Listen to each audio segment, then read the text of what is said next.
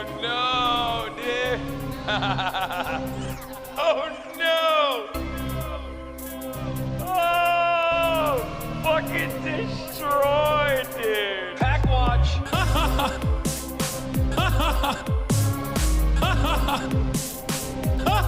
Yes. Pack watch.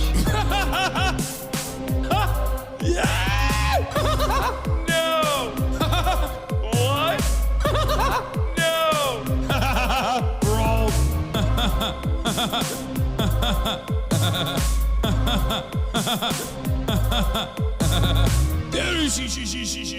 What's going on, everybody? Oh, dude. I hope everyone's having a fantastic evening, fantastic afternoon, fantastic pre-noon, no matter where you are in the world. I'm Hassan Piker, and this is the Hasanabi broadcast coming to you live from sunny California, Los Angeles, folks. We're live and alive, and I hope all the boys, girls, and MBs are having a fantastic one because today's a beautiful day. Today's a wonderful day. Today is Tuesday. It's 51 degrees, and it's still sunny here in California, Los Angeles. It's a bit cold, but sunny in Los Angeles, California, folks. I'm live and alive, and I hope all the boys, all the girls, and all the MBs are having a fantastic one because today's a beautiful day. Today's a wonderful day. Today is Newsday Tuesday, December 17th, 2024. And this is the part of the broadcast where I tell you about my personal news. Last night I ended the broadcast after playing some Marvel Rivals. It was actually fantastic. It was actually an incredible time. Gaming with friends is wonderful. It's phenomenal. Don't know why I don't do it more, if I'm being honest. Don't know why I just simply don't do more of it. Had like 28K gaming too. It seems like the people were demanding it. The people were desperate for it. They were thirsty, hungry for it, and I gave it to them.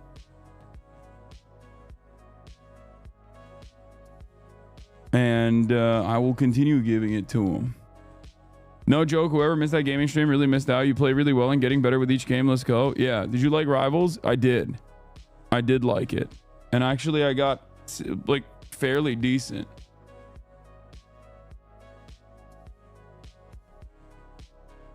Fairly decent. 28K because you use Knock Knock, big homie. No, if you were actually aware and not oblivious, you would know that no, I had 28K alone and the total was at 36K. Big homie. Anyway, Iron Fist cheese. I am sorry that Iron Fist is an incredibly difficult, incredibly technical character to play, and yet I was still able to do a very good job with this tremendously difficult character. Why people gotta be nasty? You have fun. It was good. Yeah, it was.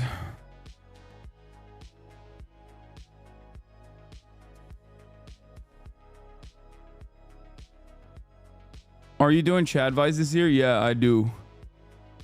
I do want to do Chad Vice. I'm hitting some people up. Don't worry. You need to stick to tank. DPS is not for you. Chill. I had a fun time playing both.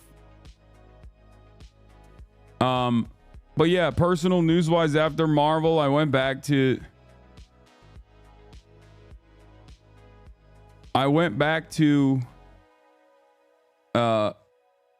Dungeon Meshi, Delicious in Dungeon, and it was incredible.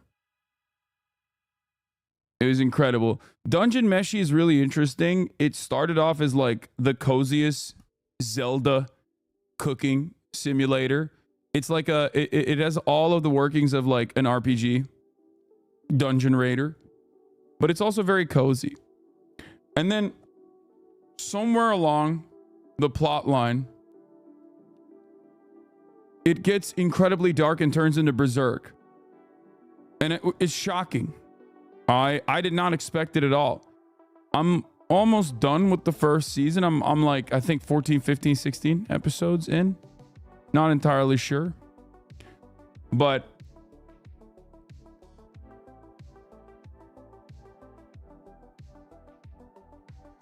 Last Fear End is popping off. I know. It's popping off for good reason because it is, I think, our best episode. It's one of our funniest episodes, I will say. It's one of our funniest episodes.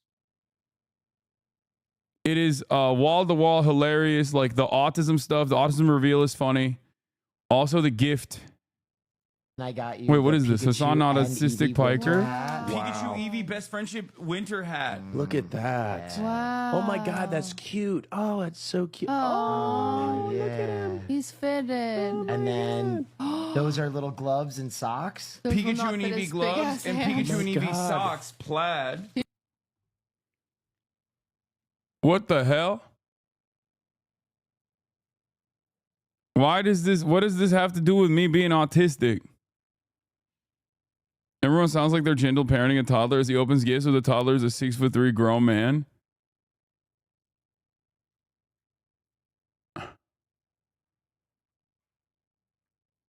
As an autistic person who does this, I'm so glad that people around him are supporting him and not making fun of him. Wait, what? What did I do that's weird? What? Nobody tell him?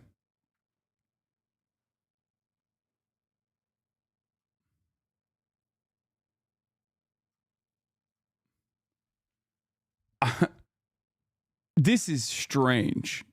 Okay?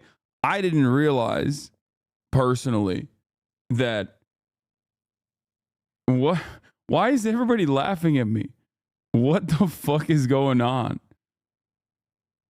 I don't understand why that TikTok got 38,000 likes. I don't understand why everyone is in on something that I am oblivious to, and it's pissing me off a little bit. This is kind of sad.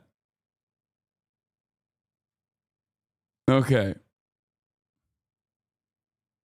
Anyway, there's an edit of you and Austin arguing about planes, and it has and Will just looks at the camera. I saw.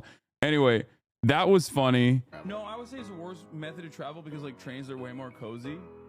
Like they're just cozier. Like when you get on a train, it's like you feel No, you don't. like a Are security you kidding blanket. me? It's turbulence 100% of the time.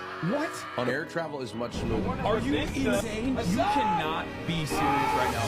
The turbulence on a train is nothing. It's comforting.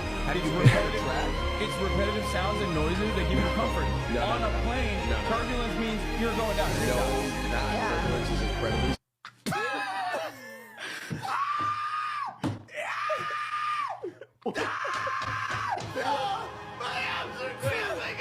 That part was the best. Like Austin's Target trash bag reveal for Cutie Cinderella's bra. Like that, you rarely ever get a bit that good, okay? And it's organic. And it was all like in my mind as it was happening, I felt like I was seeing the cogwheels turn. You know what I mean? Like this is like a bit that took 3 weeks to set up. It wasn't even set up as a bit at all. It was supposed to be organic.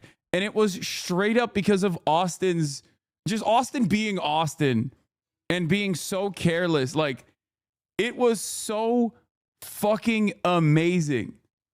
Like the fact that he actually ended up choosing Cutie Cinderella, because anyone else that chose Cutie Cinderella in that random choice, anyone else that would have chosen her, they would have gotten a thoughtful gift. It wouldn't be anywhere near as funny. In one day we got 200K on this episode. It was a big banger. We got everybody in here. Originally it started off because Cutie Cinderella did her story hour, right? And every time Cutie talks about like something that happened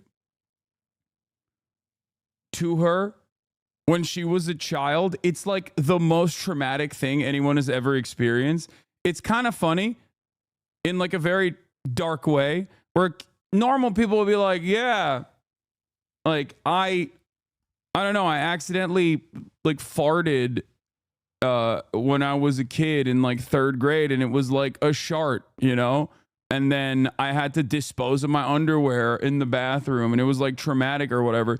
Cutie's like trauma stories are like she sharded and then the principal saw it and called her out in front of the entire school, and then like everyone basically made fun of her for the rest of the year, and they called her like Shardy Cinderella or something. Like, it is so like she doesn't have normal stories. Okay, I gave you a very specific example because like I was just trying to think of something that could have happened, and then something that is something that has happened to Cutie that is like infinitely worse, right? So in that process, she basically was explaining, you know, how as a broke boy, a broke girl, when she was young, she was very poor, right? And all these girls, they were doing an underwear exchange, and they all got Victoria's Secret underwear, and she had never had Victoria's Secret underwear. She was really excited, but she was the only girl out of the group that got Walmart underwear. And she was so embarrassed that she got the other girl, one of the popular girls, a Walmart underwear, that she basically kept the Walmart underwear and gave the girl her Victoria's Secret, even though she was really excited to get Victoria's Secret underwear for the first time in her life. She told this story a couple episodes back, and then we were like, okay, let's do an underwear gift exchange for all of us. Okay, Will wasn't there, but we all picked each individual names from a hat.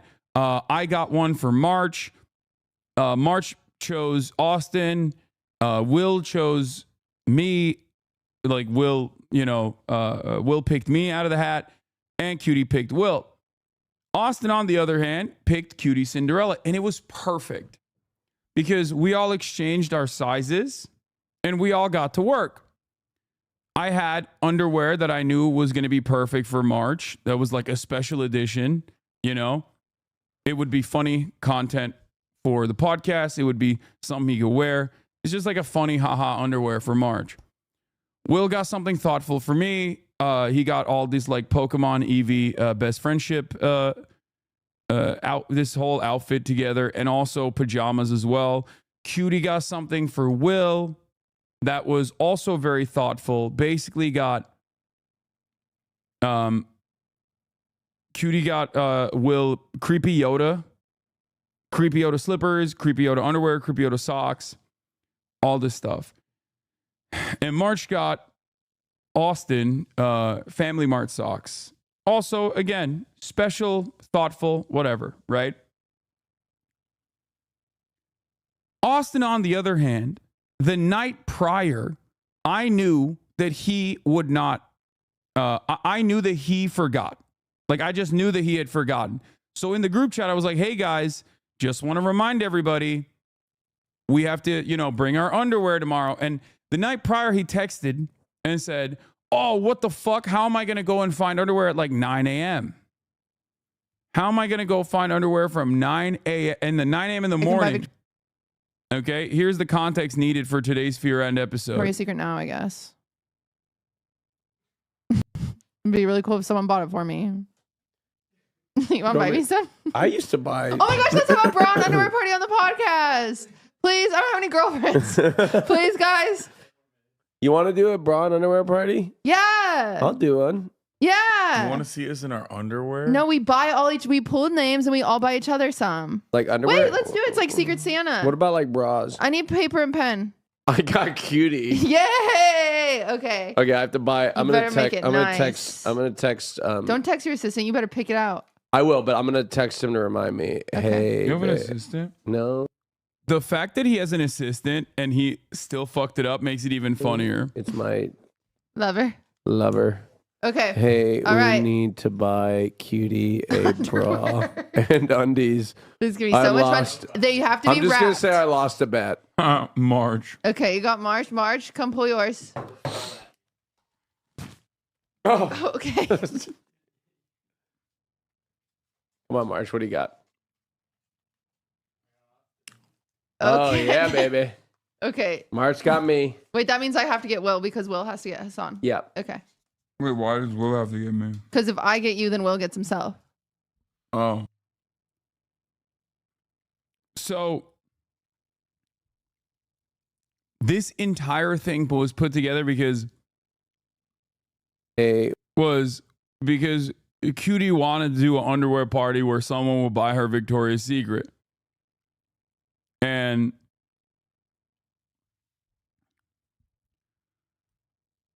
that's what makes this so much better.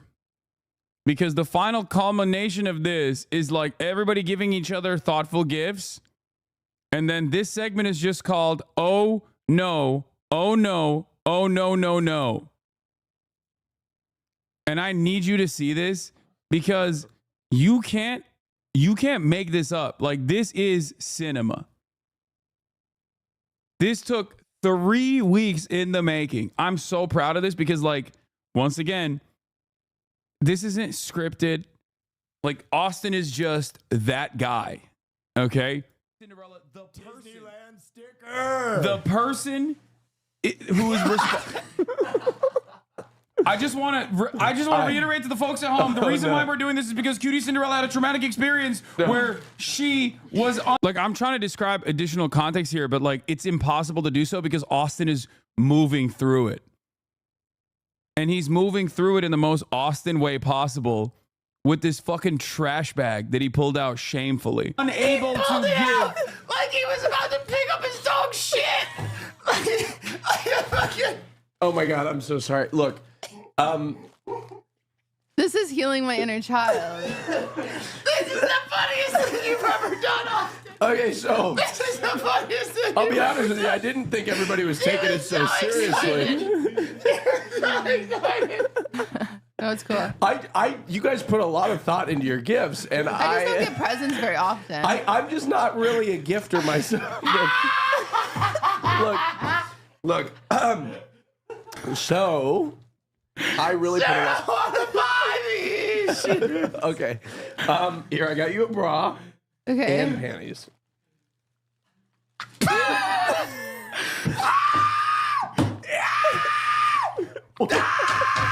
No, my abs are cramping. I'm gonna piss my pants. Ew. It's so ugly. I think it's What beautiful. is that? It's a wire-free bra, all-day comfort and smooth underclothes, and it's got adjustable straps. I can't. I'm gonna piss. Hold on. It's so ugly. It's so ugly. Hold on, it's so pretty. Look at this. Look. It's so Put that pretty. theory. Also, He got her granny panties. Oh my god, my abs are cramping. no. Okay, I got you those. Wrong size. Oh, it's the wrong. That We too. did. Everyone got everyone's sizes. Wait, you did? You shared me? Yes. Oh my God. Remember Okay. when I was reiterating, like, Marsh wanted a large? Doesn't even fit. Oh, okay. It's a right. 36C. Okay, we can make it work. It's adjustable. It's not. The cup size isn't adjustable. Everyone knows I'm not a C. What's a C? Are those big? Yes. I think you have big boobs. I think you have. No one has said that ever. Complimenting it. It's like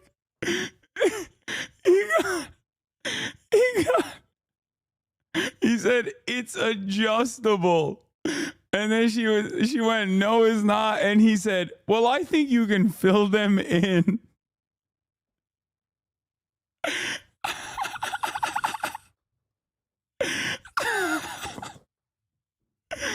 He's so, oh, it's just so perfect, man.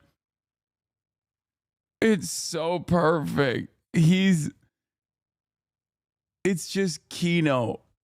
Anyway, I just wanted to show this because I'm so proud of this.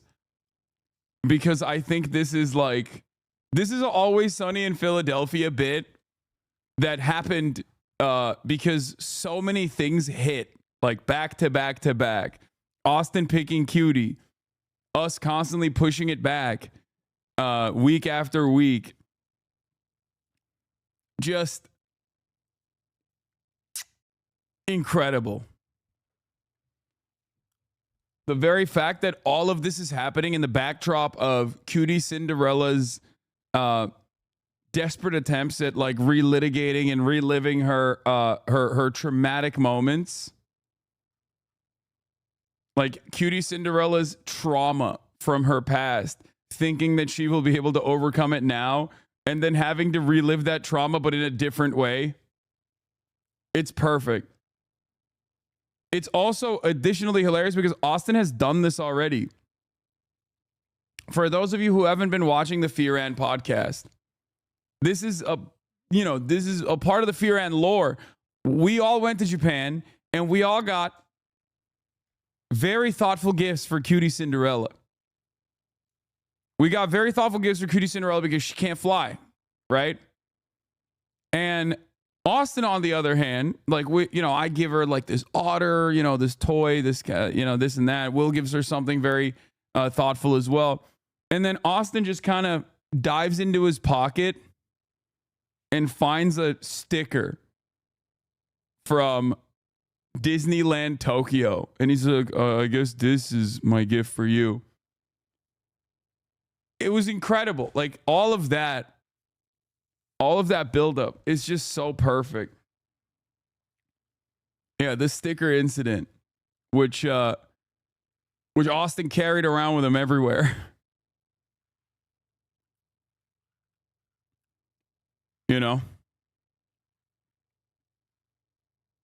And he bought himself a nice Disney Tokyo backpack.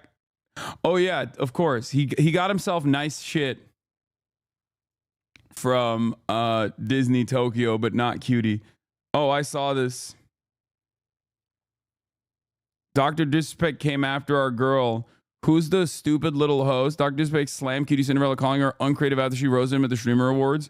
Who's this stupid little host? Cinna says, even his insult sounds like you're talking to Kid Lamau. Talking to Kids Lamau. Fucking got him.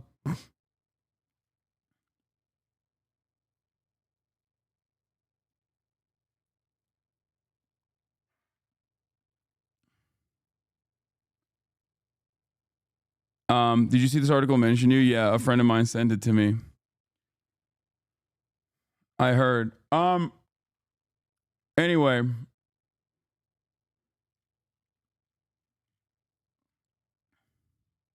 Cosplay stream lined up.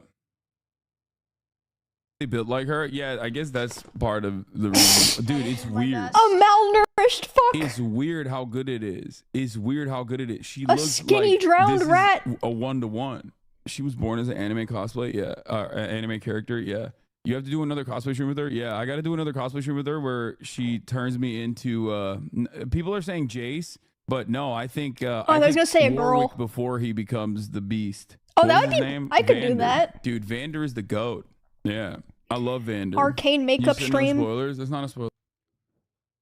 This is a older one, but I was down to do Jace too. I'm down to do Jace.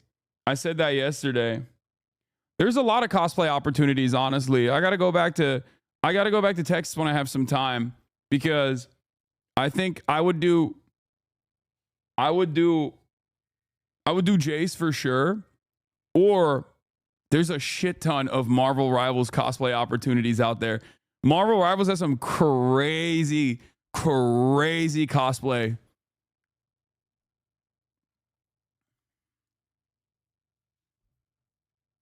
Hassan really got ops sending him brain rot articles. Fox News immediately posted an article about it. Wait, Fox News posted an article about what? Anyway, let's blast off.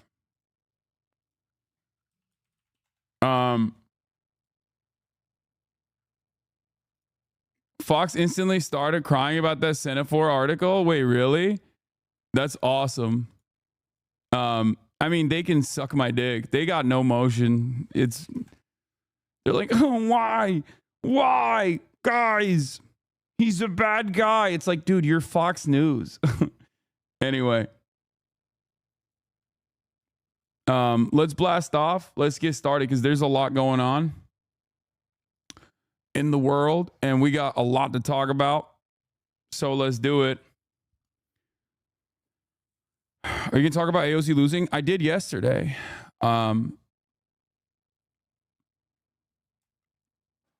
Madison, Wisconsin, neo-Nazi femcel shooter manifesto released. Combating misinfo. Austin did a test. Austin live streamed this morning. Look at his fucking smug little face. He's like,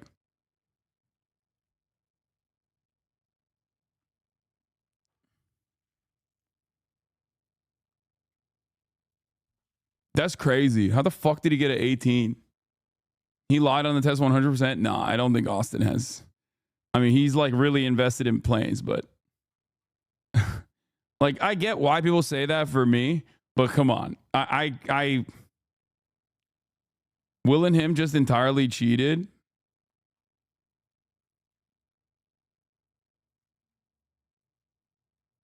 Austin used to take the gay autism test, not the normal one. Yeah. Anyway, Madison, Wisconsin, neo-Nazi femcell shooter manifesto release, combating misinfo. Crane pops, Russian nuke guy. Is Gaza ceasefire on the horizon? You exaggerate a little, but they 100% lied. Gaming later, question mark. Get in now. Twitch.tv/Hasanabi.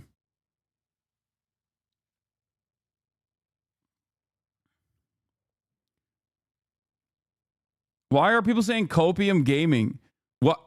Okay, I think I've said this before, but it bears repeating. I think that a lot of people in this chat don't actually enjoy watching me game, but instead they enjoy complaining about me never gaming. Because whenever there's an opportunity for chatters to complain about me not gaming, there are hundreds of thousands of chatters that chirp. There are tens of thousands in the Discord.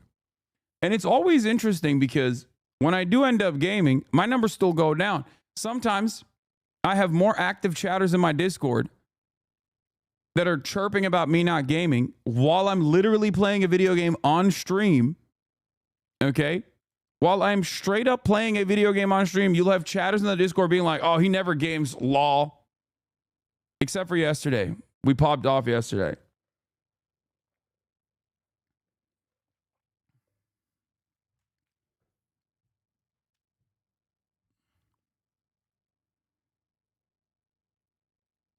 Yeah, we had 36K total, and I had like 28K throughout the duration of Marvel Rivals. It was pretty good. You need Ray to make lobbies for you? No way your ass gathers 6 people? No, you're absolutely right. My ass is not ever doing that.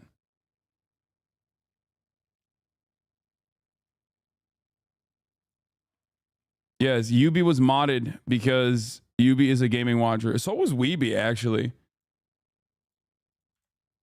Both the B's. 5 Hearts Under One Roof was your game with the most viewership, by the way. That's true.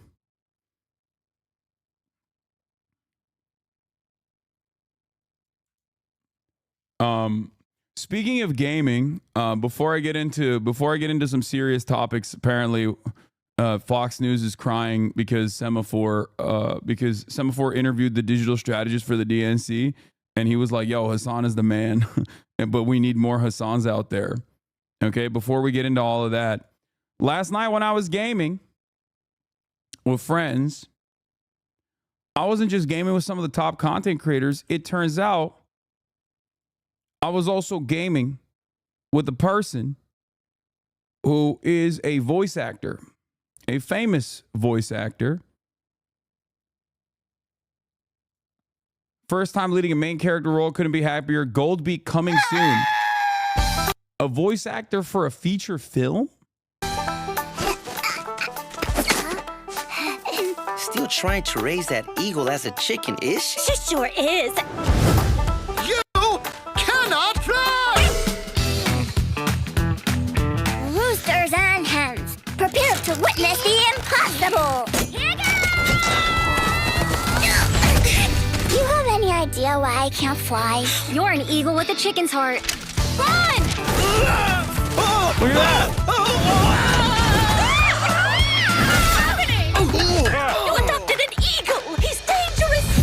belong here. After years of being grounded, Ratchet! I'm here to babysit you. I'll have you know I'm a grown bird. That's so. Help! things are looking up. Please teach me how to fly. Wanna teach me yet? I can fly! I can fly now! Someday, I'll be the all-time best! He and Silverwing were two of the best flyers in the world. My dad was called Silverwing? Go to Avian City. To find my real family. Wow! This is your home now. I am the mayor of Avian City. You're the city's best flyers. With their future up in the air. I want every red rock from your home. Those peasants were destined to fall. Finally, there's some fucking real cinema. You know what I mean? As A24 is shifting in the direction of making pro-war propaganda flicks about, the Iraq War, we finally have some real kino. Jesus Christ. Who cares about chickens? And you have no right to destroy our town! Look at that. I won't stand by and let them take everything from us! Are you ready for this?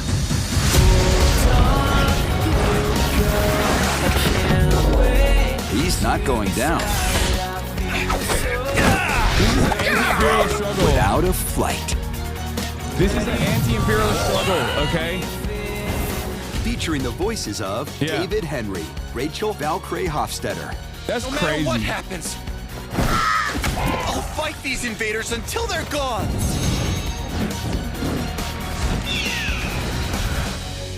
Goldbeak. That's wild. Available on demand and digital January 28th. Look at that.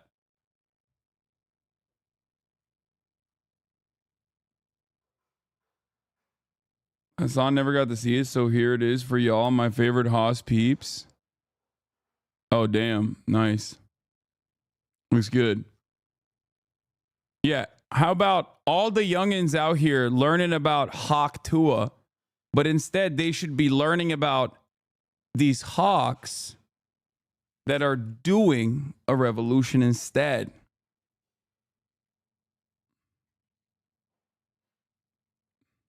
That's right. It'd be amazing for you to do something like this. I've done unmod me. No, I will not be unmodding anybody. Okay. Everybody calm down. Everybody calm down. I know that was good. Okay. That was good. That was a banger.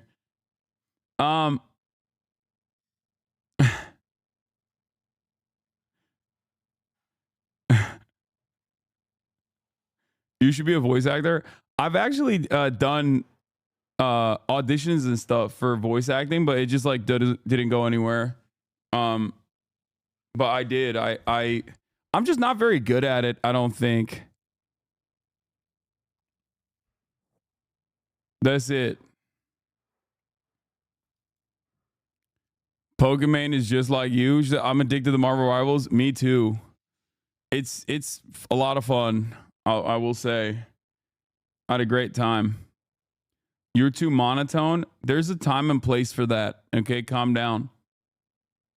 Is a Chinese movie that came out in 2021, lol? Yeah, and then now it's being released in America.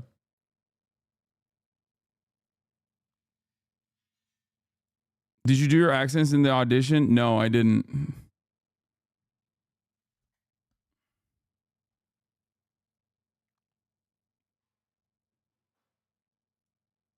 I was joking. What the fuck?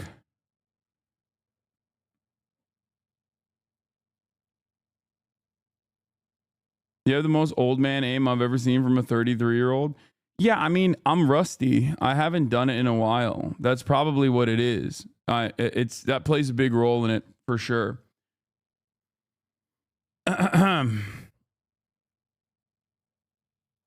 Anyway, so apparently Semaphore interviewed Kamala Harris's digital chief on Democrats losing hold of the culture. And in this, he dropped my name. Okay, the campaign needed to introduce Harris quickly to people who aren't obsessed with politics. Sports is perhaps America's last remaining monoculture, and Flaherty and the Harris team decided to book her on sports shows and podcasts. But one by one, the biggest personalities in shows politely turned them down. Sports and culture have sort of merged together, and as sports and culture become more publicly and sort of natively associated with this Trump conservative set of values, it got more complicated for athletes to come out in favor of us. Flaherty, 33, told me in an interview last week, it got more complicated for sports personalities to take us on their shows because they didn't want to do politics. That's not to say Steph Curry and Steve Kerr and LeBron James and all of them coming out wasn't impactful or important, he said. It was more impactful because it had gotten so much harder. But certainly the culture has been associated with heavy sports watching, has become associated with right-wing culture in a way that makes it hard for us to reach people. First of all, L. Second of all, skill issue. But last but not least, I mean, I wouldn't necessarily say that sports watching across the board is just like dominated by right-wing sentiment, even though virtually everything online is incredibly right-wing. I don't think that that's the case. I just don't. Stephen Curry's burner. Thank you for the 5 gifted subs. Maybe you should gift the biggest gift of all, not friendship, but instead socialize housing in your neighborhood. That's what you should be doing instead of being an additional hurdle to homeless shelters being built in your neighborhood because you think it's going to ruin the culture. Your haters have been having a meltdown over this article. Is this who you meant when you said the Harris campaign wanted you at the DNC? This is the deputy campaign manager. I didn't know that the deputy campaign manager was Hasanabi head. I did not know that. I wish he would have listened to my advice a little bit. But anyway, Faraday declined to say who turned Harris down, but she didn't appear on key shows hosted by sports figures sympathetic to Democrats like Colin Cowherd, Bill Simmons, or the Kelsey brothers. As Semaphore first reported at the time, Harris did appear on All the Smoke, a popular but more niche basketball podcast, and NFL Hall of Famer Shannon Sharp's Club Shay Shay podcast. The campaign's failure to completely crack the sports sphere was, to Flaherty, ominous, and a part of a larger trend in which some influencers who had felt comfortable engaging with the Biden White House demurred when asked to help Harris make her case to her followers. When it's not cool to talk about politics, he said, you're kind of afraid of the audience. You don't even have to talk about politics. The problem is Kamala Harris. I think the environment for politics is changing a little bit as well. Like political communication is changing as well, where you can't just be a political personality who is like uptight and constantly on note. You can't have a Pete Buttigieg style person, right? You have to be more of a real person. If you want to live in the post-Trump universe, you have to kind of play ball. You have to be a personable human being. It's a very weird thing to demand from politicians. I guess back in the day, when information was significantly more limited and confined to network television, you could do what is known as retail politics, right? You know, you can have these setups where you basically faked human interaction. But digital retail politics is very different. Digital retail politics is what is in demand now, and you have to learn the language of online to be able to do that successfully, and you have to be personable. You have to, instead of going to the Iowa, corn shucking festival or whatever and eating a hot dog, you actually have to do this shit. You have to go on the podcast circuit. And in order to do that, you can't be a bot and you can't be an NPC. And unfortunately for Kamala Harris, like there were definitely podcasts where she shined, right?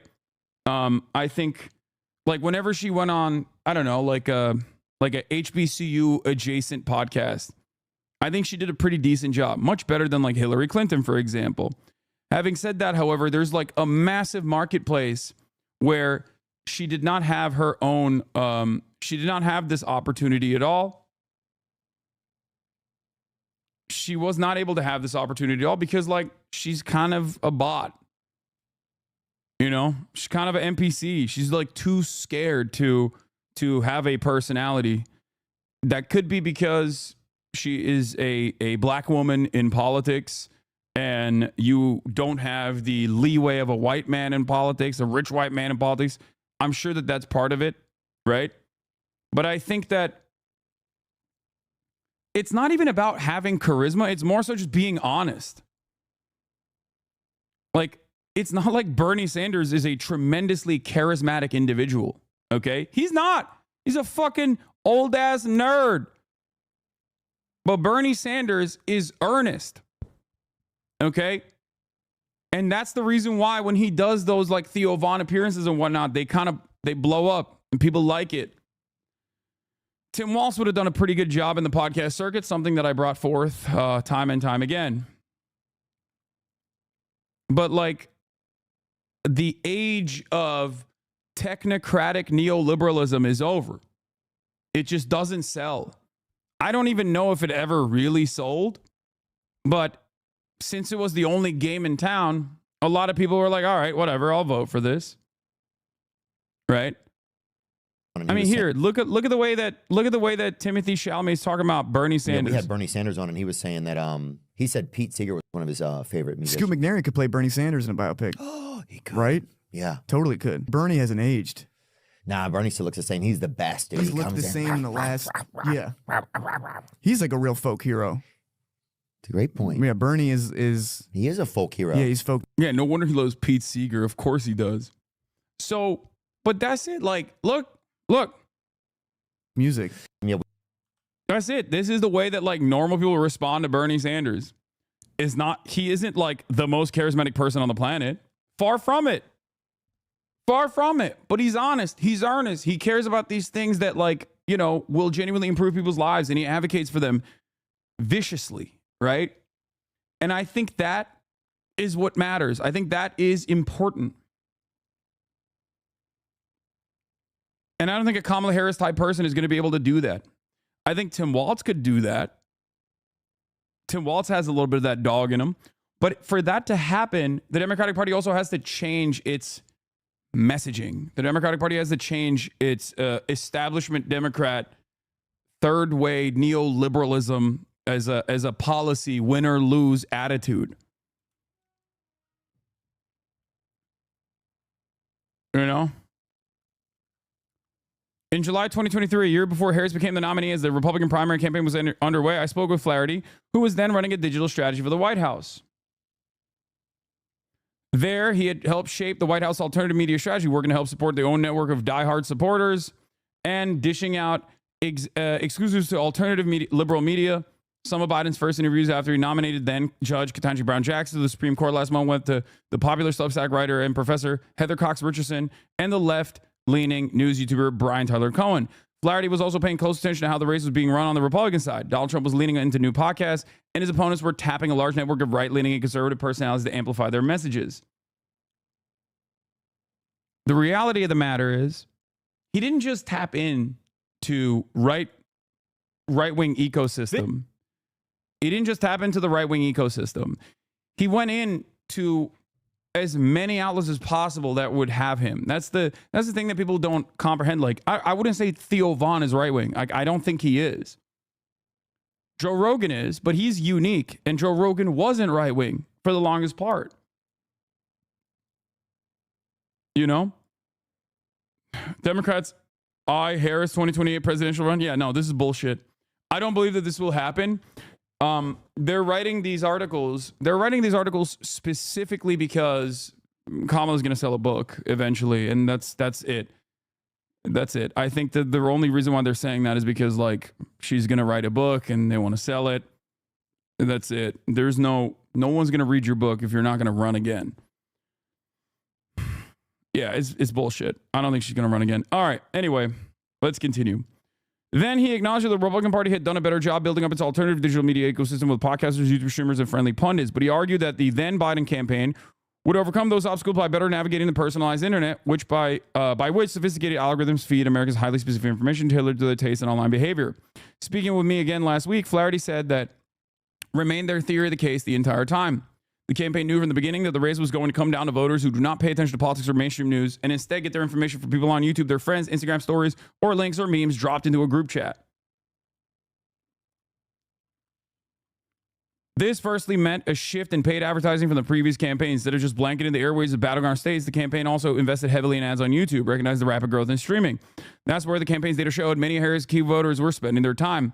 More importantly, this meant building out a strategy focused more on podcast appearances and interviews with influencers than on traditional media. But they failed on that. Tim Walz is not as truthful as JD Vance. Just letting you know. Yeah, I think you're on crack cocaine if you think that. JD Vance is a literal rat. The people do not respond positively to JD Vance. The people respond positively to Tim Walz. Okay? One is a real American from the heartland. The other one is a fucking carpetbagger who basically sold out his own people in an effort to get to elevate his presence by liberals for years, only to turn around and then brown nose the Republican right, which he once called correctly a bunch of fascists. He changed his entire worldview at the age of 35, acted like he got groomed by mainstream media to think that Trump was a Nazi. That's not a real person at all. JD Vance is Republican Pete Buttigieg. La rata. Anyway, let's continue. Thanks for letting me know, though, chatter. So, Harris extremely limited time. There's just no value with respect to my colleagues in the mainstream press in a general election to speaking to the New York Times or speaking to the Washington Post because those readers are already with us, Flaherty said. Flaherty isn't dismissive of television and other legacy media. One of the most important moments of the campaign was her interview with Brett Baer. That was a huge fundraising moment. It was a huge social moment. When Trump did the McDonald's thing, it was smart because it was a thing that obviously drove television coverage, but it also drove social media engagement too. And those things often happen in tandem, but they don't always, and so it was the sweet spot. It drove traditional coverage and non-traditional media. I don't think TV is dead. It's still probably the most important thing, but it's the literal TV. And what's on it that matters. As the campaign wore on, though, Flaherty said he realized the failure to gain traction in certain corners of the media reflected a deeper problem, one that wasn't solved when Harris replaced Biden on the ticket. The Harris campaign, representing what many voters saw as an embodiment of the status quo, was running contrary to not just ideological distrust of establishment figures, but to media trends. The media successes of 2024 were independent, non-traditional online personalities who themselves were avatars of the rewards of going up against the establishment. The reason folks are seeking alternative sources of media and are turning away from political news is because they don't trust their institutions. They don't trust elites. They don't trust the media. They don't trust all this stuff. So the party of elites and institutions is going to have a hard time selling to people in those places, Flaherty said. Now, I want to point something. I want to point out something here. Because a lot of people will say, Hassan, the only appeal that you have is because you're anti-establishment, right? And to them, I say, you are not paying attention. Because as much as I rail against mainstream media, I still rely on mainstream journalism. As much as I rail against mainstream media, I still interview New York Times journalists. I interview CNN journalists. I interview and give interviews to mainstream media. Because I understand that there is an importance within these institutions, okay? As much as I rail against establishment Democrats, I had Lena Khan, the commissioner of the Federal Trade Commission. That is as institutional as it gets. As much as I rail against the establishment Democrats, I still champion the NLRB. I still champion the many wins even of the Biden administration, especially as it pertains to the regulatory agencies. I understand the importance of these agencies. That's the difference. I am not a contrarian for the sake of being a contrarian. I do not actually yell about the establishment Democrats in an effort to gain clout. Okay? And I think that's a silly way to approach it. And I think that's a silly way to operate in general.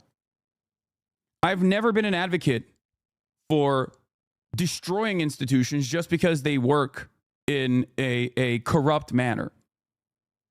That's the difference between someone like myself and someone like RFK Jr.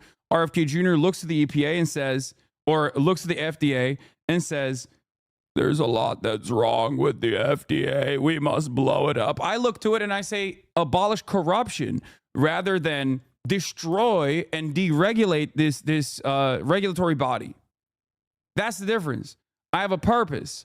I understand that the government must exist. I understand that it can exist. Okay? So I just want to point that out for people that don't fully understand where I'm coming from in a lot of these instances. When it was said that people like you and Chapo were also the biggest cheers of Biden's W's than mainstream, it was mind-blowing because it's true. Yeah. When Biden exhibited the courage, demonstrated the courage and expended political and social capital to pull our troops out of Afghanistan, I was there defending that action. So was Chapo. Mainstream media was not defending that action. They were railing against them because they are deeply aligned with the interests of the defense industry. Okay? That's the difference.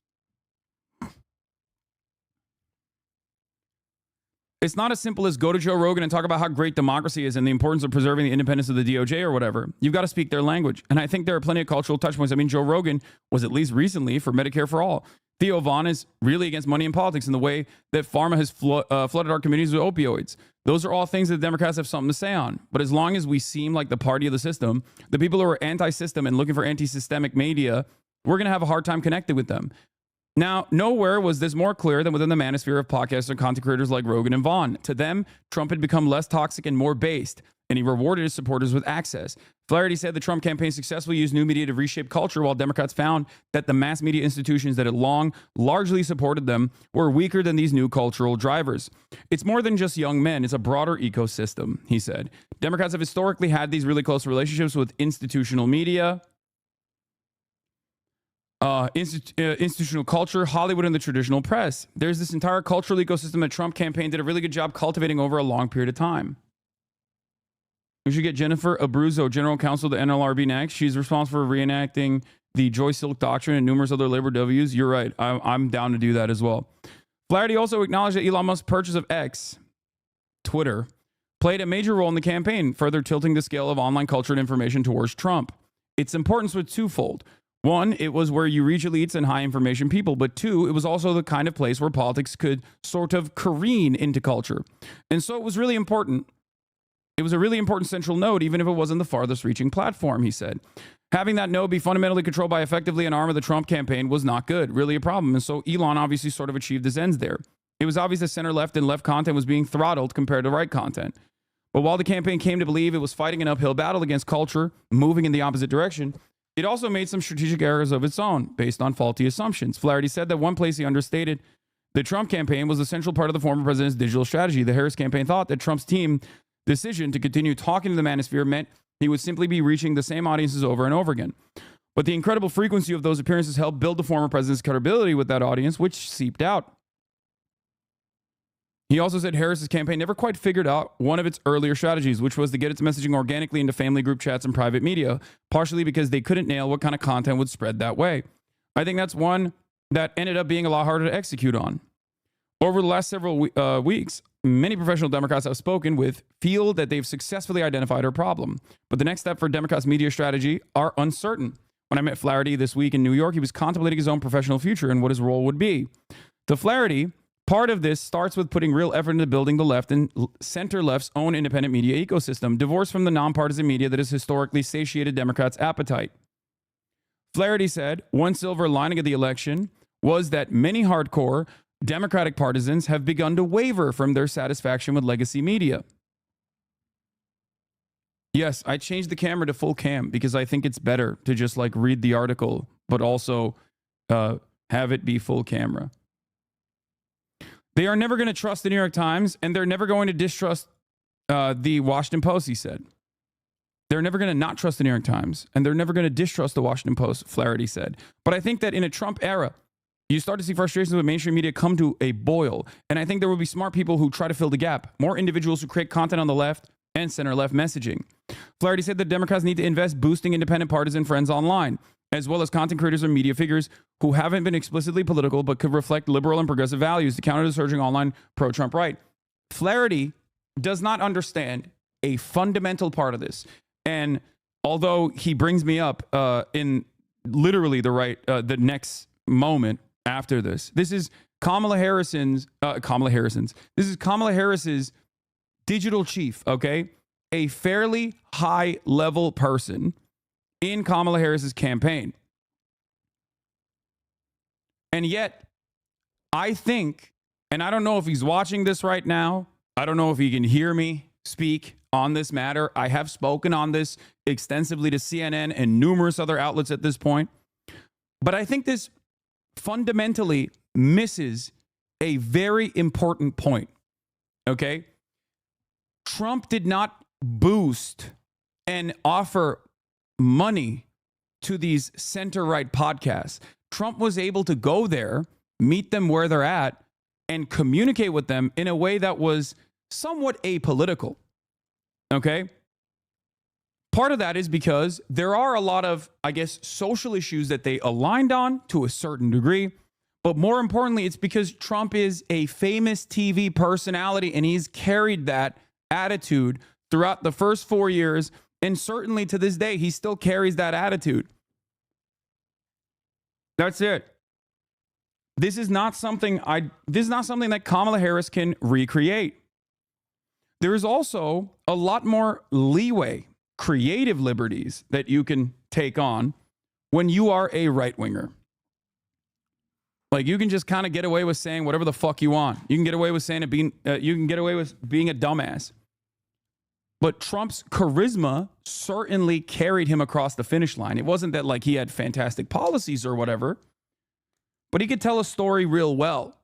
And that goes a long way. He was able to, in spite of being a billionaire born with a silver spoon, a real estate tycoon with numerous failed businesses under his belt, he was able to present himself as a real guy, as opposed to all of these other fake, phony guys, the Democrats. And even Republicans that stood against him. So you have to have, for me, I've been covering politics for quite a while at this point. I have 3 general elections under my belt at this point, at this moment. Okay? And what I have seen in that experience as a professional political commentator, you need one of two things, and if you can have both, it's fantastic. You either have to have good policy that truly addresses the issues that people are experiencing, or you have to have good charisma to be able to come across as authentic and earnest. Okay? If you have both, that's a killer combination. No one in my lifetime, I think, has had both. Trump doesn't have good policies, but he has an incredible way of reading the room and recognizing the resentment and anger that people feel, and then channeling that resentment and anger to vectors of hatred that are inoffensive to the pre-existing hierarchies. Trump is also very charismatic. He's very telegenic. Kamala Harris, unfortunately, was not charismatic enough, and her policies were awful. Bernie Sanders, on the other hand, not exactly charismatic, but is an earnest communicator and has the policies. Do you understand? The keys is on the keys. I am not making keys, okay? I'm not doing some Alan Lichtman style shit. And I'm not even saying this is a perfect scientific formula to win elections. I'm not saying that at all. That would be idiotic.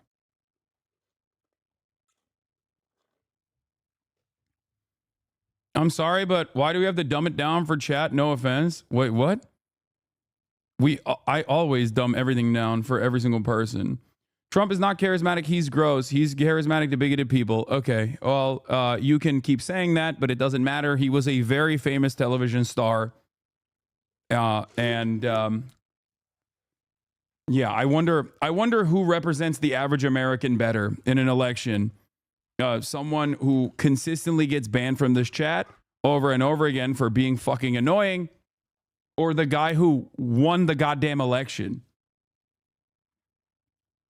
I apologize to my well-intentioned chatters who are, maybe hypersensitive to microaggressions or whatever the fuck. But the reality of the matter is, okay, if I were to even listen to your whims, I would be a very different content creator. I would be a much less successful content creator. That's just the truth of the matter. Okay? Sometimes you have to just take a back seat. Sometimes you have to take a back seat and just listen to what I have to say instead of, chiming in and saying something that obviously is demonstrably untrue for the broader audience, for the broadest subsects of American politics. Did Clinton or Biden have more charisma than Bernie? No, not Hillary Clinton, if that's who you're asking. But I think that Bill Clinton had charisma, for sure. I think Obama had charisma. He maxed out on a charisma, and he had some pretty decent policies as well. But it was mostly the charisma that actually packaged whatever he was selling. That's what carried him. Okay? That's what carried him. Anyway, so here's what Flaherty says. We need a whole thriving ecosystem. It's not just Pod Save America, though I think we should have more of them. It's not just Hassan Piker. We should have more Hassan Pikers. It's also the cultural creators, the folks who are one rung out, who influence the nonpartisan audience. Okay, I don't disagree with this. Those things all need to happen together. The problem is, you can't inorganically develop this. I guess you can pump money into it a little bit to give it more prominence, to give it more respect, to give it more legitimacy. But you can't inorganically create the same, like you can't do a Nelk Boys, but for the left, because the Nelk Boys were not created by the Republican Party. Okay? You can look at Daily Wire. Daily Wire is a great example. Daily Wire is a direct political operative. Daily Wire is not funded by the Republican Party. Daily Wire is funded by those who fund the Republican Party. Do you understand?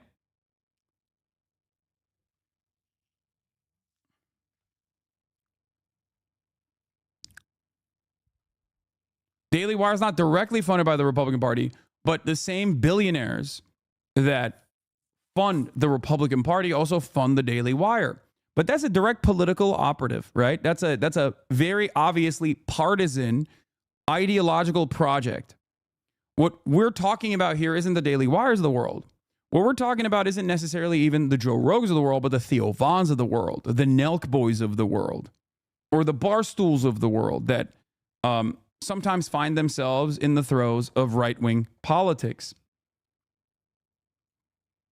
The issue here is these people, just like the broader voting population, have found themselves cast aside by the Democratic Party. And the reason why they found themselves cast aside by the Democratic Party is because the Democratic Party keeps saying, we have no space for you.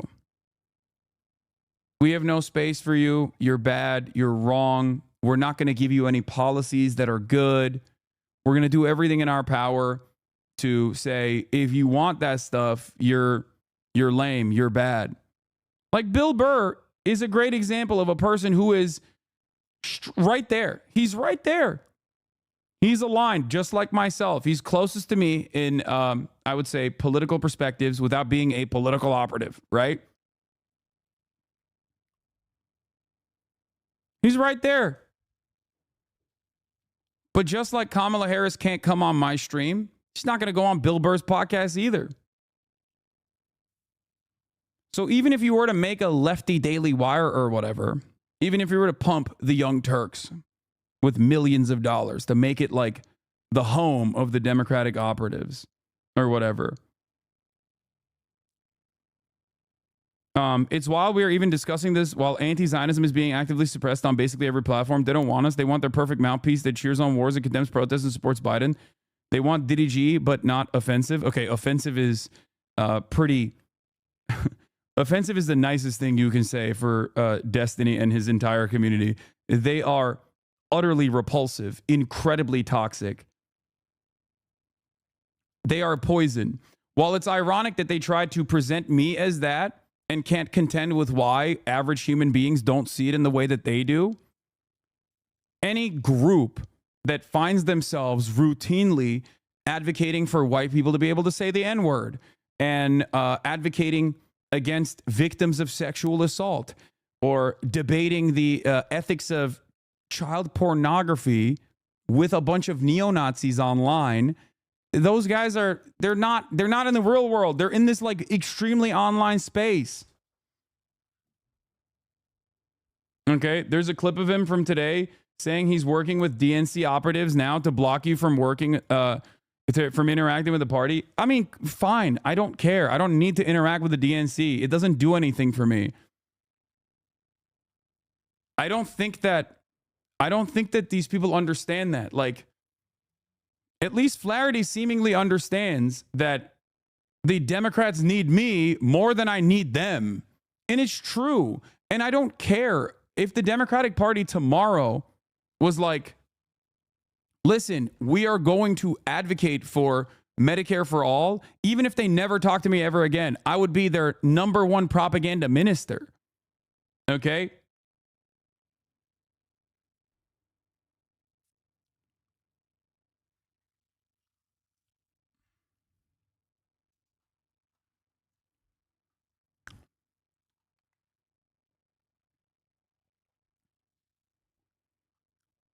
Making a leftist Joe Rogan doesn't change the fact that 86-year-old Nancy Pelosi, while recovering from a free hip replacement, campaigned for a 70-year-old with throat cancer for oversight committee rather than a 35-year-old.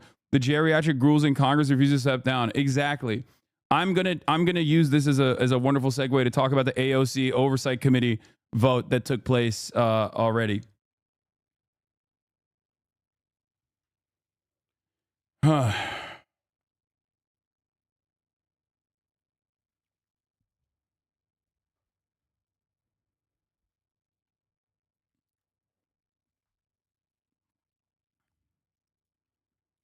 Those things all need to happen together, he said. And the reality is, it's not going to be big media organizations. It's going to be a network and a constellation of individual personalities because that's how people get their information now. Flaherty says he believes the ecosystem need to grow in order to sort of stimulate demand. There is some truth to this.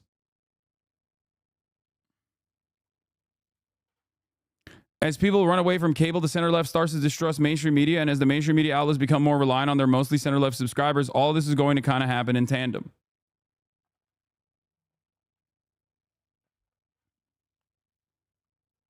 I don't even think you would be what they want, even if they did support those things, because you care about foreign policy and internationalism, and they will never back down from imperialism. I think that's a big part of it as well. But there used to be a space within the Democratic Party for people who actually were openly anti-imperialist. Okay? That is the problem. That is completely gone from the coalitions. It's completely abolished. There is not a single Democrat that is known for having an anti-imperialist slant, okay? At most, you get the likes of Bernie Sanders, Rashida Tlaib, Ilhan Omar, and every now and then AOC, okay? There are no Gravels anymore. And it's not just Gravel either. The problem is you could still make it work. You could still be someone who is critical of the Democratic Party's, administration, the administrative function when it comes to American empire, and yet still advocate for them. Yeah, the Barbara Lees of the world. Exactly. You could do that. That's fine. There was a space in that big tent. But I think the Democrats have openly cast aside and have reduced their ranks or destroyed that wing of the party, even though this is yet another divergence within the Democratic Party's operations and the Democratic Party's base of support. Not even just the, diehard Dems, but specifically just Americans in general. Like, Americans broadly do not see themselves as pro-war. Americans are fearful. And yes, they are oblivious to American empire. But when asked directly about their opinions, they're like, I don't want war. I don't like war. I'm not a fan of war. Donald Trump now, this is the second time Donald Trump cast himself as an anti-war guy. Now, we know that that's not the truth. We know that that's not the truth, but he still ran as an anti-war guy. Okay? And he still presented him that. He still presented himself as that.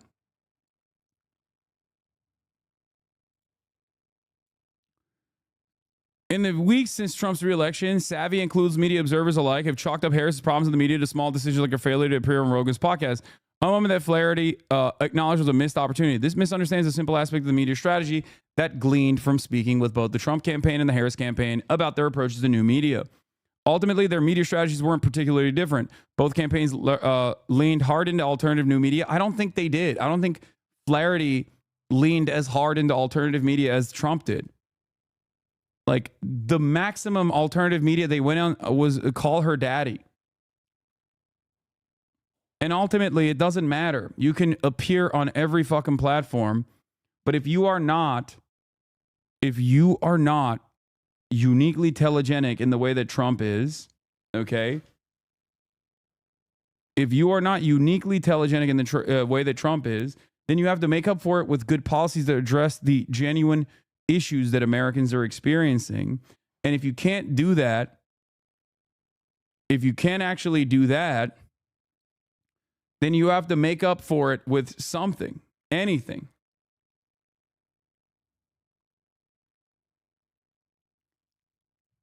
You have to make up for your lack of. You have to make up for your lack of telegenic, charismatic politicians with good policies. One of the things both you and the right understand more than the general left is that no matter how much information you give someone, it's very hard to change their values. Leftists spend too much time telling the most racist man alive that Trump is racist. The right doesn't bother telling trans people that Trump will help them. It tells transphobes it'll hurt them. There's some truth to that as well. But I do think that people can have their values be changed. But I don't think the method of doing that is by spirited debate or whatever. I don't think that's how that works either. I think that the way you do that... Hold on, I got to get my mom an Uber real quick.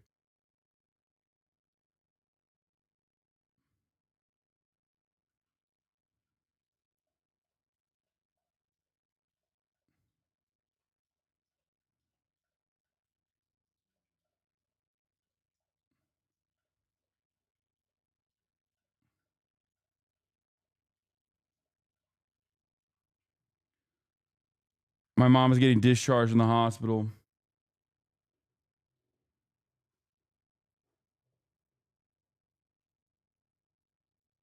Why isn't it working? What the hell?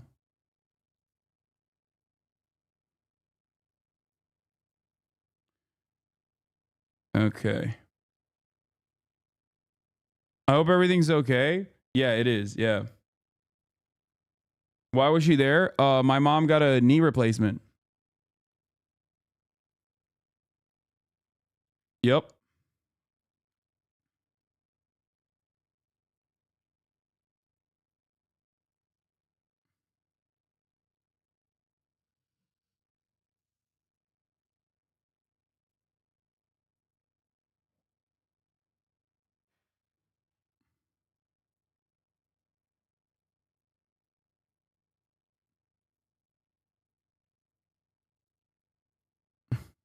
Wait, what?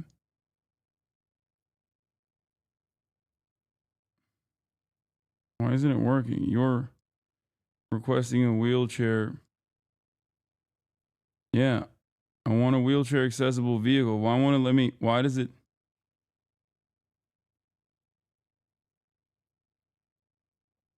not letting me do it.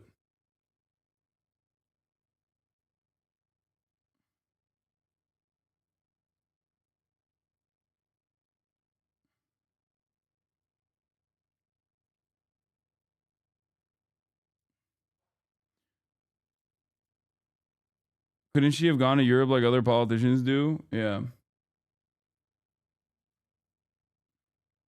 For the record, I dropped her off at the hospital. Man, everybody shut the fuck up. Oh my God. The parasocial nature of this content creation is so insane.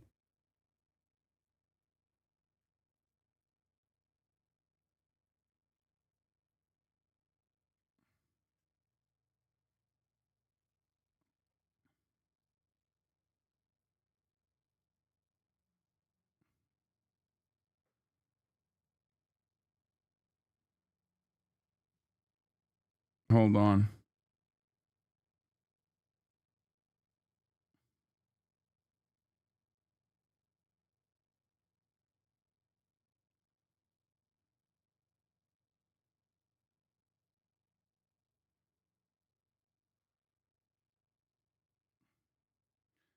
Hold on.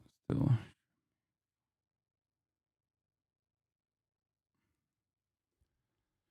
Okay. Hopefully this will work. All right. The problem in my mind is that the Democrats are the poor streamer. I know. I shouldn't have just like, it's my fault. I should have not, I shouldn't have brought it up because I know that chat goes crazy over this shit. Anyway. So after this article came out in Semaphore, Fox News wrote, top Harris aide hypes radical activists said America deserved 9/11 while plotting future for Dems. House Dem called Hassan Piker a poster child for the post-October 7th outbreak of anti-Semitism in America earlier this year. A top aide on vice president's failed presidential campaign recently called for more cultural voices in the vocal anti-American, anti-Israel Twitch star Hassan Piker, who previously faced backlash for saying America deserved 9/11. Harris' former deputy campaign manager, Rob Flaherty, said during a recent interview that Democrats are losing control of culture. It's ironic because I think this is, once again, the right side of mainstream media also fucking doing the same shit that, like, they routinely criticize the Democrats for doing. And it virtually goes nowhere. Okay?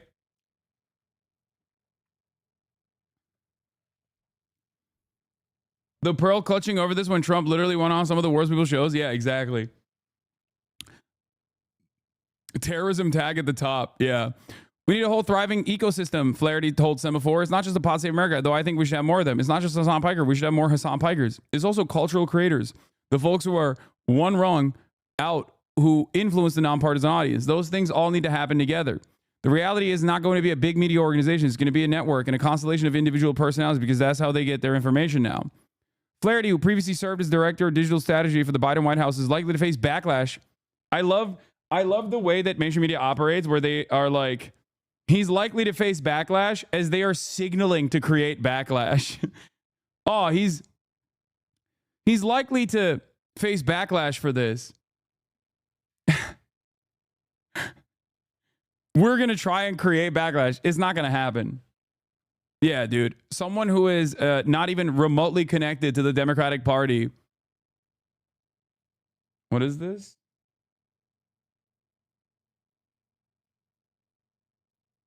Hold on.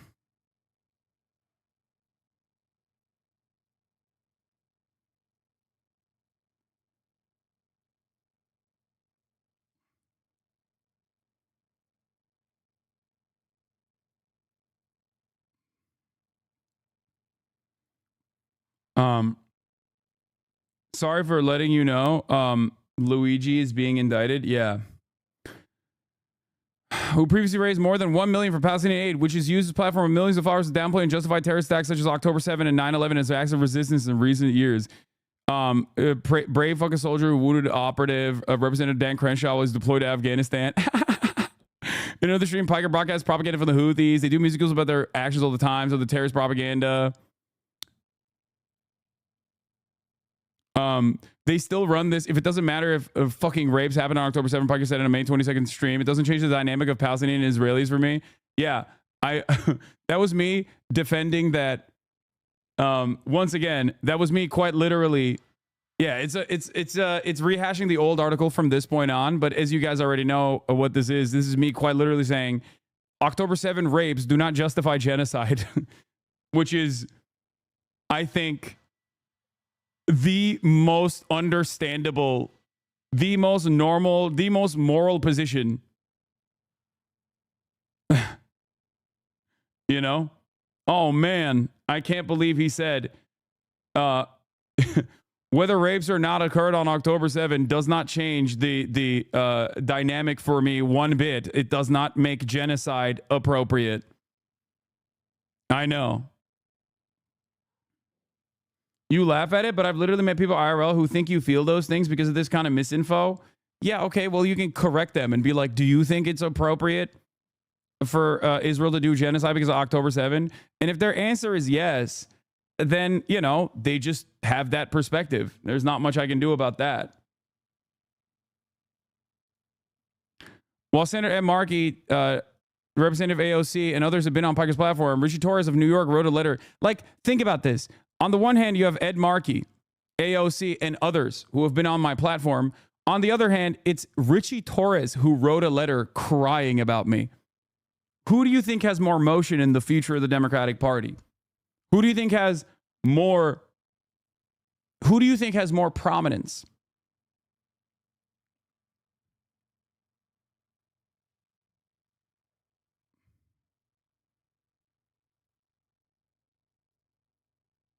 Hold on.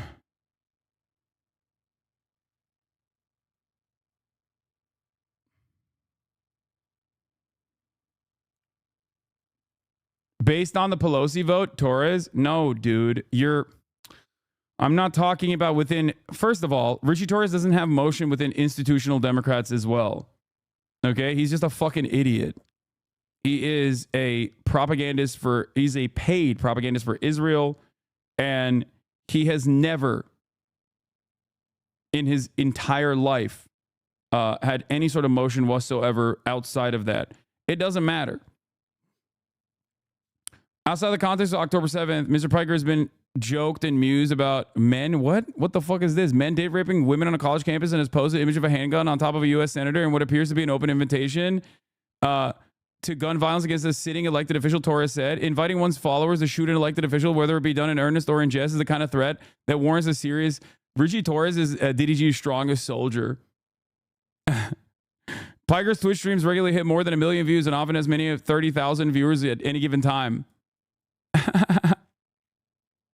Certain people who are openly happy with the death of Republicans are so happy with Fox News right now. Oh, you mean Destiny's community? I know.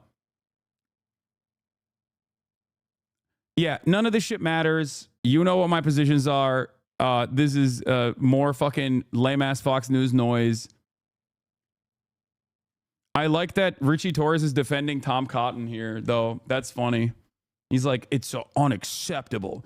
And as far as like the Hassan has laughed about date rape on college campuses, that is quite literally not the point I was making at all. I was saying that if these Republicans want to send their children to an anti-woke college, okay, because they're so worried about, Title IX and date rape in other colleges being prosecuted because it's an anti-woke college that they're sending it to, it's better to at least contain the worst people in those anti-woke colleges. It is a utilitarian, it serves a utilitarian purpose. Don't repeat it, Lamau. No, I don't give a fuck. The fuck? I think stripping that of its context is so fucking insane. Like, I don't know about this, Hassan. You don't know about what?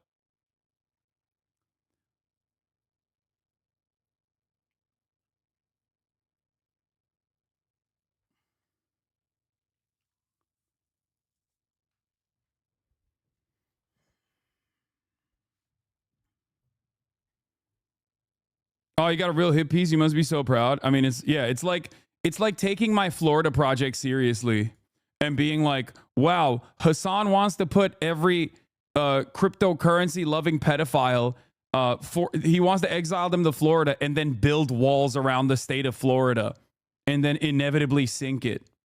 Yeah, I know, dude. I know. That's what I want. That's real. That's a valid thing that I'm saying. Like, shut the fuck up. I need you all to be serious for a brief moment. I need you all to please, for the love of Christ and all things holy. Oh, fuck. There is no availability for this either. God damn it. Hold on. I'm going to try it one more time. Why can't I do this?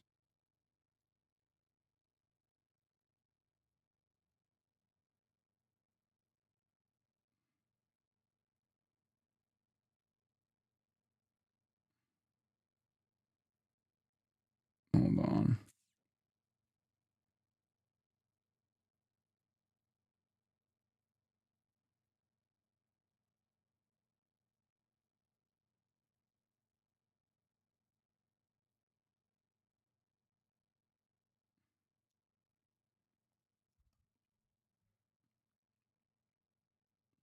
You weren't serious about the Florida project? Yeah, I know. There was a frontline doc that explained what you meant, but it was more than a 5-second clip. What do you mean?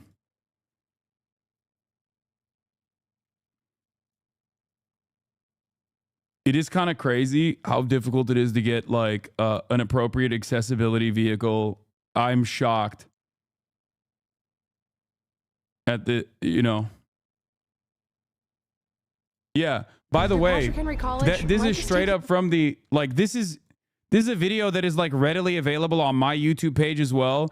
People are so funny to just like keep robbing this of its context, but it is a insane PragerU documentary where they're championing like virtually a pro-rape college campus. Okay. It is a Republican college campus that is supposed to be designed to be anti-woke.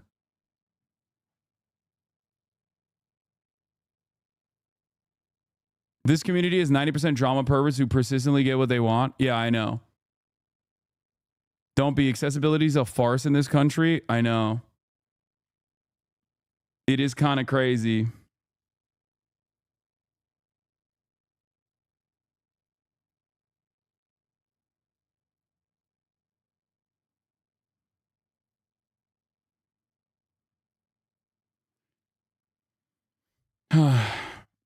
Kamala's brother-in-law is responsible for both the election loss and your mom not getting the transport she deserves. I'd agree.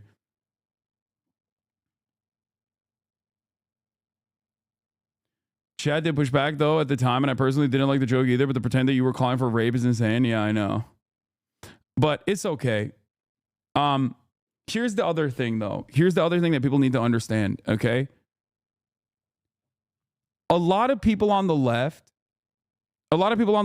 have this proclivity to very easily get duped by shit like this.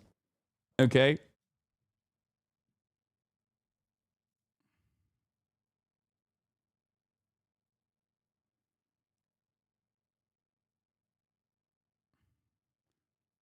People have this tendency where they will see something out of context, especially on the left. People on the right never do this. People on the right could quite literally be like, we have to kill all trans people, okay? And not a single person will be like, that doesn't sound normal. Like, that sounds great.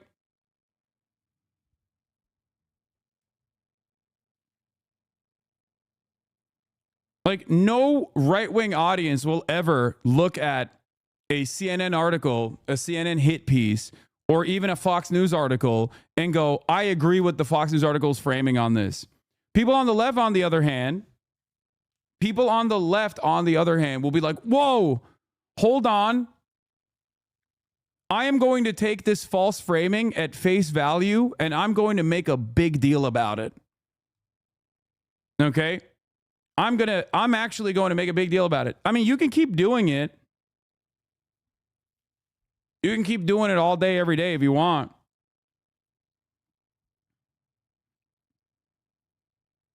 But I think the smartest thing to do in this process is to go, does this make sense with all that I know about this person? Does this actually make sense at all? Does this contradict the values that I know Hassan holds? Or does it not? That's all you need to do.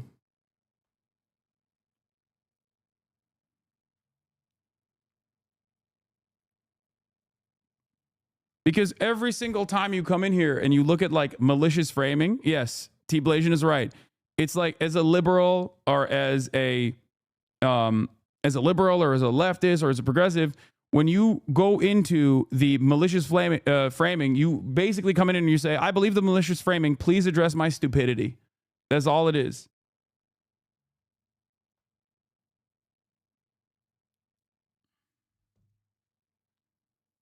And I think that also certainly creates this New York City and the entire country. It certainly breeds hostility towards progressive positions in general as well. Problem worse. Last year, over 80 ghost guns and ghost gun parts were recovered in Manhattan alone. The NYPD and the Manhattan DA's office have been leading in the interdiction of these ghost guns. And one thing I want To make clear, they're unserialized, they can be printed out, but as this case tragically makes clear, they are just as deadly as traditional firearms. Murder in the This will second remain degree is a crime of terrorism. Priority for us here. That's crazy. In Manhattan. Finally, I know there have been questions about the extradition process. The latest that I can offer you is that 41% of young voters find the killing of a United CEO acceptable. In court in Pennsylvania on Thursday morning. First for a preliminary hearing on his Pennsylvania charges. Immediately to follow that will be an extradition hearing. We have indications that the defendant may waive that hearing, in which case he'd be brought to New York forthwith. In any event, we have been preparing on parallel paths, and before the hearing, we'll send to the governor of the state of New York the paperwork that would be necessary if he does not waive during that hearing. I now want to turn over to our great commissioner, and when I do so, I wanted to thank her for her partnership, not only on this matter, but on all we do every day together. Thank you.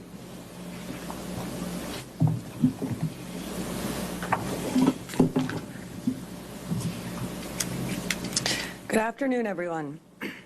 The unsealing of today's indictment brings us one step closer to securing justice for Brian Thompson and his family and affirming the primacy of the rule of law in the city of New York. NYPD detectives worked tirelessly to piece this case together. And along the way, the Manhattan DA's office made sure we had every legal tool available to us. Boo. Whether quickly providing subpoenas to assist with our evidence collection, or traveling with us to Altoona, Pennsylvania last week after the apprehension, our partnership made this a successful investigation. So I'd like to thank District Attorney Bragg and his team for their work in bringing this case forward. Part of that work included the relentless collection and analysis of surveillance video by our detectives, which ultimately produced a clear image of our suspect. That image was shared far and wide through the media, and thanks to an observant McDonald's customer and the employee who alerted the police, Mr. Mangione was quickly brought into custody. What the fuck? This outcome is why we always emphasize the critical role of the public in our public safety mission. So again, I want to thank everyone who saw something, said something, and did something. That is why we have a suspect in custody today. Bro, someone should have told you something not to wear this fucking jacket. God damn, that shit is ugly. And indicted for murder. And let me be perfectly clear. In the nearly 2 weeks since Mr. Thompson's killing, if you see something, say something. Girl, that jacket is not it. Celebration of cold-blooded murder. Social media has erupted with praise for this cowardly act. Oh, they're coming after all of us. People ghoulishly plastered posters threatening the other CEOs with an X over Mr. Thompson's picture, as though he was some sort of a sick trophy. And yesterday,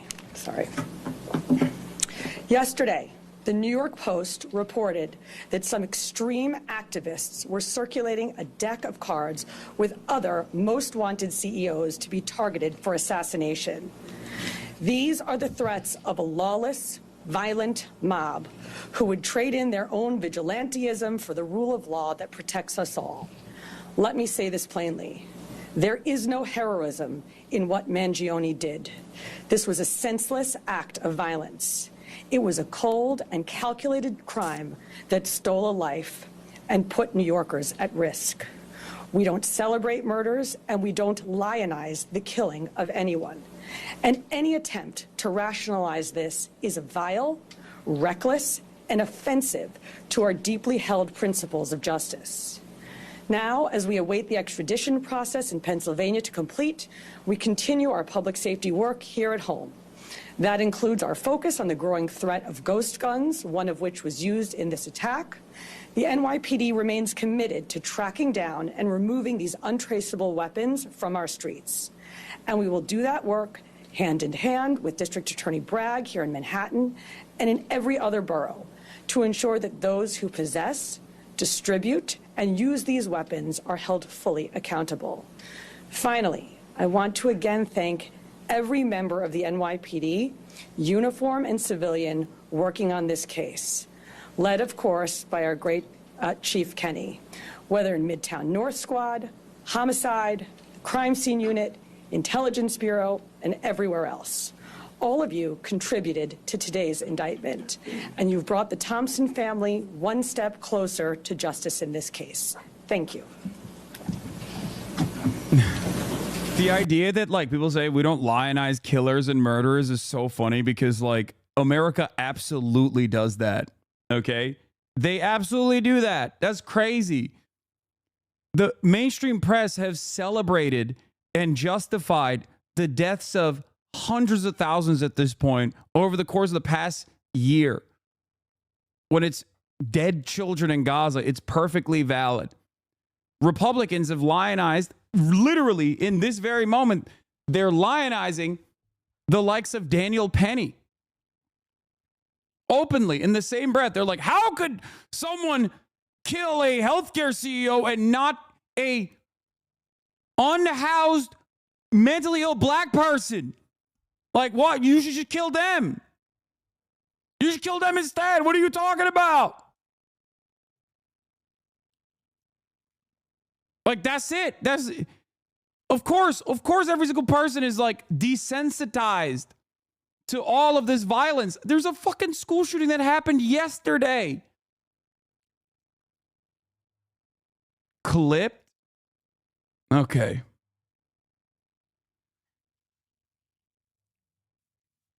It's crazy. It's crazy that they act like this, as though all of the justification for the endless, unfettered violence is not inevitably going to change the collective psychology of Americans in general. It's going to leave them desensitized to violence.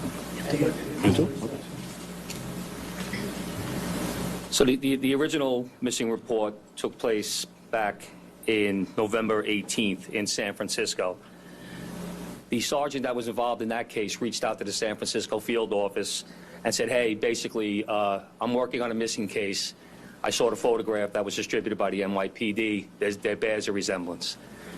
That tip was forwarded to us close to 45 hours after the incident took place. It showed up to a TFO, which is a task force officer. We have NYPD officers embedded with the FBI. They received that tip. It was one of 4 tips that they had received that day, and they were vetting it. Part of that vetting process was that they reached out to Mangioni's mother in San Francisco very late on the 7th. They had a conversation where she didn't indicate that it was her son in the photograph, but she said it might be something that she could see him doing. So that information was going to be passed along to the detectives the next morning, but fortunately we apprehended him before we could act on that.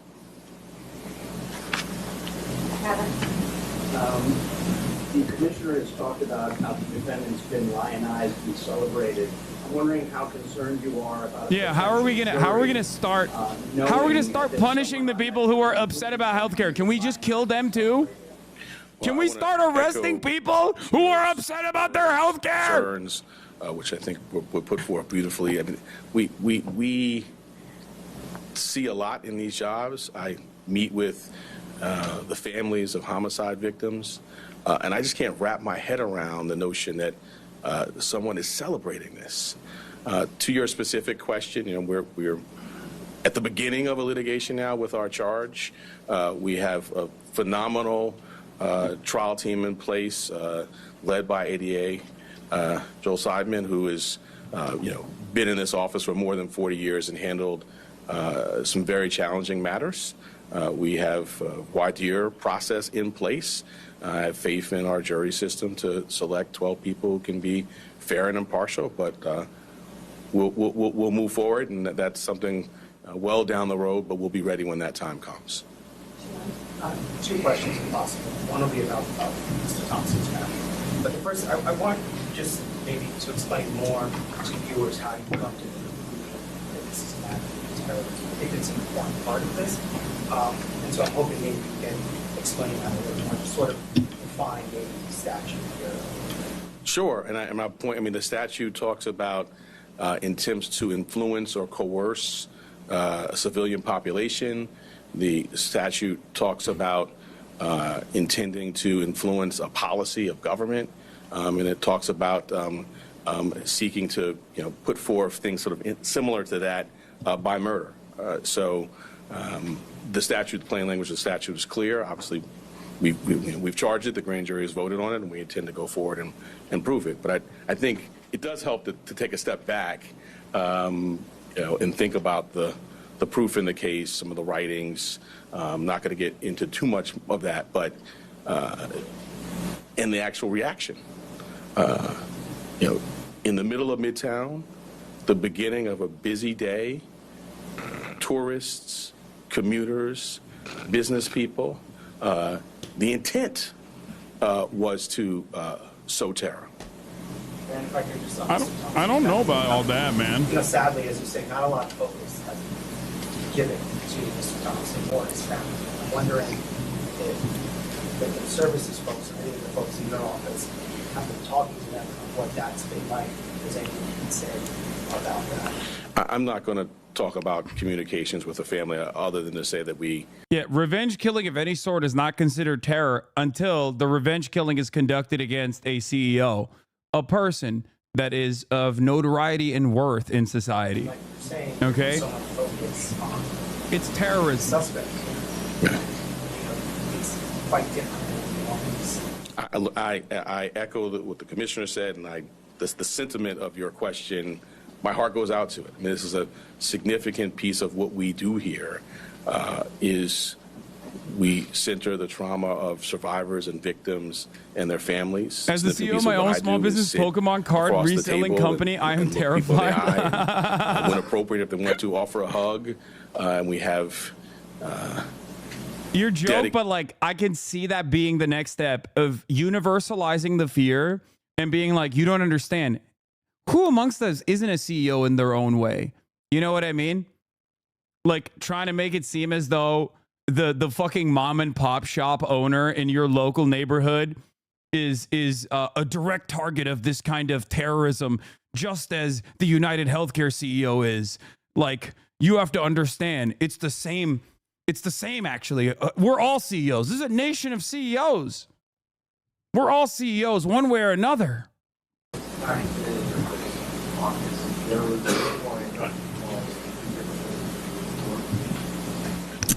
Yes, absolutely. And we've seen a real increase, sustained increase since December 4th in concern, not just from CEOs, but from corporations broadly. And so going back to the DA's point, the intent to intimidate or coerce a civilian population, which is, of course, at the root of our state terrorism statute. Even if I wasn't convinced by the killing itself, the narratives in response to it would have been pretty fucking radicalizing to me, seeing that the entire governments are jumping into action to protect CEOs when no such protection has ever been afforded to anyone else. Wow. Yeah, but I think you have to remember, the average American, in my opinion, is like fairly servile. So when they see these instruments of justice and all of these institutions like come out and defend the pecking order that exists, like I think they're infinitely more open-minded to that sort of thing, like reinforcing the pre-existing constructs. Like they will be like, oh no, I agree. Actually, you're right. It is kind of fucked up. The my lord attitude. My lord must be protected. All the work that we do together every day, we're quite confident that concerns and threats are going to be appropriately directed our way. We're going to take two more. Yep. Dear Brad, could you describe just how rare it is for your office to charge with first-degree murder? There has been some talk about how violent certain very specific cases in Manhattan. And also, if you could speak to the statements made on the record by a suspect that inform this timeline in particular, because maybe it's incriminating or statements that happen. So I'll address the first piece. The first-degree murder statute has a number of subsections. They're sort of clearly delineated, and they are reserved for, the most abhorrent conduct: killing a police officer, serial killing, and the terrorism is one subsection of that. And so I would say, fortunately, that's not happening a lot. Taking a step back, I can't think of another office that is more equipped to handle a terrorism charge. We have a great terrorism unit. He's like at the forefront of getting the statute passed. Within the last 2 years, we've tried 2 very significant terrorism cases, one involving an English-speaking operative based in Jamaica, and another involving someone who was here and funding overseas terrorism by cryptocurrency. So we have the expertise, and as I mentioned, the expertise on this team, and so we're prepared to go forward. Yeah, I'm not going to go beyond what's in the filing. All right, last question, Laura. Hey, Greg, are you able to just say now, I know it's what it takes, but that you will be seeking the maximum sentence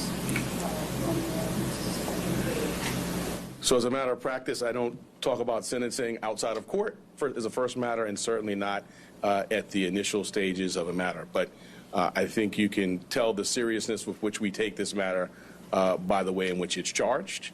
The murder in the second degree actually has a mandatory life without parole sentence, no discretion for the judge at all. So that's the maximum there. But I'm not going to go beyond that. We will first get the defendant to the New York. audio is shit in these meetings because they have to open up the boom mic so that they can hear the random journalist and then go back to the individual mic. That's why it's bad. Equipped to do that, and then we will proceed to sentencing, at which point we'll make our arguments in court. Thank you all so much. I guess so. I was taking your book.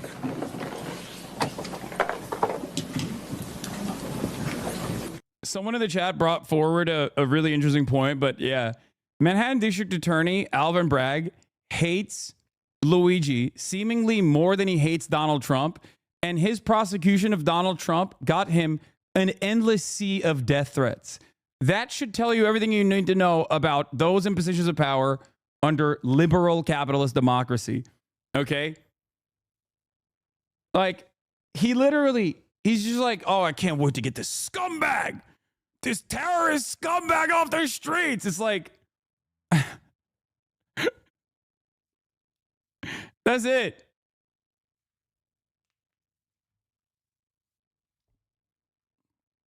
Someone's sneaking some crack in a video camera so Joe will pardon him. Yeah, no, someone needs to tell Joe that Luigi is his son. The police commissioner is the daughter of a billionaire. He was the CEO of Lowe's Group. Now her brother is CEO, and they have their health insurance with United Healthcare. I did not know that, but it's not shocking to me.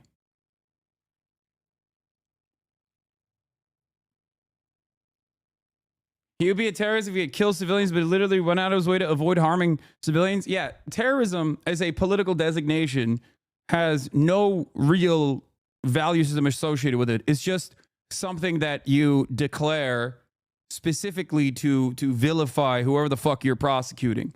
That's why Nelson Mandela was considered a terrorist until 2008. He was on the terror watch list until 2008.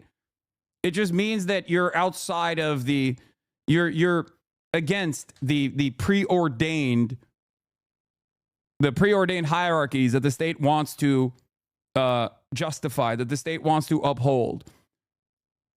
There's a reason why you rarely ever see that designation for white supremacists, okay?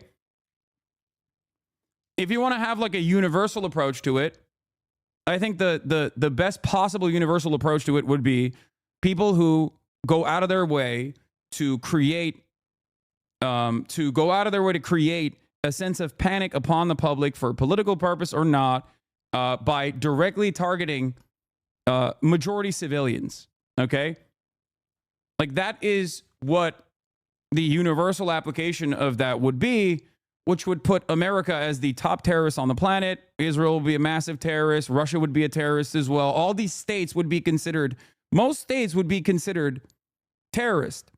So it doesn't really make sense that way, which is why there is no real universal application for it. And rather, you have these applications on non-state actors usually, right? If you strap a suicide vest onto your body and blow up a hospital, you're understandably called a terrorist. If you blow up that hospital with a drone strike, you're called Barack Hussein Obama, recipient of a Nobel Peace Prize. Do you understand the difference there? Bro, they are going to ban you. What are you guys saying? I'm talking about what am I not supposed to talk about? Like the designation of terrorism? Like what are we doing here? What this is like people always turn around and they're like, "Oh, dude, free speech, whatever." And it's like, of course you insult the black president, lol. Wait, what? You hate Kamala more than you hate Trump, and that tells me everything I need to know about you? Oh, like you, another rich kid cosplaying as a leftist? Don't talk about Nelson Mandela. His name shouldn't come out of your mouth.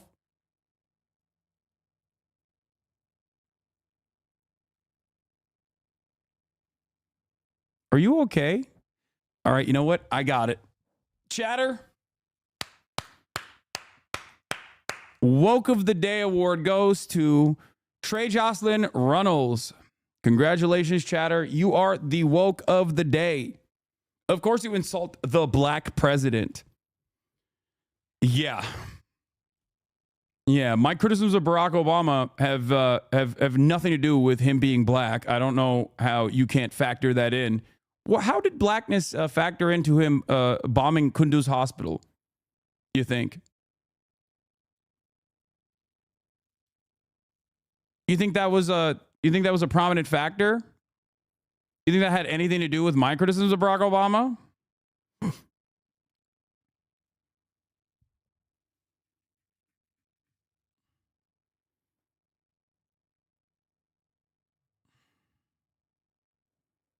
Do you have an answer to this, or are you just here to cry?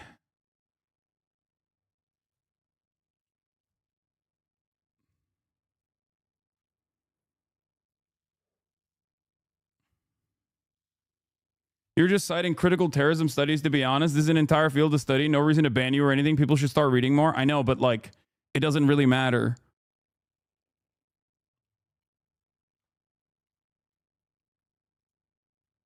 What happened? Why did these guys stop talking? The school shooting in Wisconsin. There have now been 488 mass shootings in the United States this year. 10 years. Okay, we're not going to do the Madison shooting in Wisconsin. Or, you know what? Let's do it. Let's get into it. All right. We'll talk more about the UHC shooter updates in a brief moment. But I do want to talk about the Madison, Wisconsin school shooting that took place yesterday. Hold on. The message takes long from Israel IDF troll bots. Some of these chatters are insane. They do zero looking at in-context video and just pick and choose what they want. Yes. For a lot of people, they are capable of robbing context even in real time when I can just like have a ongoing conversation with them. That's what's fantastic about this. It's just like when there is a will, there's a way. Okay? And enough people, I think people at this point are so deluded and so firmly invested in the way that they see the world that whenever someone is talking outside of their scope of looking at reality, their brain breaks. That's why back in the day, you used to get so many like Trump supporters that would come in here and would engage in selective hearing. And even if I was like directly criticizing Biden, okay? Even if I was like directly criticizing Biden, they'd be like, oh, I bet you love that Biden did this thing. And I'd be like, dude, I'm in the process of actively criticizing Joe Biden. You are incapable of hearing the words that are coming out of my mouth and then understanding what I'm saying. It's terrifying.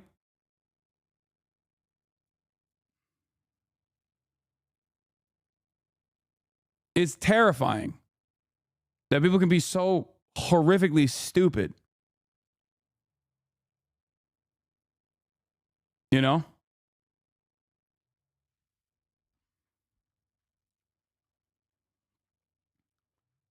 There was misinformation. The call came from a second grade teacher, not a second grade student. That was misinterpreted in the media and corrected by the police chief. Yeah, there is some misinformation we'll get into in a second. But overall, yet another day, another school shooting. Okay? The United States of America is a very violent nation. And that violence that we dish out globally sometimes is dished back out us in the form of blowback.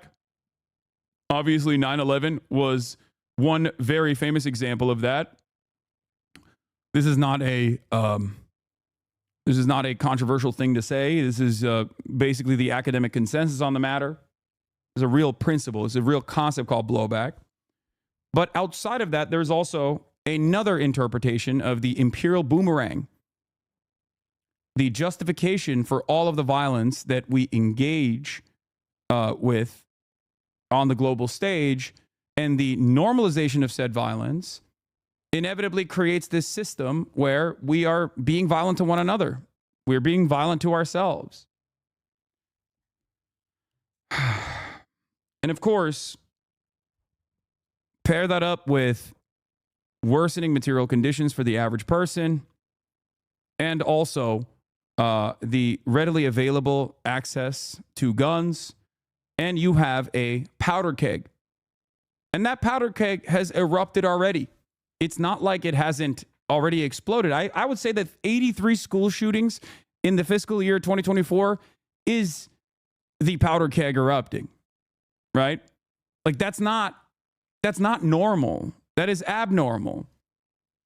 Hundreds of mass shootings happening every fucking year is abnormal. It's not normal at all. It's the only country, America is the only country on the planet where this happens with regular frequency.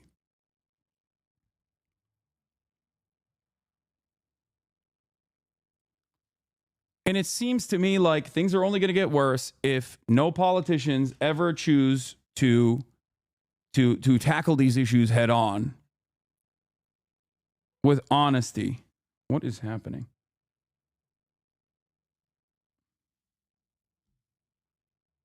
Yeah, why are there so many mass shootings coming out of the mass shooting factory is what we're asking.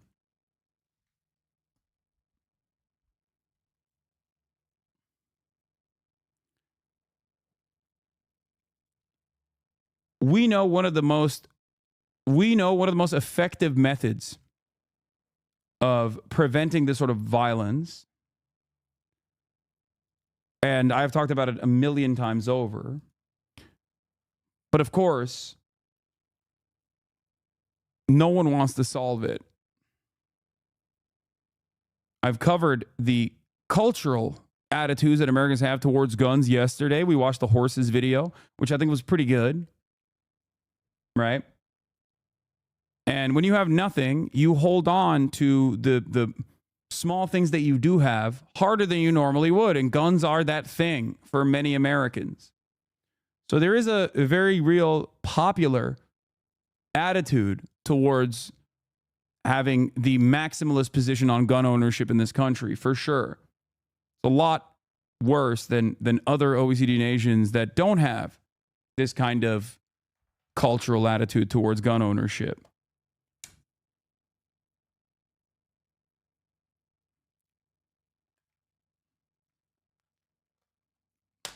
But here we are. Another day, another mass shooting in Madison, Wisconsin. There have now been 488 mass shootings in the United States this year. 10 years ago, 2014, 272 mass shootings. By 2021, the number peaked at 689.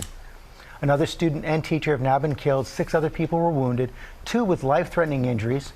Parents waited hours to be reunited with their children, and overnight, authorities identified the shooter who killed herself. Alex Perez is on the scene at the K-12 school in Madison with the latest on the investigation. Not our Alex Perez. Community grieving. Good morning, Alex. A different Alex Perez. An imposter. Hey, good morning, George. Just a terrifying ordeal for this community. Monday was supposed to mark the start of Spirit Week for this school. Instead, students were running for their lives. Maybe 6 people injured, at least 2 shot. This morning, a community devastated. Authorities in Wisconsin working to figure out what led a 15-year-old student investigators have identified as Natalie Samantha Rupnow to open fire, killing a teacher and a fellow student in a study hall classroom with students from different grades. There have been at least 50 cops. The suspected shooter using a handgun, police say, injuring at least 6 others, dying of a self-inflicted gunshot wound. We heard them, and then some people started crying, and then we just waited till the police came. This is sad. We always heard on the news all over the place, but we didn't think one day that can happen to us here at ALCS. The chaos unfolding just before 11 a.m. Monday. Authorities from across the state responding to Abundant Life Christian, a private K-12 school, after a second grader called 911. Don't let that soak in for a minute. A second grade student called 911 at 10:57 a.m. to report a shooting at school. I saw some officers with long guns headed into the school. John Diaz de Leon lives across the street. The older students were running across the parking lot to the church sanctuary. The younger students holding hands were led out to go across the parking lots to the sanctuary. Terrified parents like Brett and Kyle Grange waiting hours to be reunited with their children. I was with my friends and I was like crying with them, and then I heard gunshots upstairs. How grateful. Yeah, it turns out it wasn't actually a second grade student, but it was actually a second grade teacher that called 911. They finally responded, by the way. I hate you.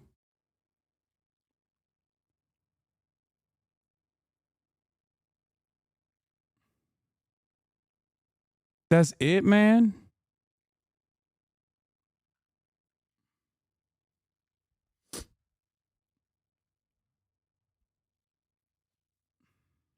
That's all you got? I'm not going to ban this person. But I do hope you one day understand where I'm coming from. I hope that you can be open-minded and listen to what I'm saying rather than get angry at whatever you think, whatever slight you perceive me of committing. All right. Even the haters are paying. I know. Hassan, this seems like a really good troll to me. I mean, maybe. Statistically, 64% of the USA wants some time of medical care publicized, but 55% of Americans are strongly opposed to universal health care. Oh, okay. Never mind. Yeah, no, never mind. It is actually this person is a extreme centrist. He's LARPing. It makes sense. I mean, yeah.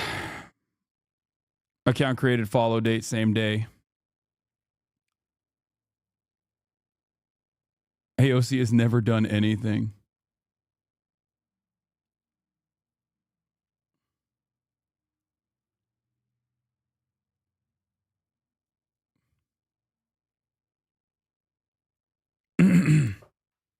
Just curious, what's significant about the shooting compared to the other 83? Just asking because I don't remember seeing 83 breaking news coverage. Some of the school shootings do actually make it to mainstream. It just depends on like what's going on at the time. But the reason why I think this one is getting a lot of news coverage, like extra news coverage, is also because the shooter is a woman, is a girl. A 15-year-old girl, and that's unique, and the media likes unique narratives like this. It's a private school. It's a Christian school. It's also a female shooter. So all of those three factors combined make this a more interesting story. It's not the first time there has been a female mass shooter, but it is very rare.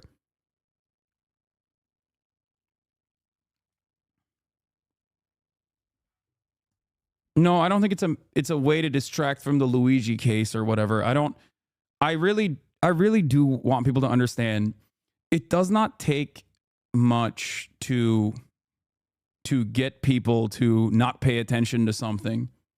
I think people organically lose sight of larger narratives fairly quickly, and there is a structural reason for that. I think it's because of TikTok and because of social media for the most part that like our news cycle moves way faster than it used to. Back in the day, like, even the violence was unique, I guess. Sandy Hook carried the news for months. Columbine carried the news for months. And in that process, the only thing that we've gotten is no real solutions to the gun violence. And instead, we just have more guns. And therefore, we have more school shootings. So partially, I mean, part of the reason why it is a quick in and out of the news cycle is because it's just simply more commonplace. And the other reason why people move from one thing to the next is because the media is super decentralized and you're getting blasted with information, new information every single day. So I think that's what factors into it. I don't think that like the drone story, for example, was like implemented as a distraction from something more nefarious because people were hyper focusing on the Luigi thing. Does that make sense? We just don't have any attention span any longer. Like as a collective, we do not have the capacity to pay attention to a news story and really dive into it beyond like 48 hours or maybe even less than that. How are you that you have your 2 little ones right next to you right now? I'm very, very, very thankful.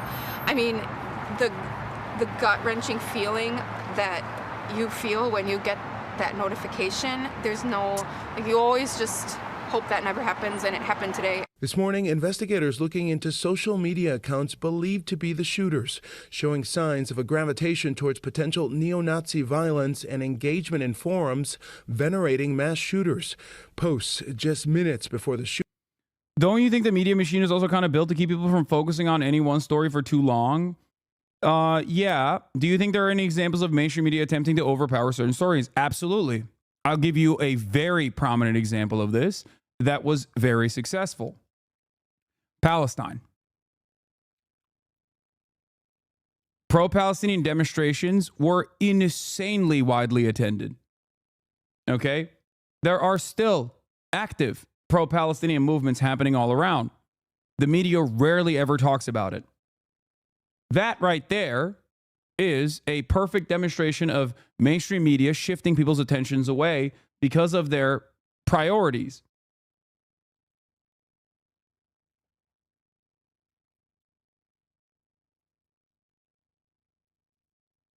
Or the full-throated coverage to the football hooligans in Amsterdam being considered a pogrom. That is a calculated media narrative that was blasted. Now, a lot of that is still organic. A lot of that is organic in the sense that it's not like people are going, ooh, we just got the new, Mossad line, and it's time for us to put forth a pro-Israel sentiment once again to make, to make Israel appear as the victims or anything like that. That's not what this is. It's more so, and Noam Chomsky, I think, talks about this perfectly, it's more so people that get elevated into these positions of power within mainstream media are elevated because of their ideological zealotry, whether that be a Zionist tendency or whether that be pro-capitalist tendencies, whether that be playing the role of someone who will defend healthcare CEOs openly. Like, it might come across as shocking to you when you hear Michael Smerconish on CNN 2 days in a row decry how there was no vigil created for Brian Thompson on that sidewalk where he was, gunned down, and how devastating this is. But the reason why he's in that position, the reason why he's been elevated to that position is because he will play that role of the loyal servant of those with true power in American society. Okay? Most normal people that have a very different attitude about that sort of thing are not going to get to that level of prominence in mainstream media. It is a self-selecting and organic. It's a self-selecting and an organic process. It's not deliberately done. It's not done in a way where it's like It's like a cigar smoke clouded room, shrouded in mystery, where they come up with the next guy that they're going to elevate to a position of power. It doesn't work that way.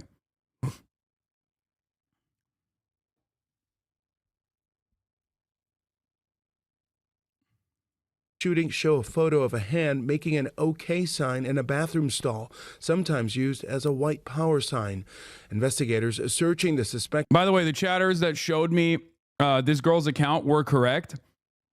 I saw the PFP originally and I thought it was a guy. So I thought, oh, I'm not going to cover this. And I still stand by that decision of not covering it. I thought it was a dude. I was wrong. It was actually her. Like, I thought the account that they were sending me, I thought the account that the account that you guys were sending me was not the account of the 15-year-old girl that shot up the school, but instead some random dude who was like an opportunist. Is she trans? Please say no. No, she's not. She is a RIP. You are not beating the himbo allegations. Wait, what? The account that chatters were sending me yesterday seems to be the account of the actual shooter who killed herself.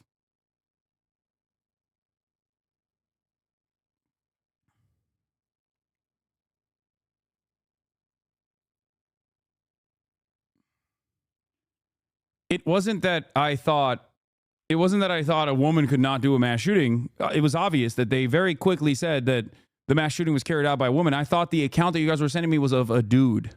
That's why I was like, oh, I'm not, I'm going to wait for more information, which I stand by, for the record. I think it's the appropriate thing to do, and I will continue conducting myself in that way when there are breaking news stories happening. I will always be critical of information that's coming out whenever there is a breaking news story. You know that is my policy, and I only end up offering additional coverage through a critical lens when there is a sea of misinformation that's coming out from propagandists with a very overt bias. Like whenever people go, oh, the shooter is trans or anything like that. When that happens and there is already confirmation that the shooter is not trans, for example, then I will cover it. Yeah, wasn't chat sharing the fake YouTube Luigi account the day of the capture? Exactly. So that's actually a great example where a lot of chatters were sharing the fake Luigi account, saying like, oh, Luigi sent this, and I kept saying like, I don't think this is, one, it's not confirmed, and two, I don't even know if this is actually Luigi. Like, so sometimes I will apply a critical lens to information that's coming out. But I just wanted to clarify for people who are maybe new here and were in here yesterday, but it's always good to demonstrate caution, okay? To exercise caution. Now, the account that blocked me and does not like me at all, Slatsism, one of these like TERF magazines. I think Redux is a TERF magazine, isn't it?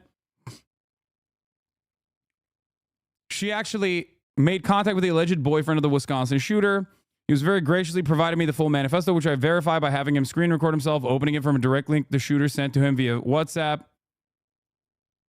I told him I would do my best to dispel some of the misinformation and present things as truthfully as I was given them, and I will hold myself to that. She ended up watermarking the fucking manifesto, which is insane. Okay? Like, I can't believe that she ended up watermarking the manifesto itself. And also, make no mistake, the outlet that she writes for is like one of those weird radfem right-wing TERF outlets, like an anti-trans outlet that she writes for. So just take everything that this person is saying and doing with a grain of salt. Okay? Especially considering that the manifesto's authenticity has yet to be confirmed by the police. Why won't they investigate where she got the manifesto from? The doc was private. Well, it seems like she got it from the girl's boyfriend, the alleged boyfriend of this girl.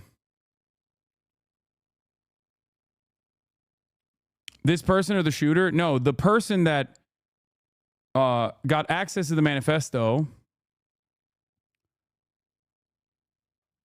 Slatsism is the person that got access to the manifesto. She is a right-wing.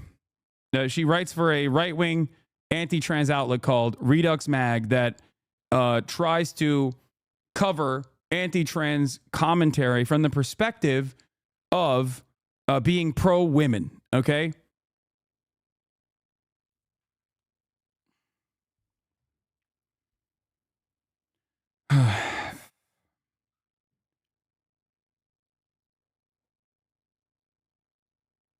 I told him I would do my best to dispel some of the misinformation and present things as truthfully as I was given them. And I will hold myself to that. Her boyfriend knew her as Samantha Rupp now. She also went by a different name, one which was also feminine, but adopted the name Samantha. And this was the name her boyfriend says she had on her school identification card. She was a student at Abundant Life. She was born on November 7th, 2009. She was born female and not transgender. Her boyfriend was born male and is not transgender. The reason why she's bringing this up partially is because there were already common narratives. Yes, she's 15 years old. Chaz, she's not explicitly a femcel. She's a Nazi extremist who hates minorities and scum and degeneracy. Yes. How is any of this femcel? She has a boyfriend, admires male shooters, acts tomboyish. It sounds like she's just a right-wing bigot. No, when I say femcel, I mean like she frequented the incel circles. Is a groiper.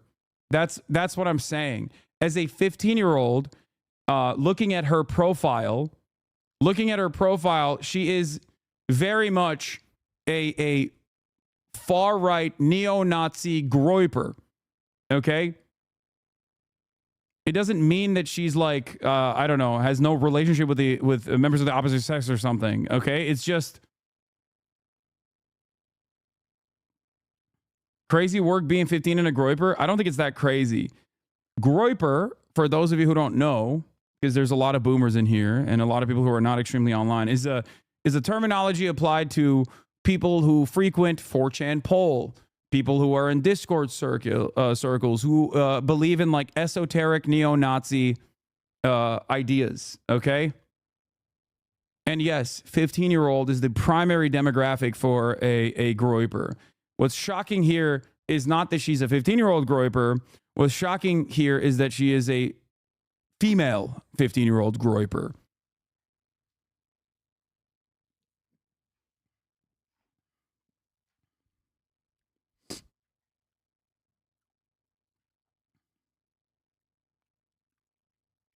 Her manifesto was titled War Against Humanity. Her manifesto is 6 pages long. In her manifesto, she spoke about having an extremely difficult relationship with her parents. She also referred to as scum. She also claims her family didn't love her or want her and expresses feeling like the wrong child of her family. She says she had planned to commit suicide a long time ago, but felt committing a shooting was better for evolution rather than just one stupid, boring suicide. She expressed deep admiration for Pekka Erik Auvinen, Arda Küçükyetim, and Vladislav Rosiliakov. Arda Küçükyetim, I am very familiar with. Arda Küçükyetim is the Eskişehir neo-Nazi groiper in Turkey who tried to do a mass stabbing at a mosque, if I'm not mistaken. He was a ginormous fucking loser, okay? And if you know who he is and you hail him as a hero, that means you are incredibly invested in like white supremacist internet shit.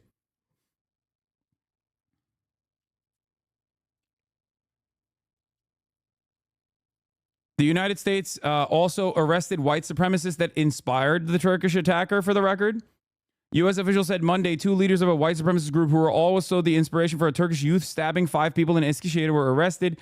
They face charges of seeking to spark a race war and attacks on Jews, immigrants, and members of the LGBTQ community using an online forum known as Terrorgram. Dallas Humber, 34, of Elk Grove, California, and Matthew Allison, 37, of Boise, Idaho, were taken into custody on Friday. Today's indictment charges the defendants with leading a transnational terrorist group dedicated to attacking America's critical infrastructure, targeting a hit list of our country's public officials, and carrying out deadly hate crimes, all in the name of violent white supremacist ideology. Humber and Allison face multiple charges, including soliciting hate crimes.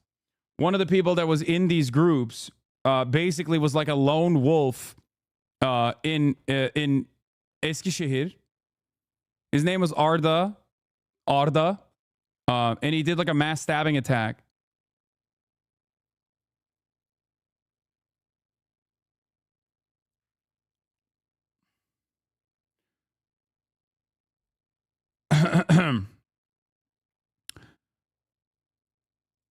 They were, Humber and Allison faced multiple charges, including soliciting hate crime and the murder of federal officials, distributing bomb-making instructions, and conspiring to provide material support to the terrorists.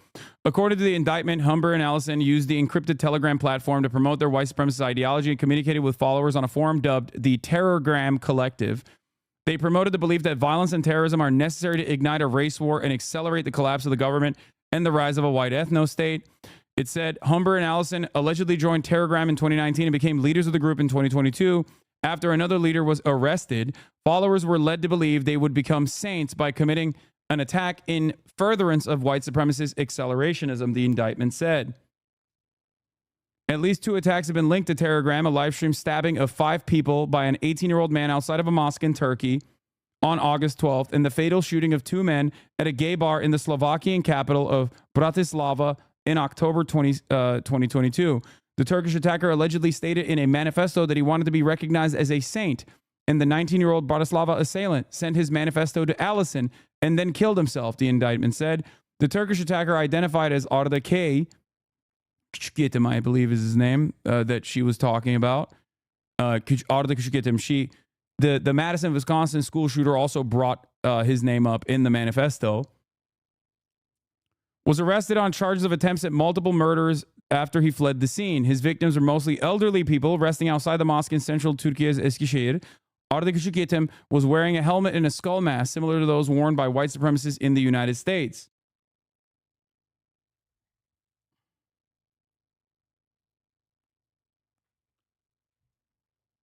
This is what happens in the most reductive ways possible. I will cover this as, this is what happens when you do too much online.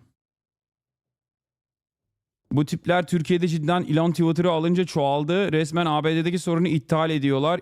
İnseller falan oluştu hep burada. Yeah. Apparently, Twitter becoming so firmly far right and so open to neo-Nazi sentiment has caused incel movements and neo-Nazi movements to grow in popularity online amongst the Turkish youth as well.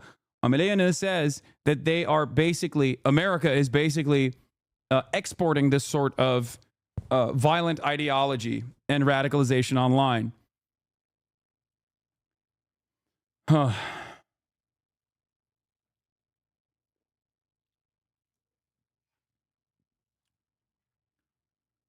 They have saints on Terrorgram and even a whole ass calendar to celebrate the dates of their attacks. They try to goad more attacks by saying they will saint you if you do well enough.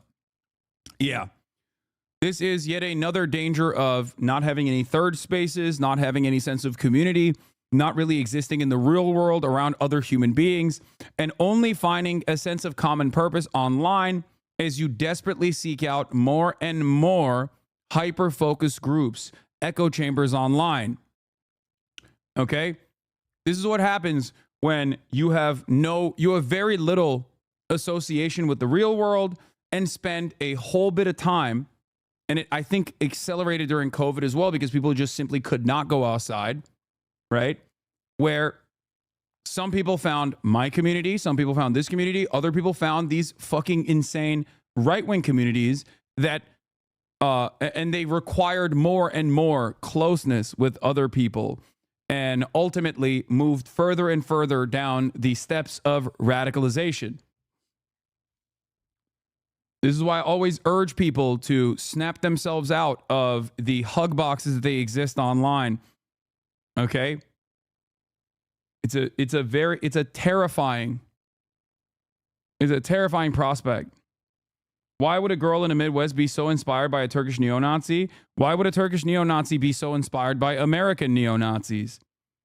It's because it is a global network of like-minded fascists, older fascists that are actively trying to radicalize younger people into fascism and successfully doing so, especially when they meet people in their most vulnerable moments.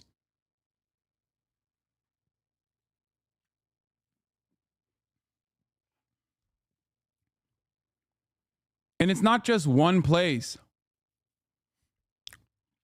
This is just one of the many different Telegram groups that have been taken down or are actively monitored by federal law enforcement agencies. QAnon Anonymous has a really good episode on Telegram, by the way. Yeah, I'm not very familiar with Telegram. This is why I stay away from Discord. Discord has this tendency as well, but what we're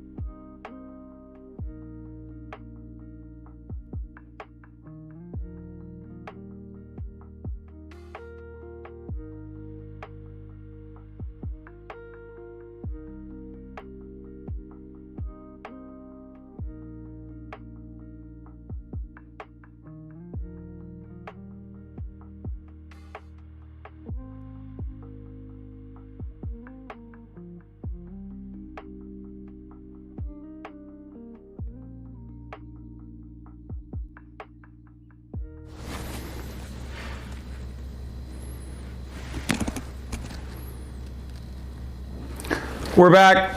Hello. Apologies for that brief interruption. but I had to swap over to mobile because my internet pooped in this inopportune moment.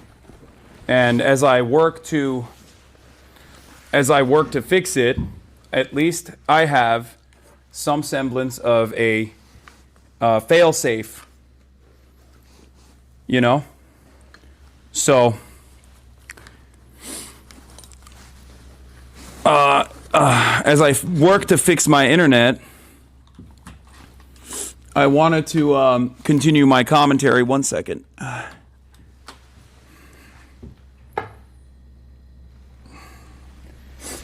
It's gone for the moment. But, you know, I'm still here.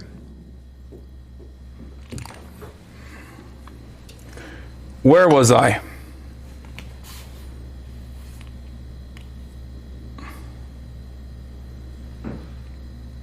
Pay your bills? It's not about my bills. I don't know what's happening. But, I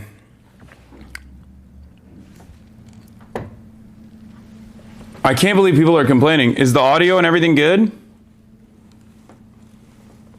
I hope it is. It seems like this is an appropriate substitute in the interim period as I try to fix my internet. Let me also try to do that right now real quick.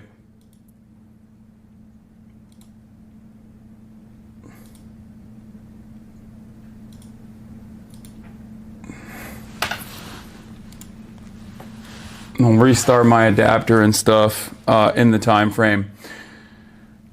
Okay. All right.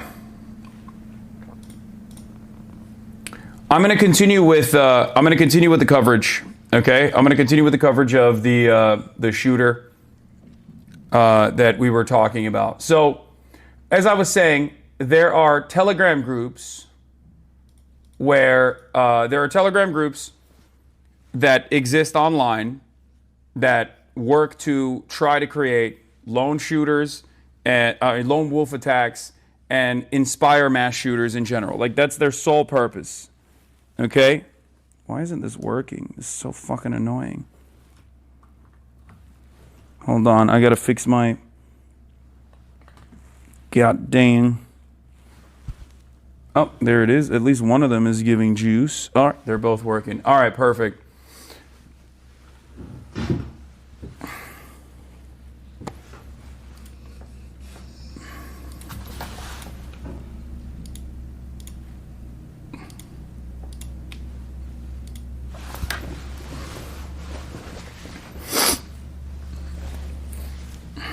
Okay.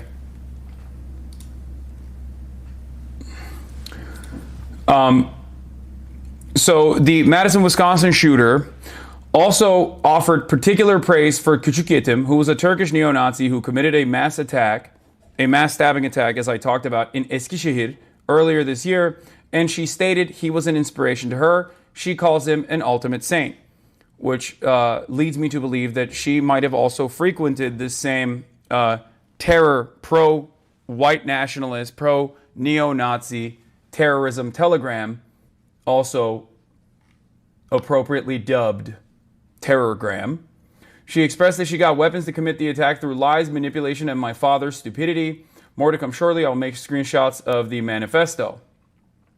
In the interim period, there are photos of her. She's wearing a MDF MK shirt. I think it's like, it's inherently a leftist band, but most like, it's I don't really know enough about that, but I will say that it's not surprising to me that another neo-Nazi fascist doesn't fucking understand.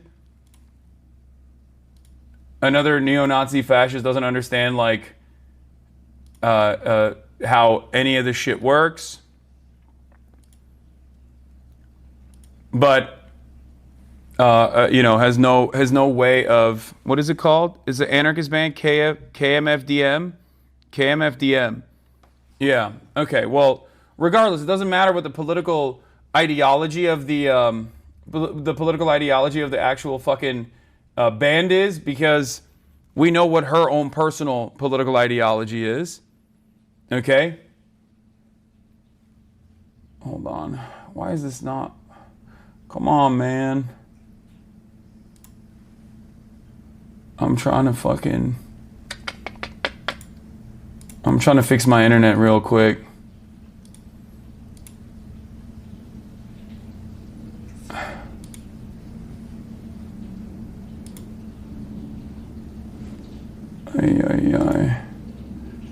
This is really goddamn annoying.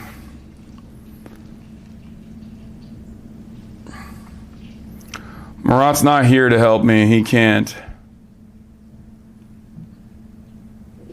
Unfortunately. Let me see if I can fix this real quick. I wanna restart my my modem and shit.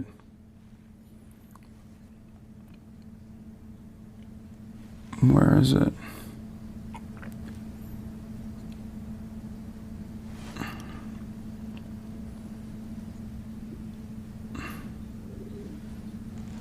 Okay. Let's see if I can fix my router. It's been seemingly offline for no reason.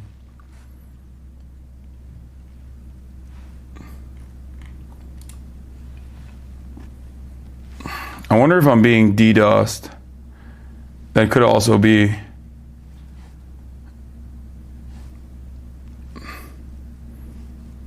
That could also be what's going on right now. Potentially.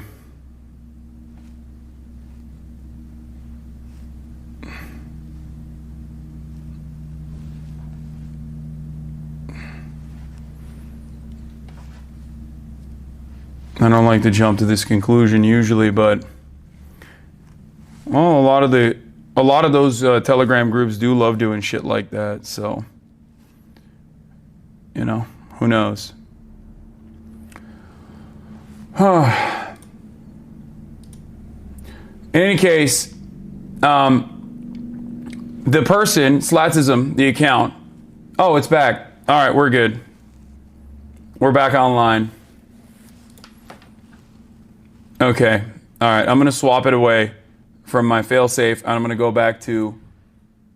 Okay, we're good. You need a PA? A PA will not be able to troubleshoot this or solve it. You're wrong. Okay, I'm gonna go back to the regular... I'm going to go back... Okay.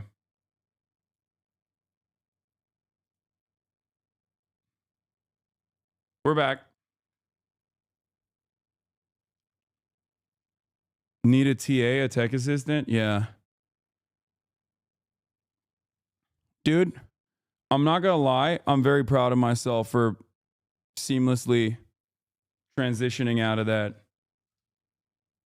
with great speed.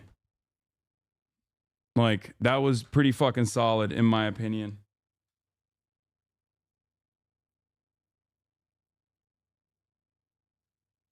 And if necessary, I can go back to that as well. You know, boomer or not, that's a tech god right there. Having a good failsafe like that, you know, pretty solid in my opinion.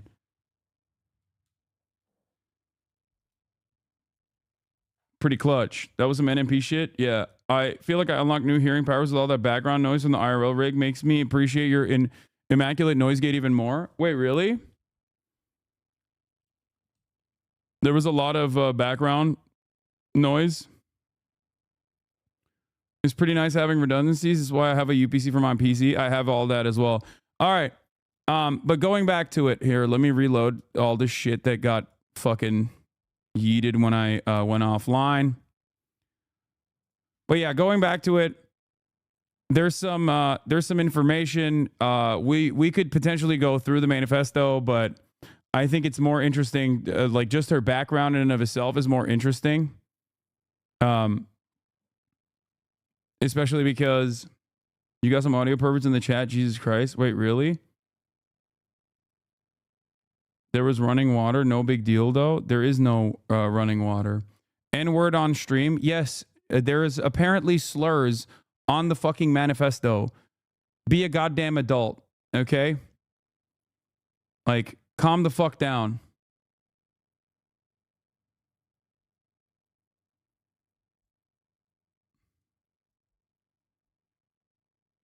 I can't believe a neo-Nazi's manifesto has slurs in it.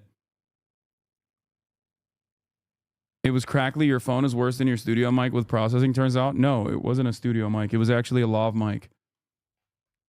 Who would have thought a neo-Nazi? She was a neo-Nazi? Yes. Yeah, you guys should cancel her. Oh, yeah, the shirt is a Columbine reference, I guess. On the right, today's Madison, Wisconsin school shooter Samantha Rupnow.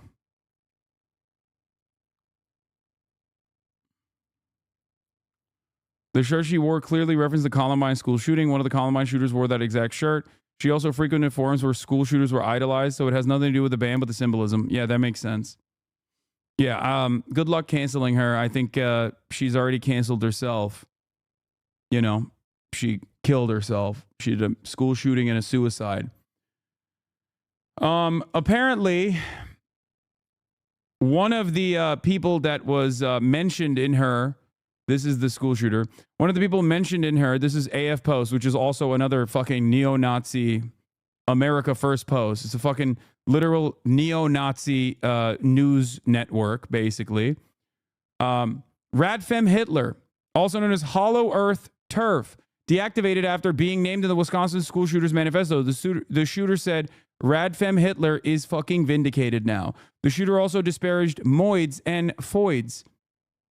The leak reportedly comes from the shooter's Discord. I don't know if that's real or not. And it's a fucking, it's a, what do you call it? It's America First Post. So I'm not going to go along with this, just so you know. I'm just letting you know that these are, there are a bunch of common accounts that end up posting misinformation. And the America First Post, if you see anything from those guys, remember that they have a very specific interest in mind. Chatters are saying they're fake, but yeah, you know, it's just the RFH thing is fake. Okay. So I do want to mention there was a comment on our last tweet that said, I can't wait until she does it. Yeah. One thing to also remember is that not only is like America First or Libs of TikTok and many other outlets are many other common purveyors and disseminators of misinformation will actively use any and every opportunity to basically push their own version of propaganda. But even this, the reason why I mentioned like the biases of the person that investigated these matters, the reason why I mentioned that is because I want you to also look at all of this information with a grain of salt as well, considering that none of this has been officially confirmed yet. However, the reason why I brought this up, and the reason why I brought up the misinformation, is because Libs of TikTok herself immediately went, the Madison school shooter complained about the patriarchy and wrote that every single male must be wiped out from babies to the elderly. Only then women will be free to create a new world. Leftism really destroys lives. And she got this information from Mr. Andy No. And then it turned out that the shooter actually was a neo-Nazi. Far-right neo-Nazi femcel who followed white supremacists and Groyper accounts. Not a surprise that Libs of TikTok is trying to paint her as a leftist. If you think feminism is kill all men, then yeah, you're going to misread everything that's happening. So she tweeted it and then deleted it. These guys have one speed, okay? Immediately blame the left. Immediately blame like what you consider to be the left. No matter what happens. The manifesto was the only document that says she was 15 before law enforcement corrected from 17 to 15. So I think it's likely the manifesto is real. Yeah, there are some reasons as to why I'm still presenting this person's investigation. And the reasons are because Slatsism's information, regardless of putting your own fucking watermark on a manifesto of a neo-Nazi, which is insane to do to begin with. But the reasons as to why I'm saying that this is most likely correct is because a lot of the information that has come out after, a lot of the information that has come out in mainstream media that was verified afterwards actually confirms some of the stuff that she had uncovered already. Police have now corrected the record live and confirmed the shooter was 15 as stated in the manifesto I posted here earlier. Previous mainstream media reports claiming the shooter was 17 were incorrect. Shooter are dead. Ready? Yes. All right, 3 people, including the shooter, are dead. Identified the shooter for you. A teacher and a teenage student were pronounced dead at the scene. 6 other students and a teacher were injured and taken to area hospitals. 2 students remain in critical condition and have life-threatening injuries. A teacher and 3 students were treated for non-life-threatening injuries, and 2 of those have been released or discharged from the area hospital. I'm just gonna jump in. It's 2 students in critical condition, and then 4, including a teacher, and 3 students with those non-life-threatening injuries. Thank you. Lucas from State Journal. How did this 15-year-old get a hold of this gun? Do you know? Why are they so quick to release a school shooter manifesto? They're not. The media is very protective over stuff like this, and oftentimes will refuse to release the manifesto of any shooter. But they especially are, they're not, mainstream media usually won't release the manifesto. They'll basically point to it if they have access to it. They'll point to it to ascribe motive. But it's not mainstream media that released the manifesto. It's some fucking random turf person who works for Redux Mag, which is like an anti-trans outlet. A turf outlet. They didn't release Luigi's manifesto. They only made inferences to it. Part of the reason why they don't release manifestos is because they don't want to urge copycats. They don't want to create copycats.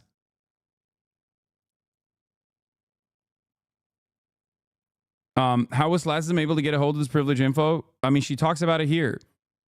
She dug deep and found the alleged boyfriend of the Wisconsin shooter. And he had gotten the full manifesto linked to him in a WhatsApp message. So he was able to send it to her.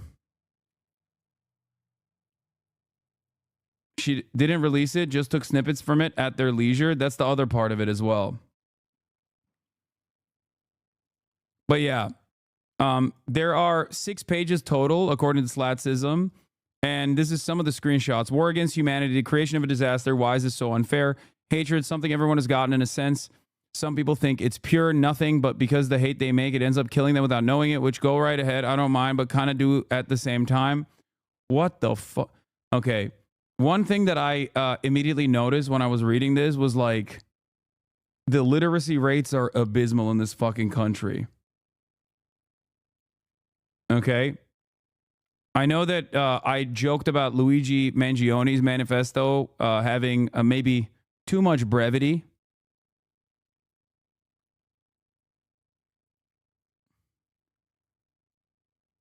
She is 15 years old, so that probably is a part of it, but Jesus Christ.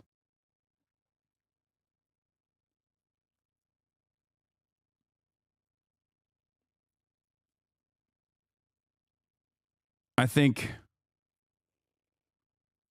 You think the parents will go to jail? Potentially.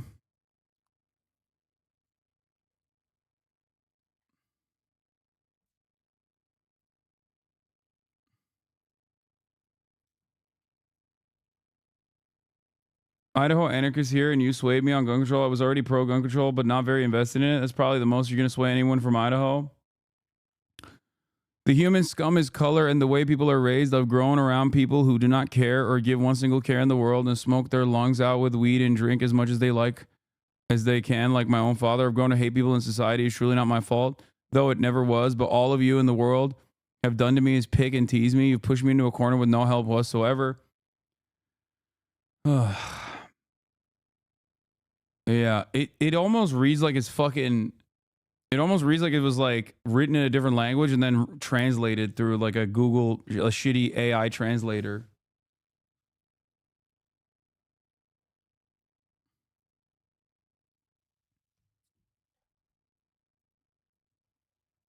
Humanity is filth. I don't like filth, nor I want to live in it, nor should anyone else. I know it follows me and how it was followed me, and I will follow everyone because of how the world is rumored. There were so many things I wanted to do as a kid, yet I can admit I was afraid of other kids and also even with my own parents, but I don't even trust them. And at the age as well, I never will. My parents are scum. There's nothing that will save me. It's like an angsty fucking teenager, except many people go through that phase in their lives. They don't end up on fucking pro-terror telegrams and also live in the United States of America so they can go out and get a gun or get their parents to get them a gun and then, you know, shoot people with that gun. That's the problem. Okay? You can't fix all of these issues, but if you want to tackle at least some of the common denominators here, you know, any number of different things will do.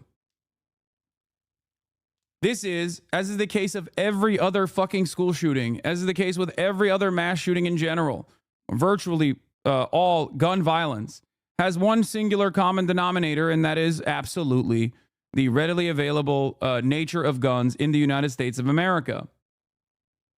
I don't know, not everyone has abused Hassan. Her parents seem extra bad. We don't know anything about her parents. I am not going to make inferences about her parents. I'm not going to make inferences about anything other than tangible things that I can verify. And given if the manifesto is the real manifesto, I think that the tangible things that you could verify are that like she definitely is. I mean, she's definitely fucked up in the head, but also ventured into online spaces that are incredibly fucking far right. But I'm certain that if your 15-year-old has not only become a neo-Nazi, but like straight up is like in Terrorgram, a telegram specifically dedicated to like creating white nationalist race riot accelerationists, like race war accelerationists, then yeah, your parents failed pretty spectacularly. Okay. The issue here is that a lot of the angst and anger and resentment that she experiences is like fairly commonplace for a 15-year-old. Okay?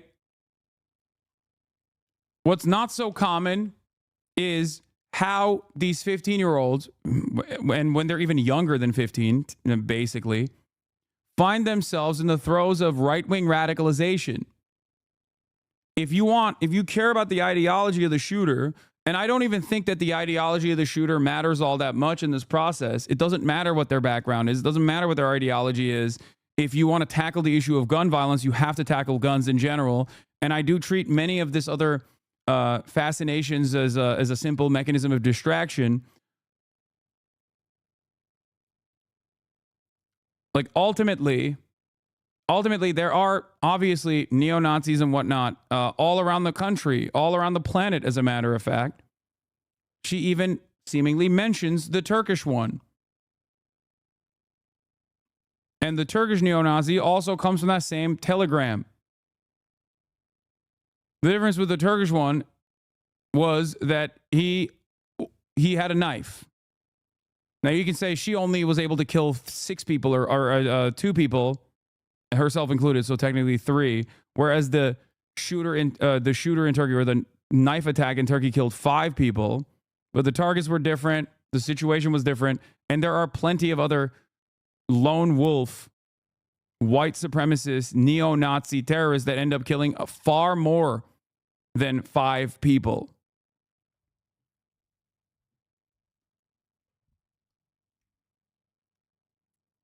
You never count your own like on posts? Yeah. I don't even trust them, and at that age I didn't well. And my parents are scum. There's nothing that will save them to make me think good of them ever again. No family ever trust and never trust society. There's two people and only two people I would trust, one partially and one I would never doubt. I can agree that I don't know what I'm doing in my life, but neither my parents or anyone around me. I've changed and I will not go back to that ever again. I'm hard and I'm different. The situation of a lifetime is get the fuck out moment and don't come back. I will never go back and nag my way through life. It's not even my fault though. It's everyone else's. It has to be theirs and not mine. It's pure idiotic from people to cause this, but it's a good thing that happens. Blah, blah, blah, blah, blah. Holy shit. Maybe you'll see me as a weirdo, a freak, just as some of you do now, but I'm not. I'm not like the others. I would never want to be like them. And then the rest of it has a bunch of N-words peppered into it. Once you know, you'll never be proven guilty on all charges that we should be killed in a good way, in a way that's simple and more painful than anything. Revolution and population. The revolution should be well. The population should be well, but it's not. It never will be. I want to change that, but will I truly? What?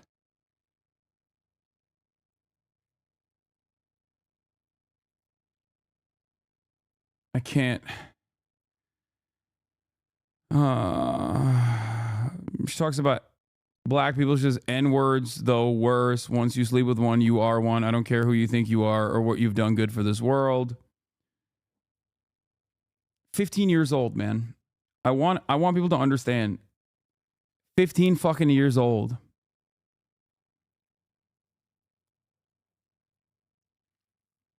Yeah, it's what's shocking is like having this opinion when you're in fucking Madison, Wisconsin. There are like 300 total black people in Madison, Wisconsin. That's part of the reason. That's part of the problem. Is that segregated communities end up churning out these sorts of unimaginably racist results in general.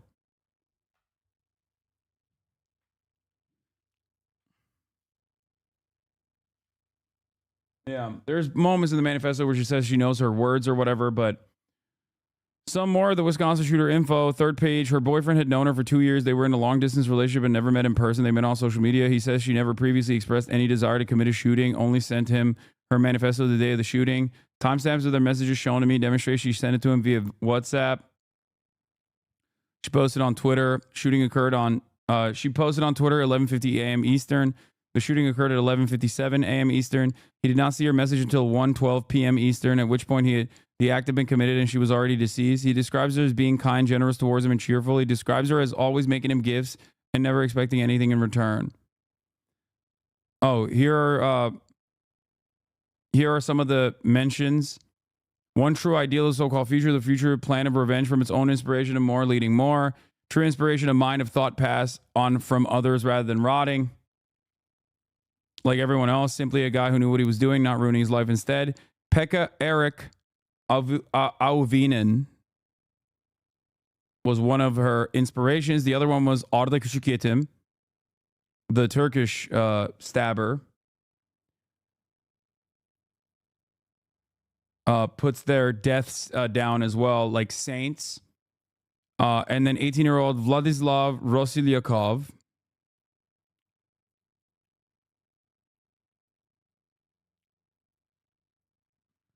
There's something weird about his boyfriend. He claims to not have known, but also claims that he tried to tell her not to for 2 years. His Twitter is also Nazi coded to the max. He's weird as fuck. Yeah. I think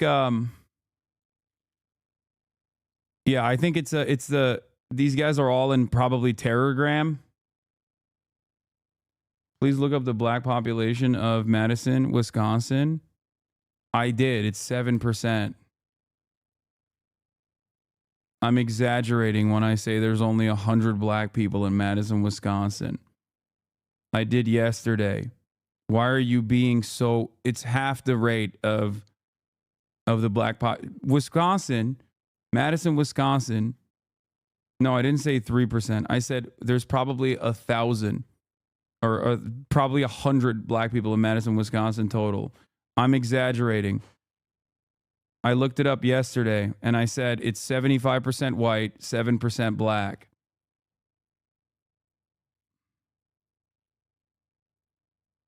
I said 300. Sorry, I didn't say 3%.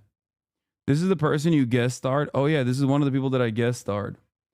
Are you going to say that I'm doing misinformation about Madison, Wisconsin because of the hyperbole that I used? What are we fucking doing, man? I didn't say 3%, you fucking idiot. I said 300 total black people in Madison, Wisconsin, when I know the actual number is 7.3%. Why do you guys hyper focus on this dumbest shit?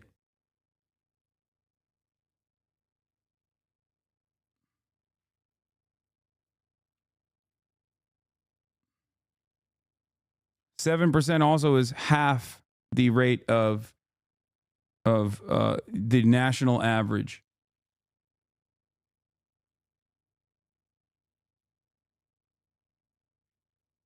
It's just pedantry, dude. I know.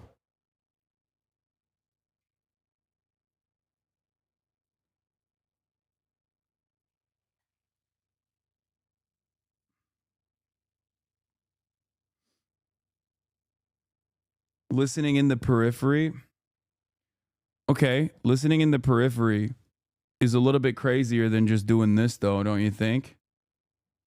You literally misheard what I said, got upset about the thing that I was, the hyperbole I was engaging in,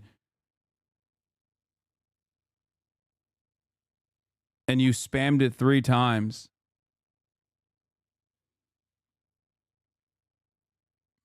What the? Do you feel like what you did was productive?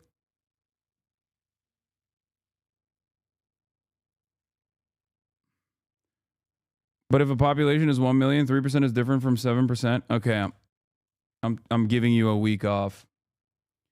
Because yesterday I covered Madison, Wisconsin's black population at 7%. It is completely, it is like I know what the actual population number is. And I didn't even ever say 3%. You imagined it. You hallucinated me saying that. And you're now being incredibly fucking annoying about it.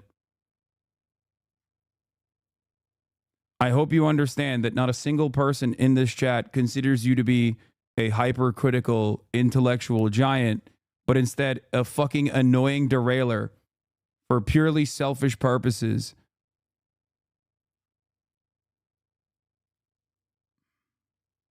You can continue watching.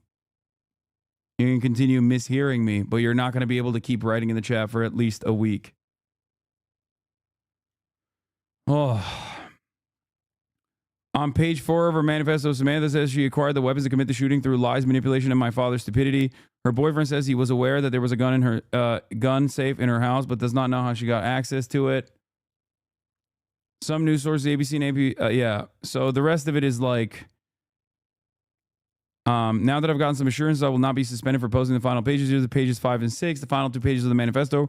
Rupp now talks about her extremely difficult relationship with her father, notes that her parents had divorced multiple times, and that her mother struggled with drug addiction. She also implies her father was an alcoholic. She expresses that she had been bullied at school, something her boyfriend emphasized to me as being a big factor in her pessimism about her life and anger towards other people.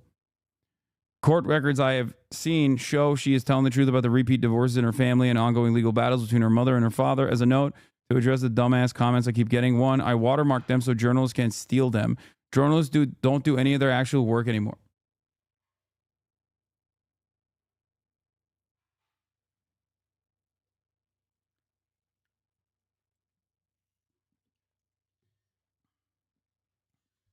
What are you going to do, a DMCA on a fucking neo-Nazis manifesto? What kind of freak-ass shit is this?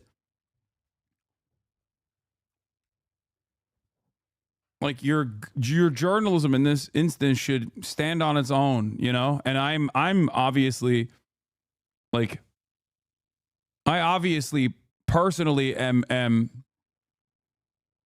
like, I think she did do decent journalism in this story, okay? It's just wild because, once again, when you've got like a Twitter brain, when you're a Twitter brain turf. Here. Shocking is like having this opinion when you're in fucking Madison, Wisconsin. There are like 300 total black people in Madison, Wisconsin. That's part of the reason. That's part of the problem. What's shocking? Yeah, I didn't fucking say there was 3%. Stupid fucking moron. I already did ban that chatter. I banned him for a week.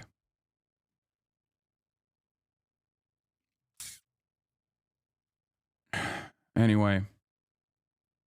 It's also obviously not serious. It's not sincere.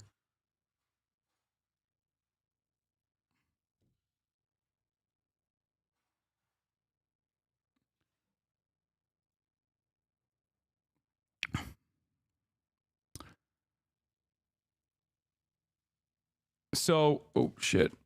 So I guess the point is, another trans Maddie, thank you for the 20 gifted subs. The point is that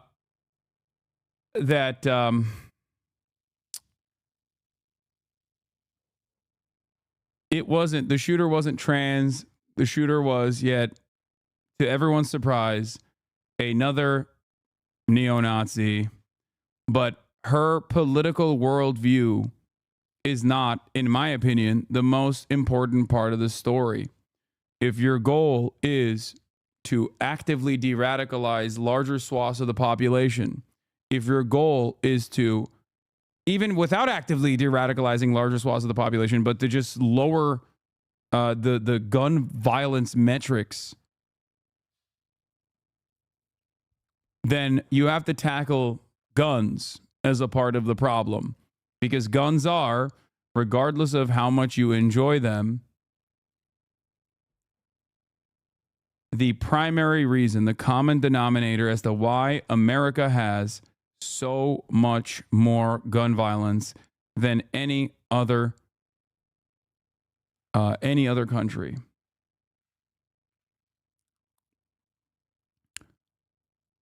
Yeah. Natalie Samantha Rupp now. Reuters has confirmed the identity, and that means that, I mean, this also this is what she had posted before anyone else in mainstream media. So that's what leads me to believe the accuracy of her journalism.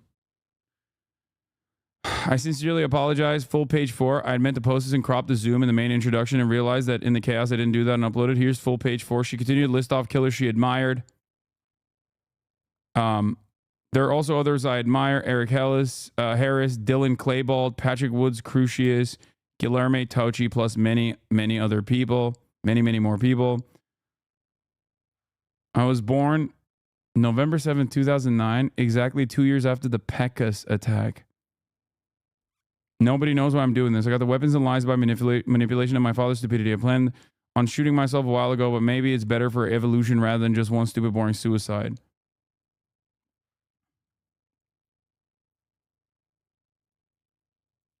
It's crazy that someone born in 2009 is already, you know, getting a weapon and doing school shootings. Like, that's wild.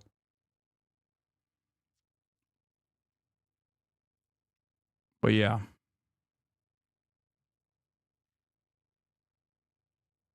Now let's get back to mainstream coverage. At the shooter's home overnight, their parents cooperating and speaking with police. How does any 15-year-old get a hold of a gun? We are certainly speaking and talking with the parents who are cooperating to determine if they were gun owners and if they had guns. And it remains unclear just when this school might reopen. And authorities say, as you just heard, they continue to work to figure out how that 15-year-old got a handgun. George? What do we know about security at the school, Alex? Well, George, we know this school does not have a resource officer, nor do they have metal detectors, but officials say they do have cameras inside the school that are monitored, and teachers and staff are trained to visually scan students every day looking for any potential threats. Officials say teachers and staff here did everything they were supposed to do. George? Alex Perez, thanks. Madison Police Chief Sean Barnes joined us earlier to discuss this investigation. Chief Barnes, thank you so much for joining us. I'm so sorry it's under these conditions. Good morning, Gail. Thank you for having me. Yeah. Can you start off with bringing us up to date about the conditions of the victims? What can you tell us? I can tell you that 2 of the victims with non-life-threatening injuries were released from the hospital last night. So we'll start with some good news. I can also tell you that we have about 300 survivors that join an exclusive club, those who survived school shootings. Our community is really... That's insane. That's an insane thing to say, in my opinion. Reeling from what happened today or last night. And we're really trying to put the pieces together to bring some answers to our community. You know, unfortunately, this is a story we've heard and told too many times. I always ask myself, what is it going to take for this country to get this right? We are still struggling, and now we hear the shooter this time was a 15-year-old girl. What can you tell us about her and about her family? What do we know? Well, we know that her family is cooperating with all investigation right now. We'll spend a lot of time today going through some items that we took from her house as a result of a search. We'll look through her social media, talk to some of her friends, and really try to piece together how a 15-year-old was able to do something like this in such a short amount of time. Yeah. Do you know where she got the gun, Chief? We do not know where she got the gun. We're working with our partners from the ATF to do what's called an ATF trace form to determine the origins of that weapon. But we hope to have some of those answers today in my noon briefing with my investigators. Do you know anything about a motive at this time? I realize everything is still very early and you all are still processing too.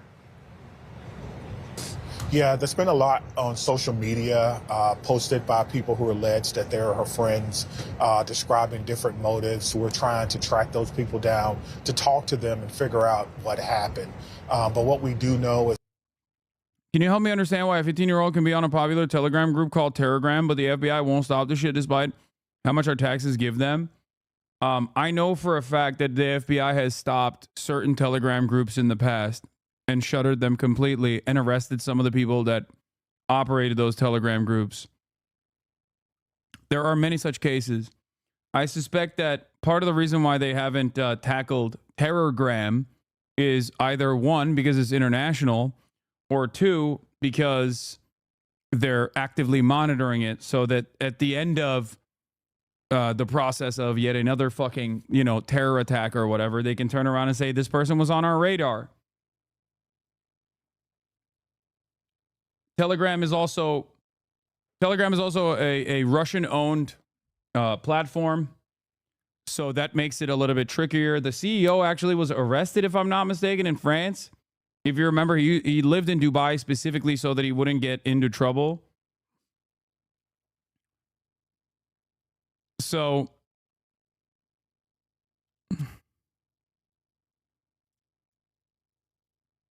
they can't rate everyone who says anything concerning online.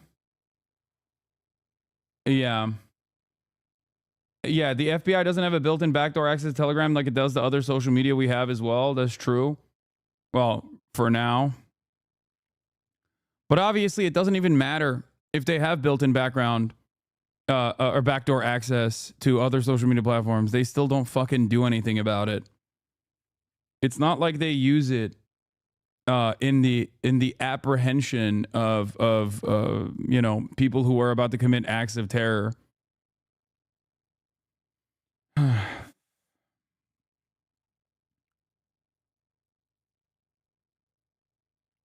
Accelerationist app, how Telegram became the center of gravity for a new breed of domestic terrorists. Like, Telegram being outside of the sphere of American law enforcement agencies also obviously creates a unique space for them as like the primary primary application that people can use to get information out directly. Like, this is what Hamas uses as their official communications for the most part. That's part of the reason. That's like, if there is any sort of journalistic value to it, that's the one aspect of Telegram that I guess allows this kind of perspective to be heard by journalists who will cover it in a critical lens, for sure. but still utilize it to get information out as quickly as possible. But for the most part, Telegram, I would say, is primarily focused on, you know, some of the most some of the most active terror organization happening on every side of every political equation, good or bad, whatever you personally think. Like, it's just like, famously, Israel had the Telegram group, like the pro-Israeli terror Telegram group, where they would like celebrate the deaths of all the people in Gaza. It was so popular that the Israeli government created their own version of the Telegram group that was a little bit more sanitized, but still played the same purpose. It was not actually sanitized at all. It was still devastating. But yes, many of the far-right neo-Nazi terror groups, many of the far-right neo-Nazi terror groups basically operate on there with free reign. They simply do not comply with the request for access when presented by a foreign government. After the CEO arrest, they began to comply willingly. Yeah. Also, to be noted, Telegram is very well known to be able to shut down so many channels. They see this shit and allow it to fester. Yeah.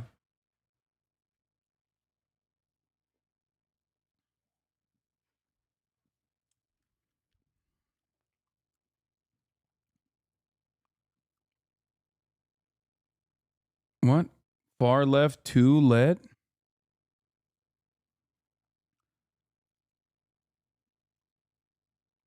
Telegram is also a bunch of groups full of cops just catfishing each other by accident for drug sales, etc. Yeah, that too. How long before they really come after Discord? Discord is nowhere near as much of a Fed bait as Telegram. Discord has very similar groups as well, except Discord in and of itself is an American company. Discord complies with federal law enforcement requests. Telegram does not. That's the major. WhatsApp is cooked. WhatsApp is owned by Facebook. What are we talking about? Of course. Every single social media platform you use to communicate with others, if you're writing shit on there that's illegal, good luck. Have fun. You might as well be writing it directly to a federal law enforcement officer, okay?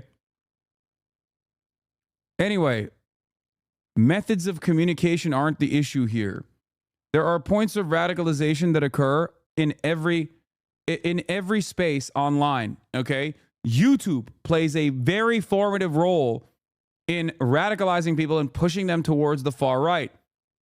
Discord also plays a role in this. Telegram is the final point of it. It's the 8chan to the 4chan, if that makes sense.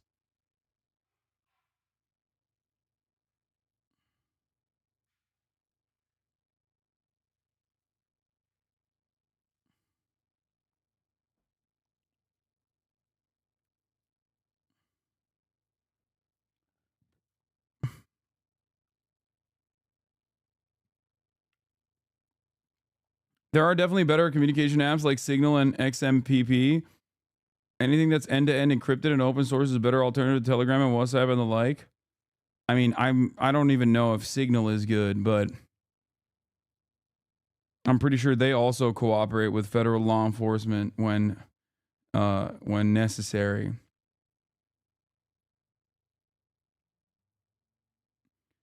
But the point is, yes, there are a shit ton of groups like this online. They exist. And I don't think you can actually actively pursue every single person that says things like this or has these kinds of associations and leanings, ideological leanings. And I'm not so certain that the federal government would even want to go after them. I think they're more predisposed with going after, you know, campus protesters against Israel and the like. So it's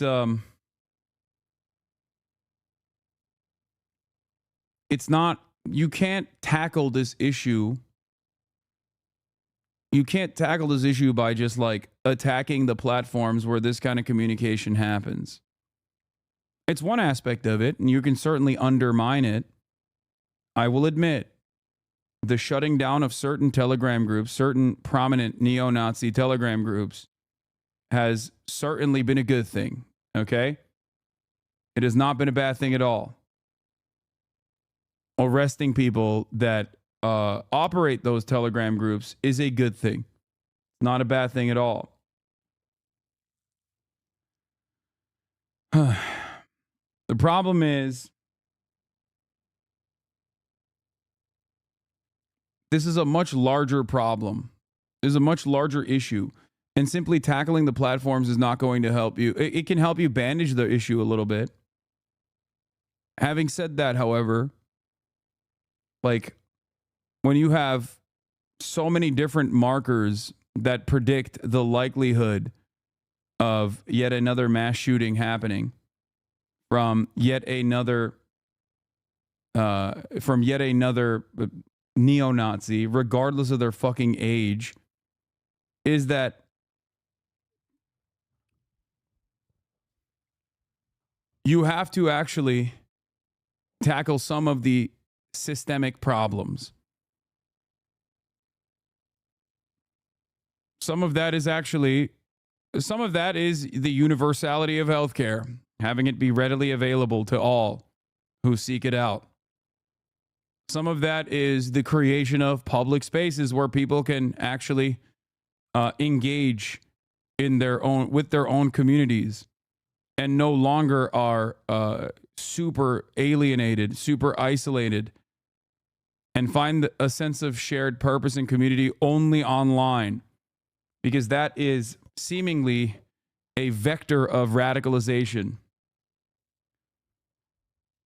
Most importantly, however, I would say that the ease of access to weapons and how many weapons are in circulation in the United States of America is one of the most significant problems that must be tackled head on.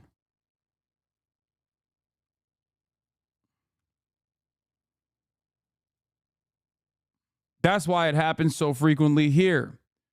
There are incidents that were born out of this Telegram group, Terrorgram, globally. Turkey being one country, I believe Finland another. She mentioned them. However, when you bring in guns into the equation, the situation becomes much more dire. That's why I always talk about all these other countries that have similar problems with mental health. And yet they don't have the same level of gun violence. Because we have 120 guns for every 100 Americans. Exactly. Was that this child obviously was very troubled. There's usually some type of warning signs that we all may have missed.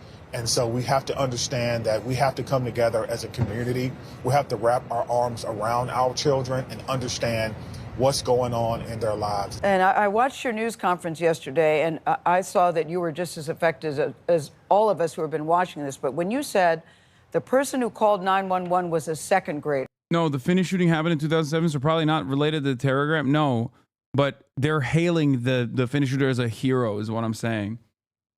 And the Eskişehir stabbing that took place was directly related to Terrorgram.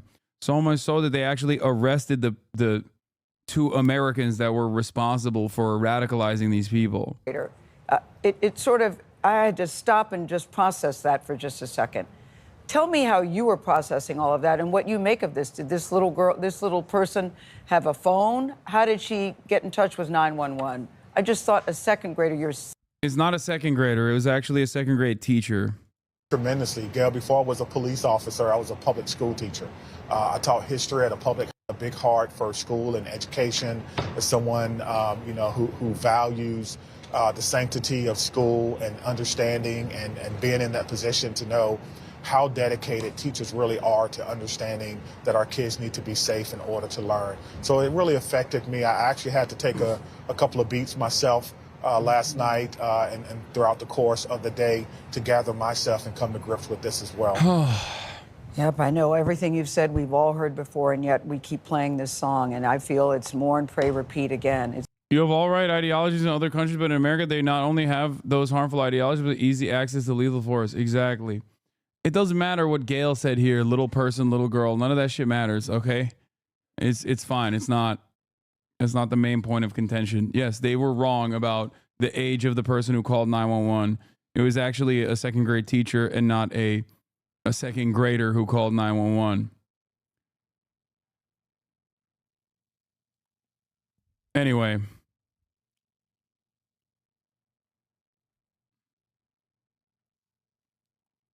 But like I said, the reason why I wanted to dive into the background of the shooter a little bit was specifically because a lot of people were saying that she's trans or she's a leftist, she's a feminist. Okay. No, she was a Groyper neo-Nazi and frequented those spaces online. And clearly, on top of that, had a whole bunch of stuff going on in her own personal life.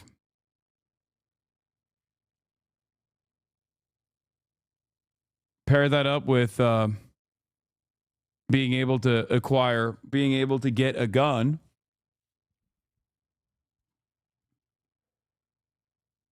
And here we are.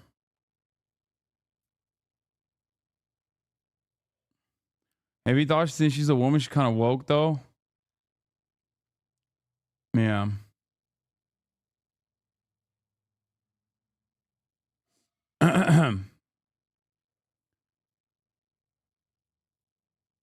Speaking of the other shooting that took place, which wasn't a mass shooting, but a very targeted, very deliberate shooting. There was a poll conducted after the UHC healthcare shooting. I covered this earlier today, but Luigi Mangione has now been indicted on murder and terror-related charges in the United Healthcare CEO shooting in the state of New York. Manhattan District Attorney Alvin Bragg came out earlier today and charged the 26-year-old Ivy League graduate with murdering United Healthcare CEO Brian Thompson on a Manhattan sidewalk. And he's been indicted by a grand jury in the case. And he stands accused of first-degree murder in furtherance of terrorism, second-degree murder, one count of which is charged as killing as an act of terrorism, and criminal possession of a weapon and other crimes.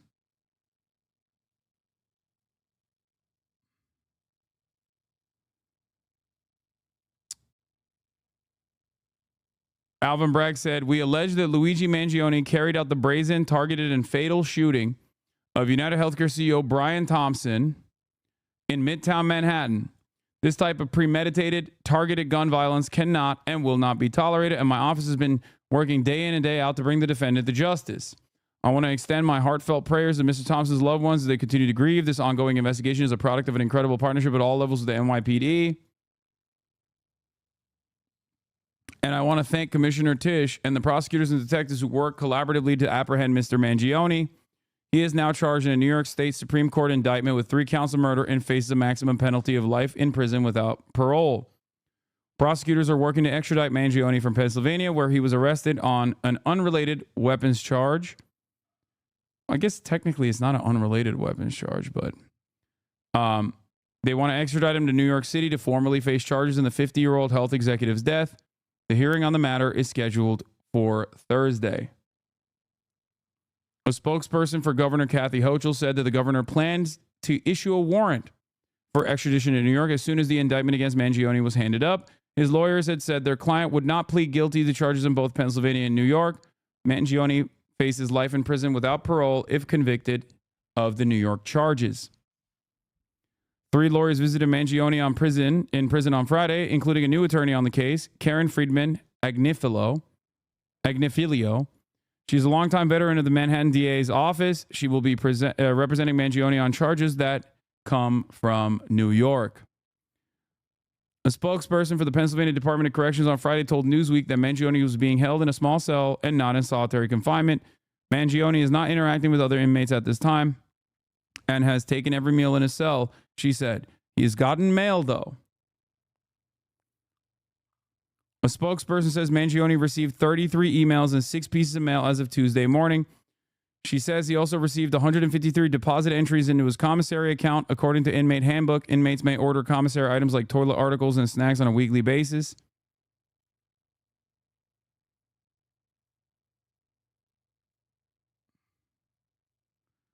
Yeah.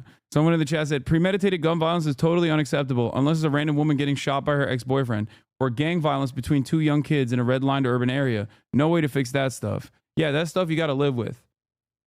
Okay, premeditated acts of violence such as school shootings, also, we can't fix that. You just got to live with it. The level of attention that law enforcement agencies have given to the assassination of Brian Thompson, United Healthcare CEO, is very interesting. Except it's not interesting at all and perfectly understandable if you recognize that law enforcement is not there to protect and serve you, but instead to protect and serve the interests of capital. That's it. CEOs are more important than the average person. And if you shoot a CEO in broad daylight for all of his contributions to the death and destruction of many families all across America, and then Americans start recognizing that is a serial killer that was taken out, then yeah, that's a really terrifying prospect for other CEOs, people in positions of power. All of our instruments of justice and all of our institutions like mainstream media and the like are tasked and designed with making sure that everybody understands that is completely unacceptable. Okay? Do your normie friends understand what mainstream media is doing, or have they moved on already? I don't think they give a shit that much. They understand where the anger and resentment comes from towards Brian Thompson, and that's pretty much it.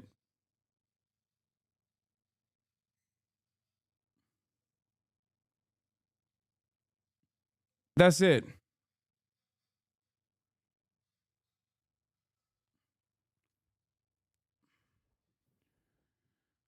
Meanwhile, a poll was conducted, and it found that 41% of adults under 30 consider the killing of United Healthcare CEO Brian Thompson acceptable. More than 40% in that demographic who consider it unacceptable. Anger over health insurance companies has been in the spotlight after Thompson was fatally shot December 4th in New York City. Luigi Mangione, a 26-year-old, was arrested last week in Pennsylvania and faces charges of Thompson's killing. Survey came from Emerson College polling, found that 68% of all respondents found the actions of the person who shot and killed Thompson to be unacceptable.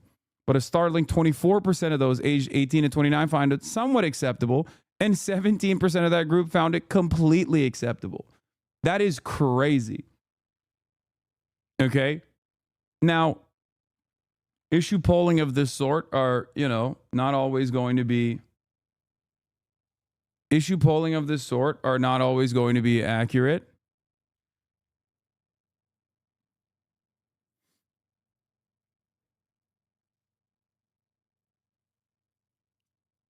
Okay?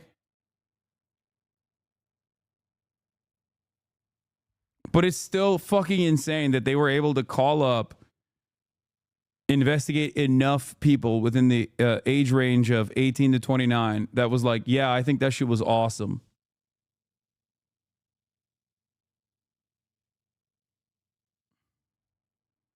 That's crazy. Spencer Kimball, the executive director of Emerson College Polling, said 22% of Democrats said they found the killing acceptable compared to 16% of independents and 12% of Republicans.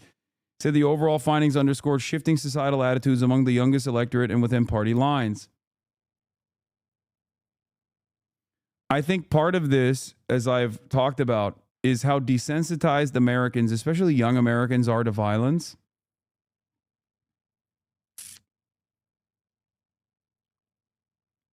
I will say that. But also,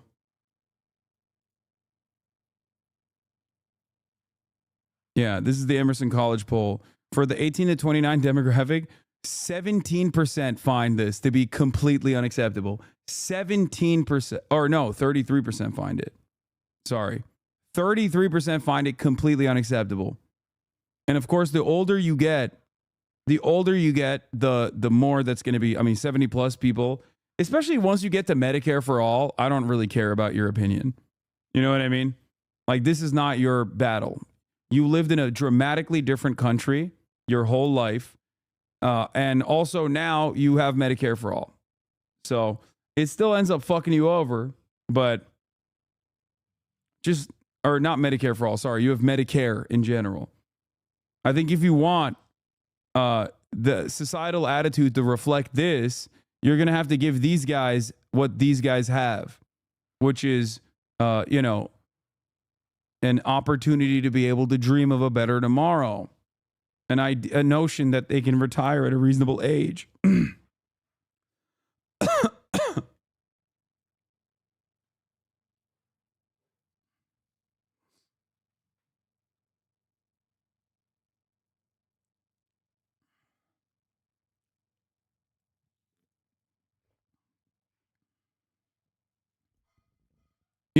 Healthcare.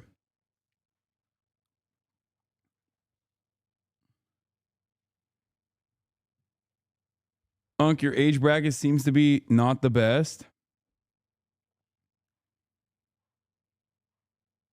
You missed Weekend Update? Yeah, I didn't watch the SNL this week, but I think they made one joke, and they said he was a hypocrite for going to McDonald's and Starbucks. It's UHC's fault that I lost my good med back in March and haven't been the same since. I can barely walk most days compared to no problems before then. There will be more Luigi's because everyone has a reason. Yeah. Like 100%. There are far too many people who have been fucked over by healthcare unnecessarily. So much so that you literally have people who are, coming from wealthier backgrounds that are also engaging in this act of violence. I don't think that the solution to it is just like attacking random fucking healthcare CEOs. You know what I mean? I don't think that is going to solve this issue. But if no one actually is tasked with solving this problem, this systemic problem, then yeah, there's going to be more. And it seems like the powers that control our lives, all these institutions, are predisposed with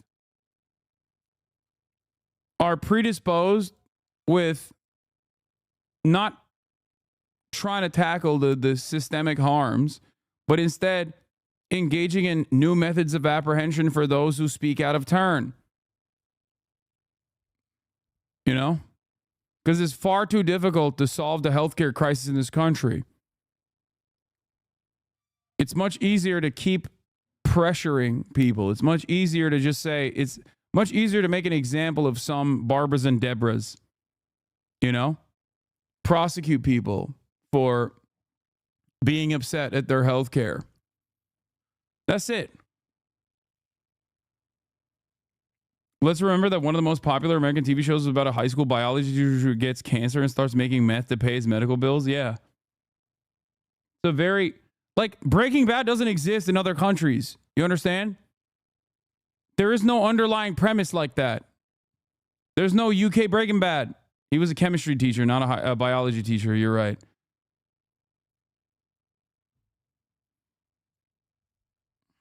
Sorry.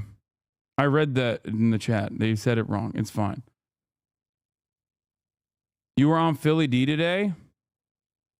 Bastards, welcome back to the Philip DeFranco Show, you daily I didn't even cover the Assad thing. Reaction. But then, unfortunately, we need to talk about how a teen shooter killed 2 people at the pre-K through 12 Abundant Life Christian School in Madison, Wisconsin yesterday. With reports initially claiming that at around 11 a.m., a second grader at Abundant Life called 911 to report a shooting, with officers then dispatched. But you had police clarifying today that that wasn't entirely correct. It was actually a second grade teacher. But anyway, within minutes, the first officers rolled up, and by 11:05, they reported that the shooter was down and a gun had been recovered. With then later later reported that the evidence suggests that the shooter took their own life. Then by 11:30, you had officers and bomb-sniffing dogs clearing the building, and the injured had been taken off to the hospital, which on that note, 6 were injured, 2 of which were students that, as of this morning, are in critical condition. And outside of the shooter, 2 people have died, with one being a teacher and the other a student. And all of this is we still do not know the identities of the victims while the police inform their families. But with that said, we've slowly been getting a clearer picture of what happened thanks to updates from the local police chief, Sean Barnes. Right, yesterday, we learned that the shooter was a 15-year-old girl and a student at Abundant Life, and that the shooting was confined to a study hall with a mix of students from different grades. Also, reportedly, the gun used was a 9mm handgun, and the ATF is currently trying to figure out exactly where it came from. And this is the Madison police are investigating the shooter's parents, who are reportedly cooperating, with the police specifically looking at whether the parents owned the gun that was used in the shooting. And Barnes saying, we also want to look at if the parents may have been negligent. And that's a question that we'll have to answer with our district attorney's office. But saying at this time, that does not appear to be the case. Now, as far as the motive, that still is officially unclear, though the shooting was reportedly planned in advance. With, for example, CNN saying that a source told them that the shooter had been struggling, which she expressed in writings that the police are currently reviewing, which was also confirmed by Barnes this morning, who said, we've been made aware of a manifesto, if you want to call it that, or some type of letter that's been posted by someone who alleged to be her friend. We haven't been able to locate that person yet, but that's something we're going to work on today. Now with this, the community there has obviously been hit very hard, right? They've planned a candlelight vigil for tonight. A memorial has started to take shape outside the school. We've also seen news outlets interviewing members of the community, with one mother saying, it's sad,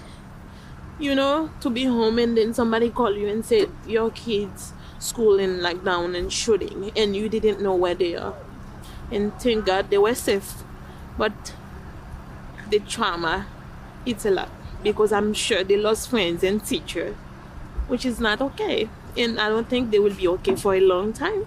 And I'm not. Also, with all this, we've seen kind of the general aftermath that we normally see with a situation like this. Right? Many politicians pointing to Madison today and their calls for gun control. With, for example, Wisconsin Representative Mark Pocan saying, I've sat through so many moments of silence on the floors of Congress that are followed by 0 moments of action. But then also adding that he even had a media appearance get canceled because the number of deaths was corrected and dropped to 2. With him saying, if that is a societal response, we are screwed. We have to do more as a society. We have to be more outraged that you drop your kid off to a school and you're not sure they're going to be safe. That's completely unacceptable, and we all need to speak out much louder. Right? And there has been a lot of conversation surrounding both the media coverage of the school shootings and the overall response to them. Right? Like with CNN specifically, they got some heat for interviewing students who were in the building at the time of the shooting, with a number of people responding by saying things like, just seen an 8-year-old girl getting interviewed about the school shooting in Madison, clearly traumatized after seeing her teacher shot. Why are you shoving a mic and camera into these babies' faces? And as a journalist, y'all need to draw the line and stop interviewing children. They don't need to relive the trauma. L for every journalist involved. With also big online commentators in the space like Hassan Piker chiming in, reacting to the CNN clip. 1 week before Christmas, a young student has been killed, a teacher has been killed. How will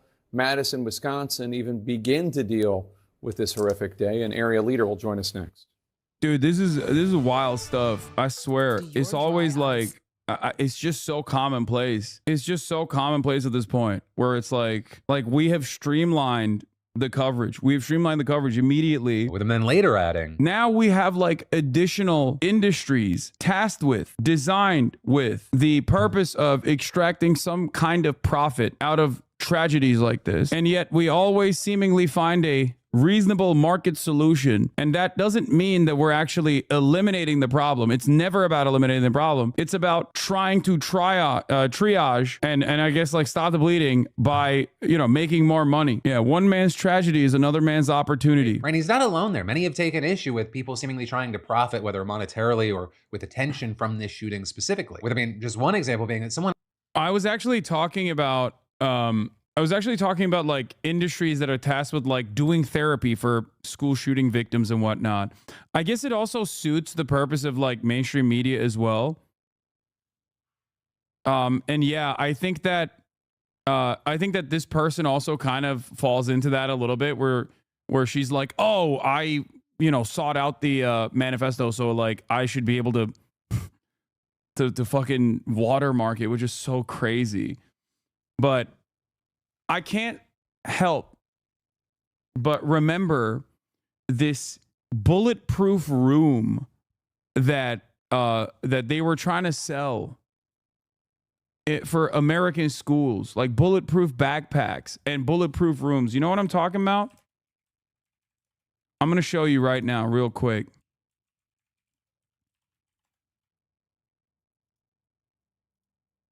This Like, it seems like a joke, but it's not a joke. An Alabama company has created a safe room it believes will save lives during a school shooting. It's a fold-out panic room. We can't control policy. We can't control politics. We're just a small company that has, I feel like, innovative ideas that can pass the test of time. And we wanted to bring our version of gun control to the nation. We have a deployable unit that folds into the wall and then comes out. It deploys in under 10 seconds, and the entire classroom can be in this and locked into a safe place within their classroom in a matter of 30 seconds or less. And then we have a fully deployed unit that is stationary and it stays. Anything helps? No. Brother, what are we doing, man? What are we doing? What do you mean anything helps? This is just like... This is giving up. Okay? This is just giving up.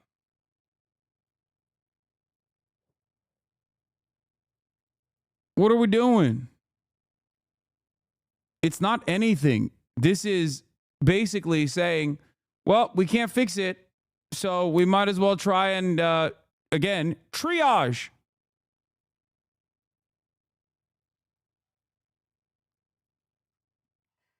Yeah, it's a Band-Aid on a artery that is bleeding out.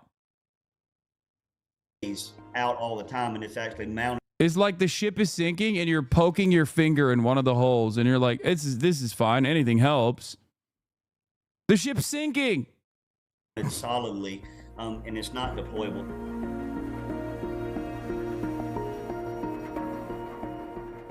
We're now going to hopefully be able to get these in every classroom in America to give everybody a chance to go home at night to their loved ones. It's wild because this is not a natural disaster. Gun violence is treated as though it is a natural disaster, but it's not a natural disaster. It's not an earthquake. And even then you can take measures against earthquakes as well, which we also seemingly don't. But like, it's not a naturally occurring phenomenon. It doesn't exist anywhere else, just with us. Someone online actually shared what they said was the Madison Shooters Manifesto with a watermark on each page. Though I will say it's important to note here that the police have still said they're not ready to confirm whether this actually is what people are saying it is. But regardless, right, that watermark landed the original poster in a world of backlash with people saying things like, an influencer watermarking a school shooter's manifesto with their social media handle feels like an episode the writers of Black Mirror rejected because they thought it was too obvious. But while we watch the public discourse play out and we wait for more information and confirmations to come in, where I'll end this is by saying that obviously our hearts and our thoughts go out to those in Madison. But then all right. Okay. Let's talk about the ProPublica reporter on uncovering United Healthcare's secret internal cost-cutting campaign. Going back to Luigi Mangione. Maybe someday you guys will like your children more than your guns and your Constitution. No. People have completely given up on that. They just literally think that the best way to protect their children is by giving them guns, okay? That's where we're at this stage. It's just not happening. Everything gets worse and fucking worse. There's no solutions whatsoever. The shooting death of United Healthcare CEO Brian Thompson has sparked a national conversation around the frustrations over how the company handles some claims. In a new investigation, ProPublica looked into the claims of one Louisiana mother who says United Healthcare is limiting access to autism therapy for her son.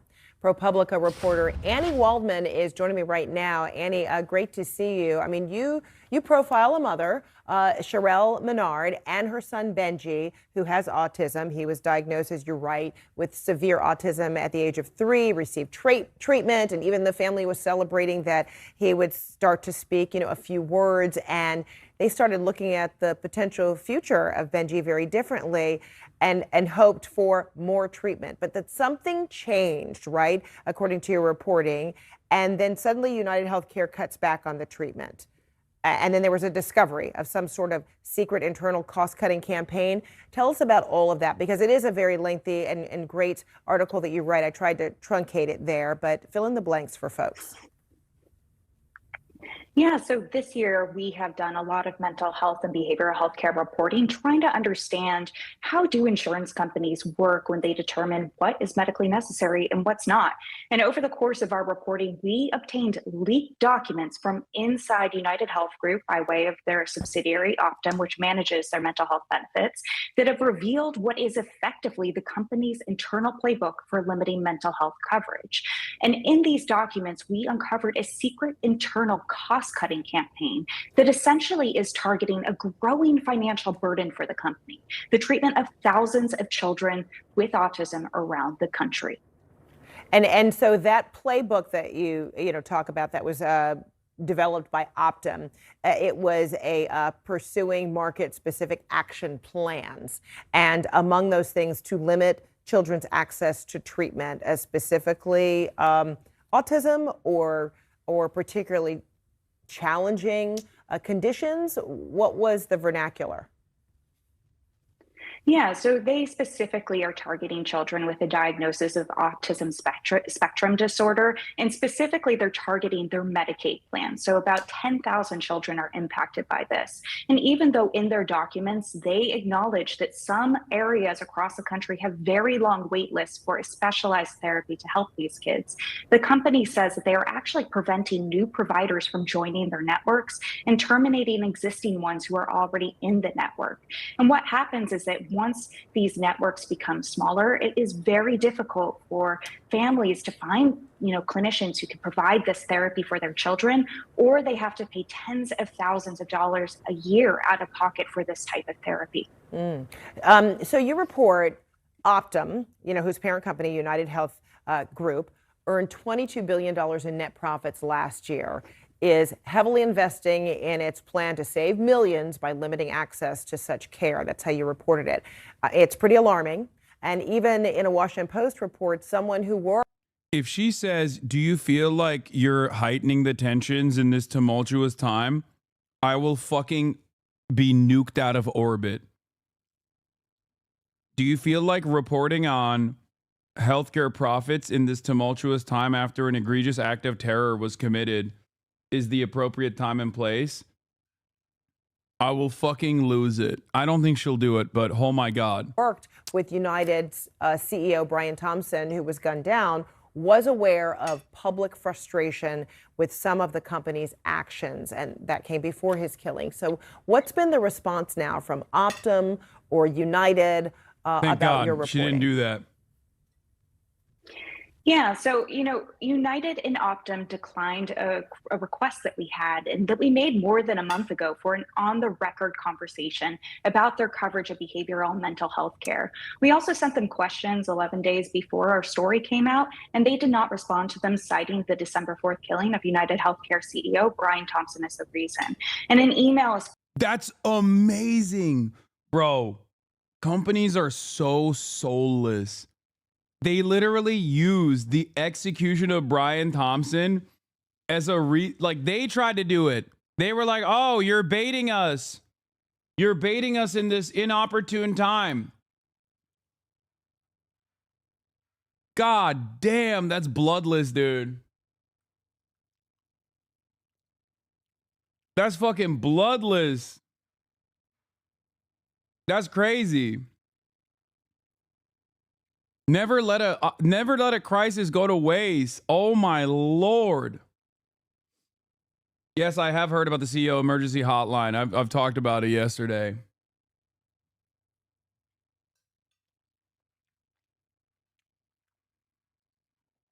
To be fair, that's what Brian would have wanted to increase shareholder value. You're not wrong. They could turn around and say, we're doing this for Brian. Using his death to ensure we protect our shareholders.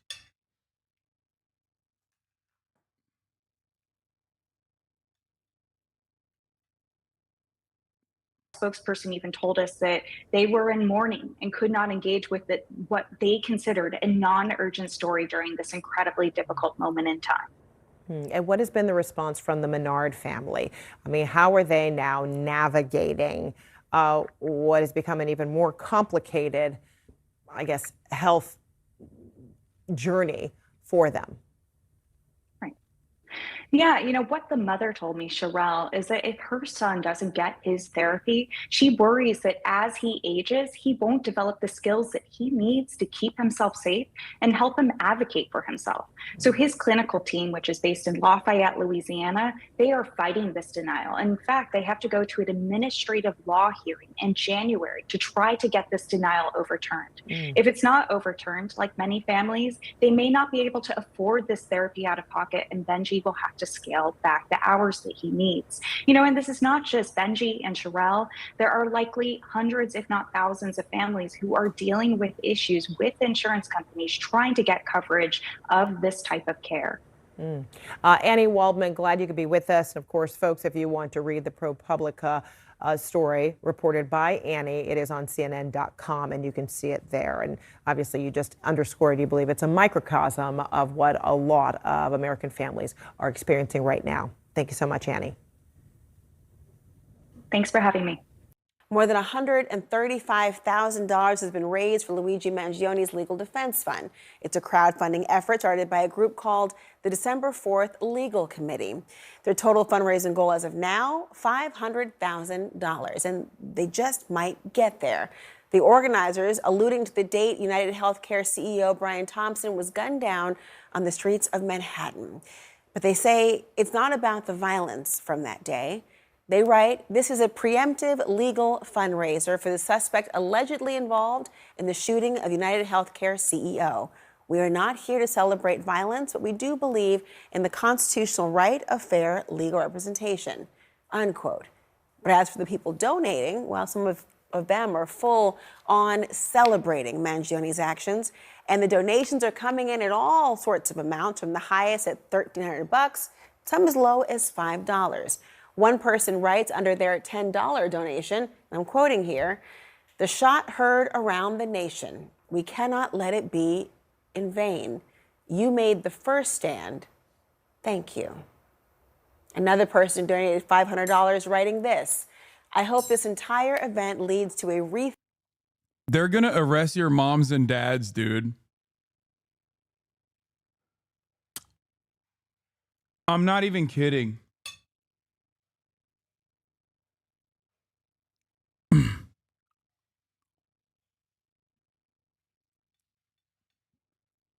They're going to literally investigate every single person that donates this shit and then try to like go after people for donating, which is, I mean, which shouldn't stop you from donating, for the record, but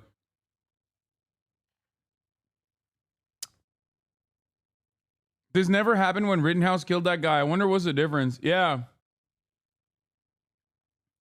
I don't recall people, especially because like that one is political, right? That one is political. There was a very obvious like political motivation behind it. What's interesting about this one is like this seemingly transcends politics, regardless of how hard the media is trying to reframe this as like a partisan issue. Like, I don't think the Debras and the Barbaras that are fucking angry at United Healthcare or their own private healthcare are like, yeah, I'm a card-carrying leftist, you know?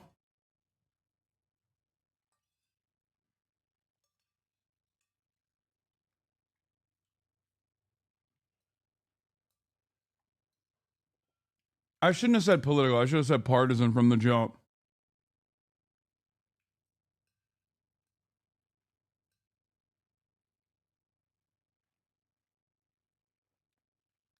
It's interesting because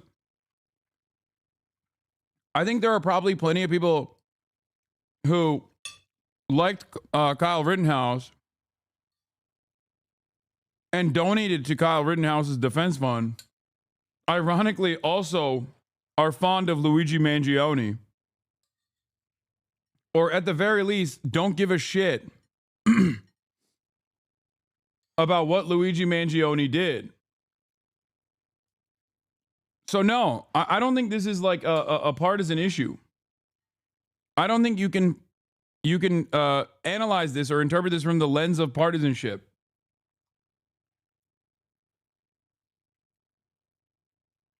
Every American that's been fucked over by healthcare, regardless of what their political background is, understands what happened here.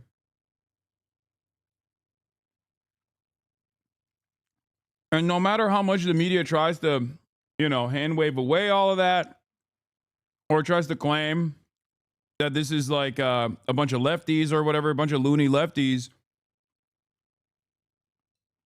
I don't think they're going to be able to put the toothpaste back in the tube.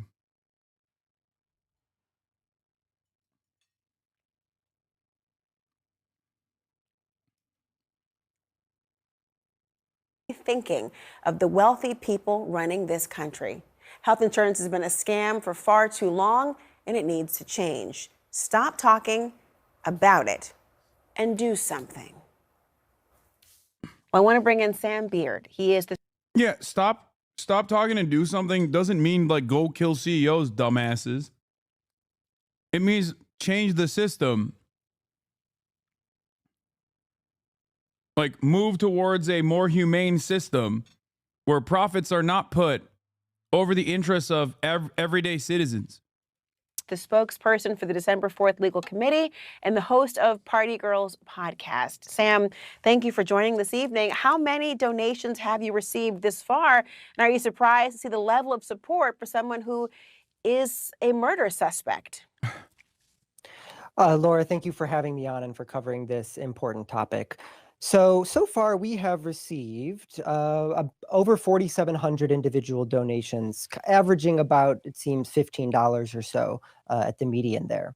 And to be honest, I'm really not that surprised that all of this widespread support has sort of risen up in this moment for this young man alleged to have taken action in this way. I think Americans are fed up with the way that the health insurance system operates. When you think about you said taking action in this way, he is accused of having committed murder. You've gotten people who've donated to the fund who are embracing and celebrating that murder of this man, Brian Thompson.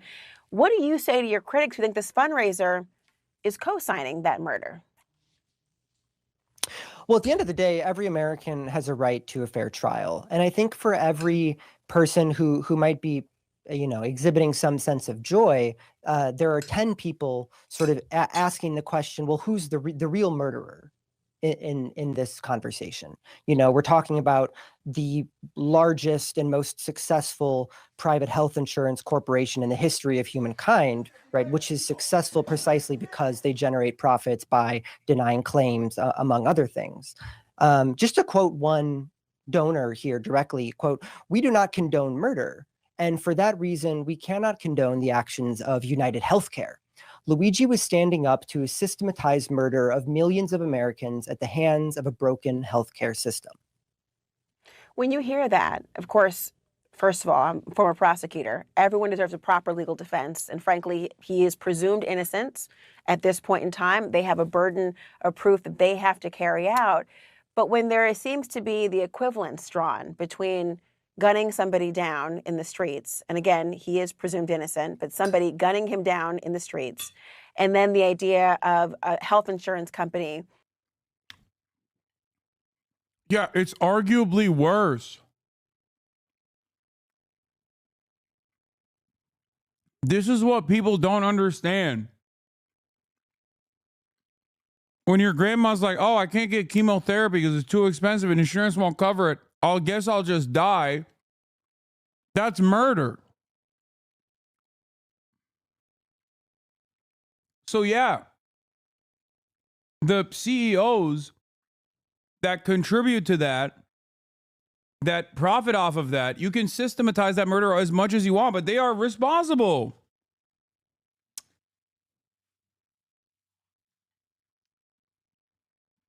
That's so crazy that these guys are like, but what do you mean? This is just a person that's behaving in the way that they're supposed to, that's behaving under the capitalist constructs that we exist under. One is different than the other, don't you think? And it's like, to the average person who has experienced the death of a loved one because of this, they don't give a fuck. They still died. To the average person whose life was ruined because they had to go through medical bankruptcy, they don't give a fuck. Oh, that's just the way the system is? Okay, well, I guess we live in a cruel system, so there's nothing you can do about it. You know? Behaving in the way that has led to, you believe, the deaths of people as well. Are you concerned that that sort of equivalence is going to instigate further harm? Yeah, that's a good question. As a moral matter, it's horrible when anybody has their life cut short by another person, especially when it could have been prevented, right? But that same logic has to apply both ways. A CEO had his life short, a world-renowned CEO for being very effective in his field, mind you, but he was effective because he profited from denying people's claims, which cut their lives short. So we can't just apply a simple moral rule without acknowledging that we're in an immoral system that degrades the value of some lives while elevating the value of others. And I think what's sort of plain as day at this point is challenging that is, above all, a political act. This is a great take.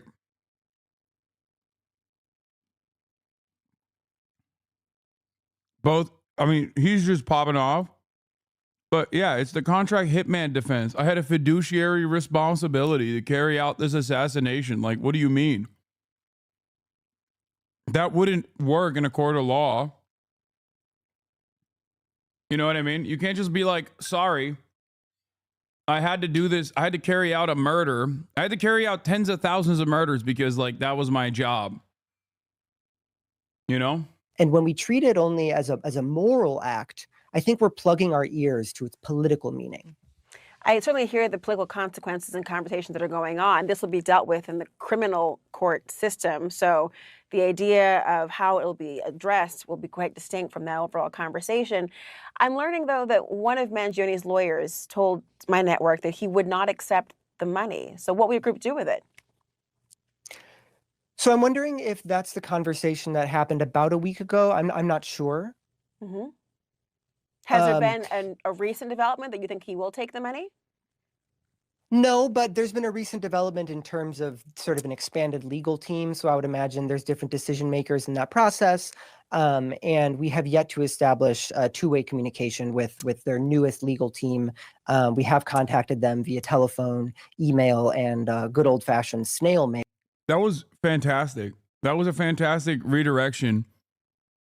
Talking about like the inhumanity of the system that we live under.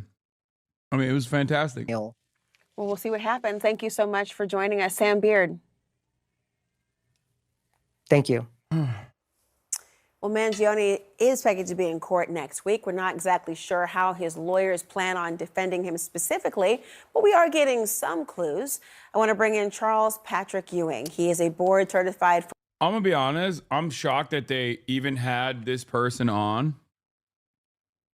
I'm shocked that they even had this person on because I would more so assume that they would have. Dude, every time I see a person on a CNN broadcast doesn't mean I have to have them on as well, okay? Like, can chat fucking calm down, please? Holy shit.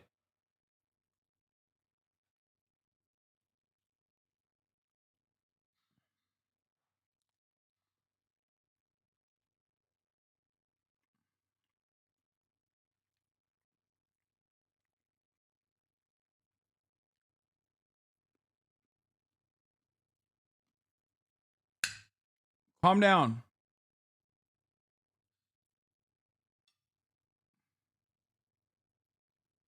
You think the jury will convict them? I think that they will find the best possible jury to convict them. It'll be tough, but they'll do it. Forensic psychologist and a distinguished service professor and professor of law emeritus at SUNY Buffalo. Also here with me, Joey Jackson, senior legal analyst and defense attorney. Glad to have both of you here. Joey, let me begin with you. Can you first quickly explain to us why Mangioni has a second-degree murder charge as opposed to a first-degree charge in New York?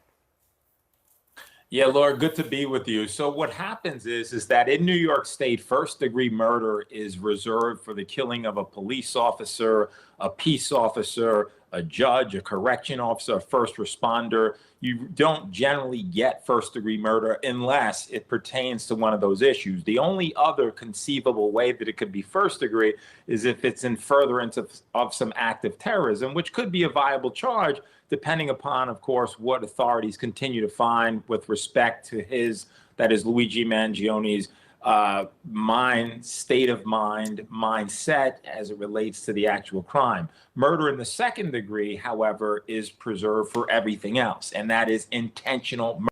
Cops are a special class, dude. You know they had to add EMTs and firefighters and shit on there specifically so that it's just not cops. I love that. Like they write this stuff specifically to protect cops, like to add extra protections of cops beyond that they already have. But then they have to be like, oh, peace officers, like, oh, what you want EMTs not to be a protected class? It's like that's not what that's for.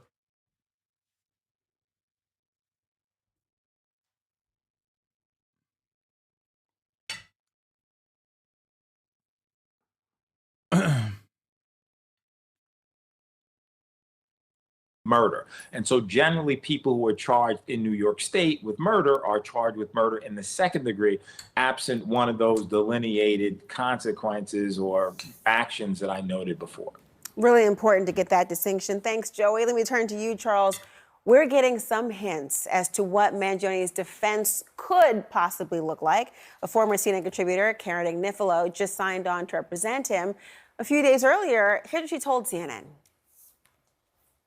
And so it'll be interesting, it'll be interesting to see where the opportunities are for him to defend himself. And it's looking more and more like I think he could potentially mount a psychiatric defense.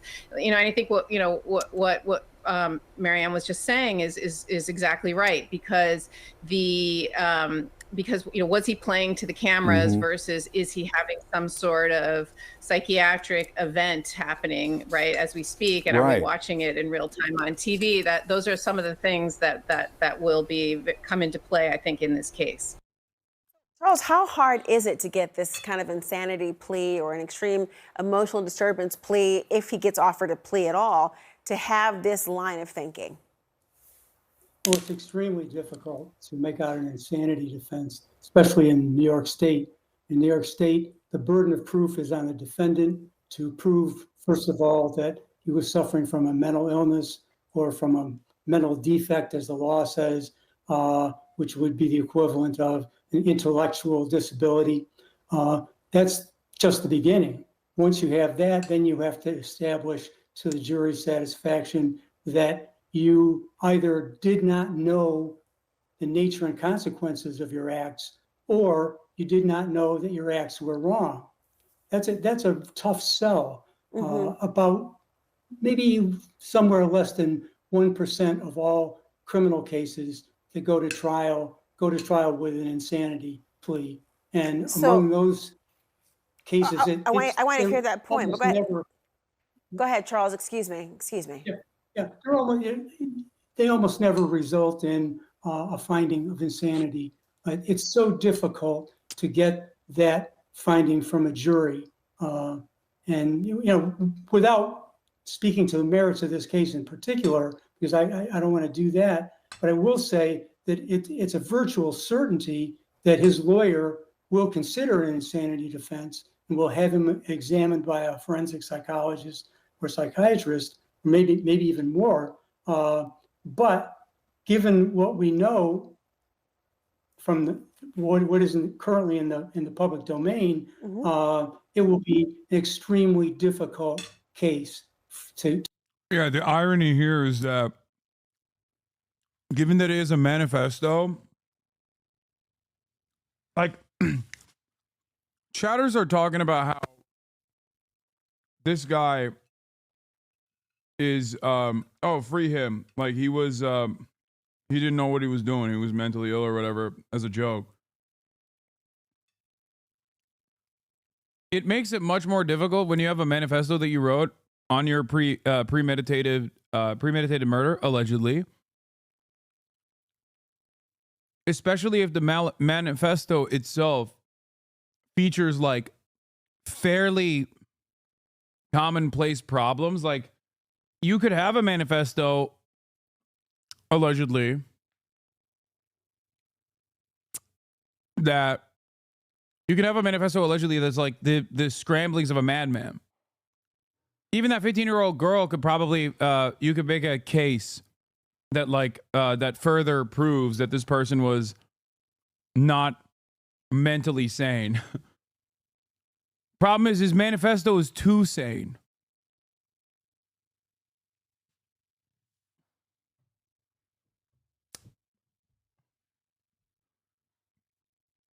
It's not only so sane, but also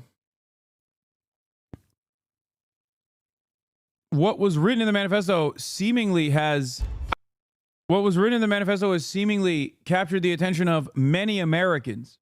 I don't understand why people are celebrating him being killed, because at the end of the day, like I said yesterday, he's dead. His kids don't got no father.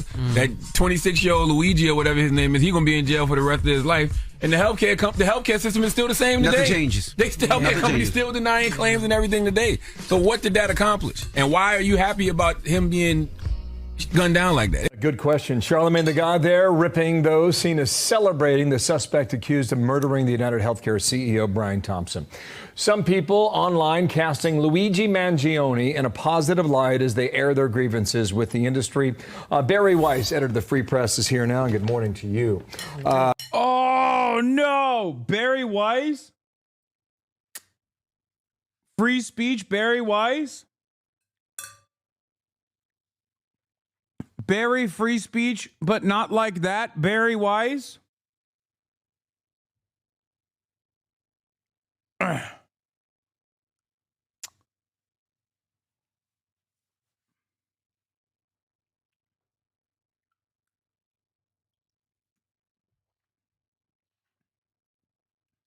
Peter Thiel's favorite intellectual, Barry Weiss. I'll tell you what it is. It's not that people celebrate the act of murder. They understand that it's instability. Murder in broad daylight is a symptom of a deeply unstable society. The problem is they also are living in a deeply unstable society where social murder is commonplace. So for them, this is just a pressure valve. For many people, they see this as a moment to be like, oh, well, I don't give a fuck. They fucked me over. So who cares? That's it. It's that simple. Thanks for having me back. Thanks for having me. All right. First of all, here is Bernie Sanders talking about some comments that Elizabeth Warren made about this here. Elizabeth Warren obviously understands killing and murder and shooting somebody in the back is totally unacceptable. But what I think has happened in the last, what you have seen rising up is people's anger at a health insurance industry. It can't be apples to apples in all of this. You guys are right. Political violence happens because we let it. What the 60s and 70s tell us about Luigi Mangione and the UHZ shooting. There's no but. Where's this going? Well, I think one thing that's important to keep in mind, and that Charles Layman writes about in that piece that you just cited, is to kind of remind people that this killing of Brian Thompson is part of a pattern of normalized political violence over the past decade or so. You have Steve Scalise, the attempted assassination. I think there's nothing crazier than this fucking freak talking about the normalization of political violence. Bitch, you're the most pro-Israel person on the planet. The fuck are you talking about? She's like directly responsible for the assassination of Rafat al-Raer.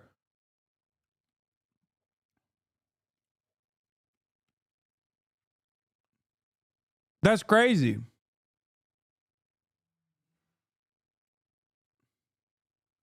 That's actually crazy. She's like, how much unrestricted ultra violence has she defended aggressively, demanded more of?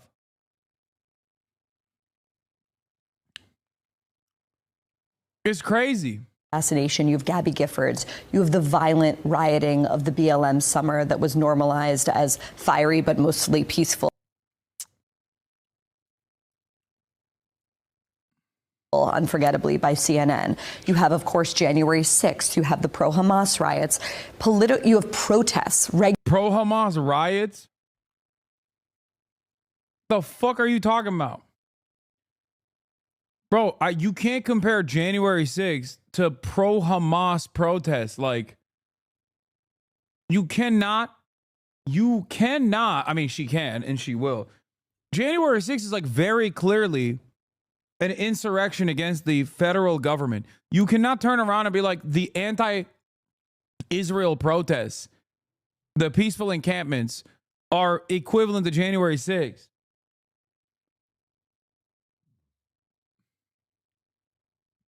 She literally said, wait, hold on. What did she call January 6th? Of course, January 6th, you have the pro-Hamas riots. Like, oh, you have January 6th, you have the pro-Hamas riots. You have protests regularly now at the homes of Supreme Court justices. You have even people like a liberal museum curator in Brooklyn whose apartment building was targeted and attacked. Why? Because she's Jewish and therefore a Zionist and therefore... Yeah, okay, dude. To be honest, you can't even compare Palestine protests to BLM protests. Yeah, I know. Unacceptable. My point is that we have normalized an ideology that suggests... I like that she's saying, like, things are either objectively violent or I just disagree with the protests and therefore I will call them riots.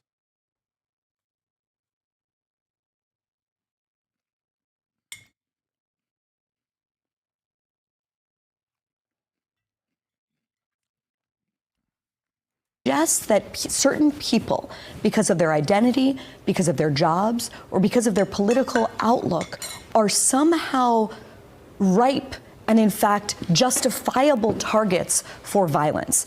The very same group of people, Bill and Dana, who like to tell us that silence is violence, are going out and justifying the cold-blooded murder of a father of two.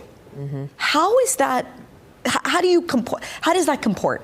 How do you make sense of that? And the only way you make sense of it is if you understand that they are operating from a... Yeah, the only right-wing violence that she mentioned, none of the fucking mass shootings that have happened where the shooters are like, I love being a right-winger. I'm writing a manifesto about how I love being a white nationalist. I love Donald Trump, and that's why I'm trying to kill as many black and brown people as possible. Like virtually every single mass shooting. Virtually every single mass shooting that has taken place in the United States of America is exactly like the way I'm describing it, where people should be like, I'm a right-winger. I love being a right-winger. I'm doing this because I'm a right-winger.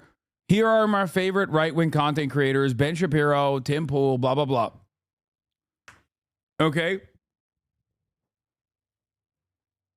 And it's like, crazy that none of that is a prominent fixture in the way that Americans understand political violence. And it's actually one mention of January 6th, not even mentioning Pelosi's fucking husband, Paul Pelosi, getting hammered in the head by DePipi. Like, god damn.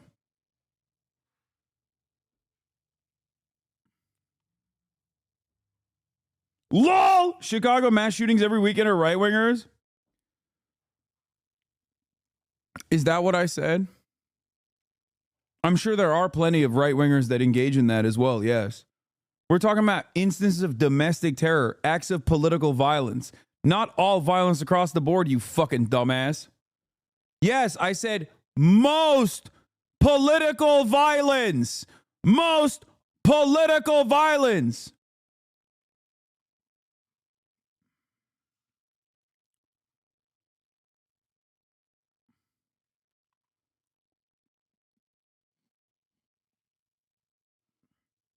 I love how fucking stupid racists are. You know who else agrees with you? Chicago mass shootings every weekend or right-wingers? No, dude. They're poor people, okay? Victims of systematic poverty. Victims of systematic racism, okay? Ironically enough, in spite of all of that, Illinois' gun violence metrics are still far better than most Republican states. Oh, victim, shut the fuck up. Yes, it's true. What do you mean? Oh, victim, shut the fuck up. I grew up in project housing. I am what? Thoden Priol? I grew up in project housing. I don't care what you grew up in.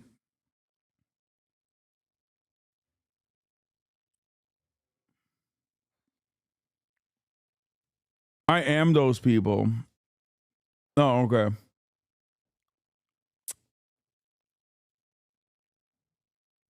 Yeah, Hogg's standpoint theory is always funny. It's like, excuse me, I'm doing a bodies and spaces in an effort to talk about when I'm talking about fucking right-wing. When I'm talking about right-wing political violence, this dumb fuck literally was like, what about black people in Chicago? Excuse me. Excuse me, it's time for a little standpoint theory. What the fuck are you talking about? That's not the point.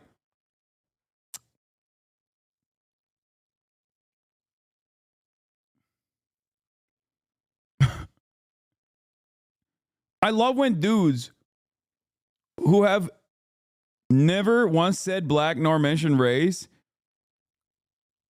Why did you assume that all of the fucking gun violence in Chicago, all the mass shootings every weekend in Chicago are not right-wingers then? What were you using that as a catch-all term? My response to that was, maybe some of them are right-wingers, but that's not what we're talking about right now. We're talking about political violence. Why did you assume race? Come on, chatters. Please, we're not dense here, are we? I know a lot of you are purposely trying to fucking behave like you're a dense person. He brought up Chicago when I'm talking about right-wing political violence, specifically to say as a standout term for black people. It is a very obvious bad face substitute for black people. All right, we'll take a week off. Chicago is a liberal city. Man, shut the fuck up. Shut up, you fucking dumb bitch. I love dumb bitches like this that turn around and they go, oh, excuse me, I never mentioned black people. I never mentioned black people. You are the one who said black people when I randomly brought up Chicago. Huh. And then he tried to do a fucking liberal. Oh, God, everyone is a goddamn liberal. I hate this shit. I hate it. I hate dealing with it. I hate dealing with like members in my own community that annoyingly do this purposely obtuse nonsense to be like, I don't really fully understand what you're saying, so I'm just going to take the worst possible uncharitable interpretation.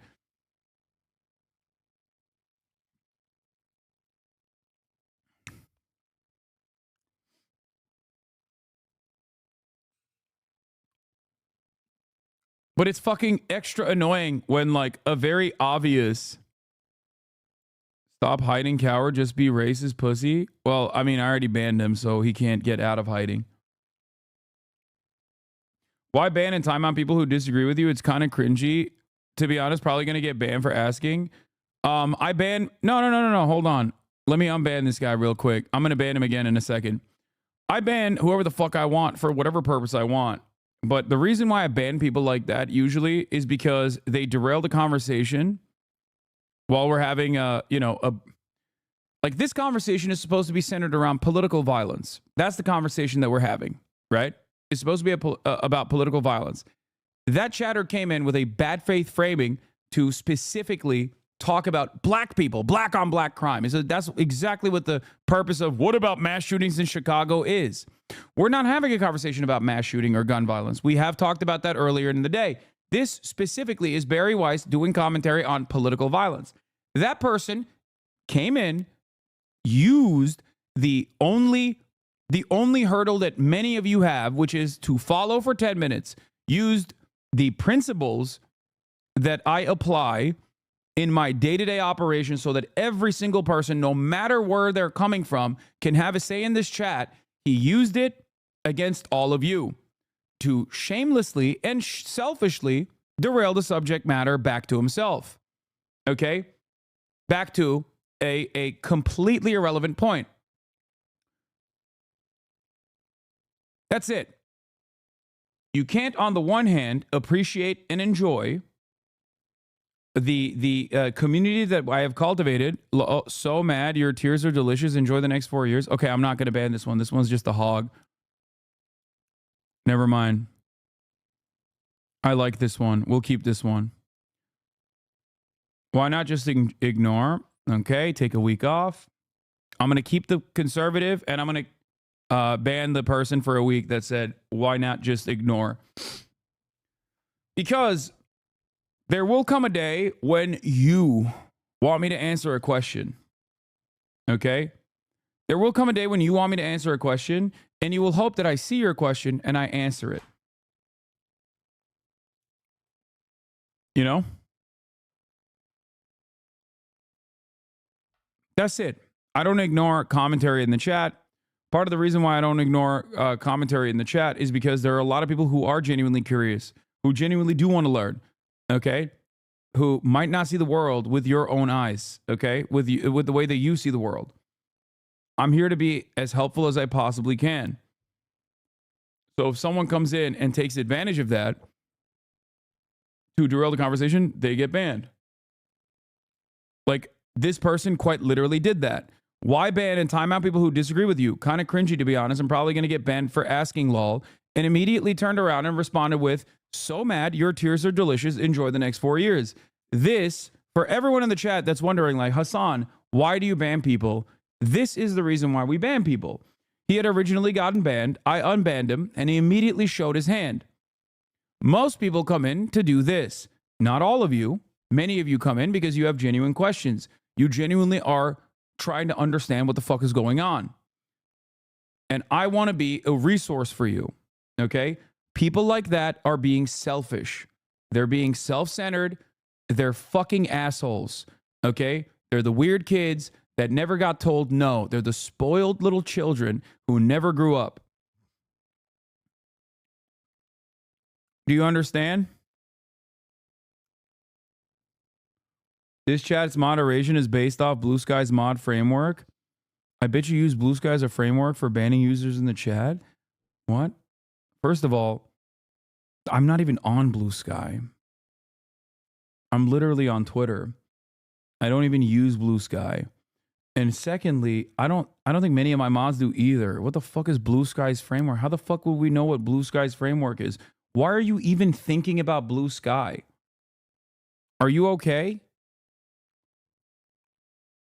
Like, if you're a right-winger and you're mad that you're not allowed to be on a place where there's like a bunch of annoying rad libs, why the fuck are you in my chat complaining about it when I'm not even on it?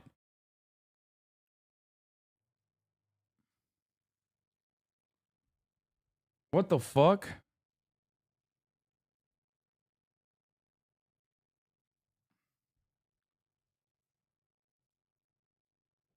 Anyway, this is the original purpose why I banned that person, and also usually will ban derailers in general. Because I read one comment and as many people as possible see that as an opportunity to fucking start going, ooh, we got him. We can piss him off. So now, instead of continuing to read the chat, I'm going to go back to Barry Weiss. In which certain groups are acceptable targets and other groups are unacceptable ones. Other groups are protected. And this is kind of a Manichaean view of the world that is absolutely unacceptable. Either political violence is wrong or it isn't. What we know for sure is that you cannot have a functioning liberal democracy like the one we have and accept that certain people are allowed to be murdered in the streets of Manhattan. Just to put a fine point on it, this is what Charles writes about. He says political violence cannot coexist with a functioning democracy. Yes. Democracy depends on peaceful liberation, allowing each person to have her say, while violence replaces the ballot box with the bullet. If we want the latter, we must be unambiguous in our condemnation of the former, end quote. And also, let's wait a second and just find out, like, what really went on with this man. Right. The suspected killer. He didn't have United Health Insurance. But he hadn't been denied a claim. But even if he did, right? The idea, I agree. Right. It's the idea that I saw this unbelievable tweet that was going viral. Maybe you guys saw it. There was some DJ that had it set over the weekend, and there were just giant flashing photos of Luigi Mangione, Terrible. and the crowd is going wild for it. Right. There's something like very, very rotten in a culture where that has become not just acceptable, but somehow like cool and So cheap. how do we turn it around? We re-stigmatize political violence, and we shame, frankly, any person that is trying to contextualize. Yeah, Barry Weiss gets to say that while simultaneously championing Israel's genocide, by the way. Because that's not considered political violence. That's just foreign policy. You know, that's just American foreign policy. It's the norm. It has to happen. This is so stupid, dude. You can't expect people to not feel a sense of vengeance and relief. It's not correct. I understand it on principle. Unlike Barry Weiss, I am a humanitarian. Okay? But I'm also not shocked by this reality. I'm not shocked that people look to someone like Brian Thompson as a placeholder for the violence that they've experienced in their lives. Okay? That's it. Oh, we got to shame this. We got to stigmatize it. Like, you can't. It's not going to work. No one gives a fuck.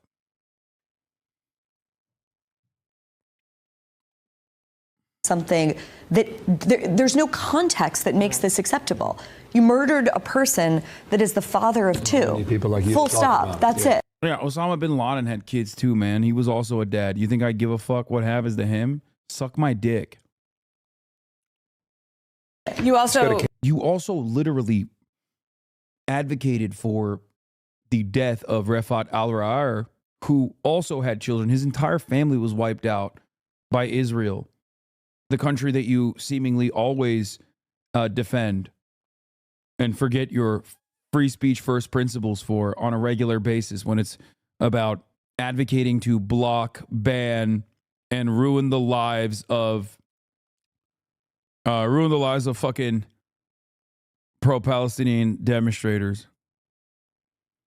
wrote about, we had Terry Glavin. I read this over the weekend. The explosion of Jew hate in Trudeau's Canada. The subhead is that there's been a 670% increase in Okay, I don't care about it. Yeah, it's like then they go into anti-Semitism. They're just hitting like every fucking. They're hitting basically everything they can. All right. Okay, here's a very funny thing that happened. I never really covered this, but so CNN. I really want to. Wait, never mind. Okay, CNN actually has a new take on Luigi Mangione. Apparently, attorneys explaining terrorism might have overextended the prosecutor's office. So tell us more, Shimon, about what District Attorney Bragg had to say. Look, I mean, essentially what they're calling this by these charges, Jake, is this was an act of terrorism. They feel that they have enough evidence based on the writings that they were able to obtain from the defendant, Luigi Mangione, that indicates that this was all about fear, and fear to the point where to bring this kind of charge, it's kind of unprecedented here in New York City. You know, it's mostly reserved in cases where there's support of terrorism, things like that. But this is so significant that they went ahead, given the writings, given the reaction to what happened here, the praise for Luigi Mangione over what he did. I mean, that was a big part of this press conference, the idea that there is this lack of empathy for the. It is kind of wild to call this terrorism because he killed a CEO. Like, violence against CEOs is an act of terror now. CEO Brian Thompson, and just violence against the one visceral particular sort of violence against one particular CEO is an act of terror. the way people have reacted. And so all of that, the DA says, led them here. They believe that this was now an act of terrorism, that this murder was committed in the furtherance of terrorism as the statute calls for. And specifically, I asked the DA about that statute, and he said, quite simply, when you look at what it says, it's intent to intimidate or coerce a civilian population, influence policy, or affect the conduct of a unit of government by murder or assassination. And that is exactly what the DA and the prosecutors here and investigators feel happened. I mean, when you look at the language that the DA used, saying, quote, this was a killing intended to invoke terror, talking about the way in which Mangione went about this murder, the planning, the calculated nature, the vicious nature of what they allege he did here.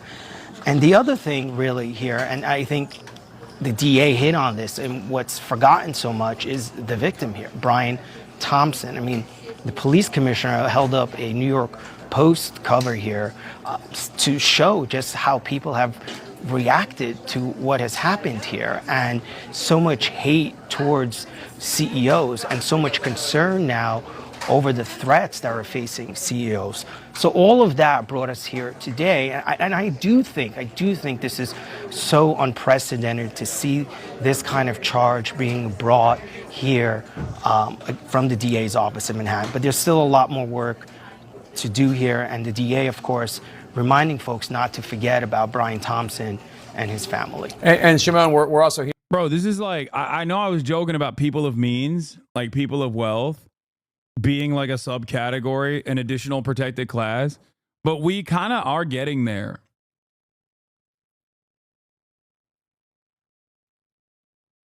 It is kind of wild. Like, they wanted to really punish Luigi Mangione. They wanted to like make an example out of him. So they kind of hit him with the book. And I guess the argument will revolve around terrorism. And maybe the reason why they put terrorism in the forefront of the argument is to maybe goad him into demonstrating that he had a political purpose behind it. Because I'm thinking about why you would prosecute him as a, not like simple murder, simple premeditated murder, but instead terrorism. Because like, they got him dead to rights on premeditated murder, right? Like in New York State, it's second-degree murder. It's not first degree. First degree is for, peace officers and whatnot.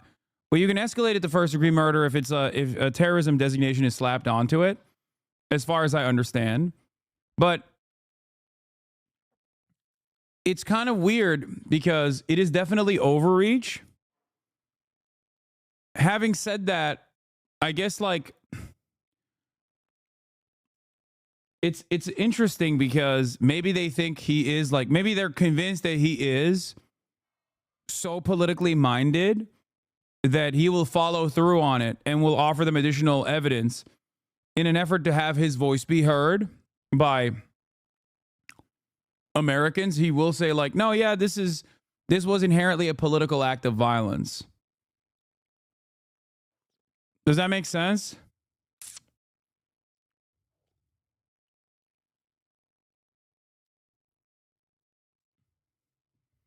Terrorism charge is almost not at all about him as an attempt to deter possible future copycats. Yeah. Because in order to defeat the terrorism charge, he has to kind of destroy, he has to kind of just be like, I don't know why I was writing that fucking piece of paper, the manifesto or whatever. Right? Does that make sense? Because if he stands by the manifesto, then that gives him further, that gives them the allowance to lean into the terrorism charge. Because like you wrote that because you wanted copycats. You wrote that because you wanted to terrify the public or whatever. But then again, I don't know how the prosecution of terrorism really works because, as I've said before, it is a political designation that has no legal standing, like no real well-definable legal standing. That's why dumbasses like XUC will like right under my Twitter post about Luigi Mangione getting a slap with terrorism charges, a Google definition of it. You know what I mean? Because like, yeah, he said, after thorough research, I found this. Terrorism is a technically meaningless classification. There is no real, universally definable, applicable standard of terrorism.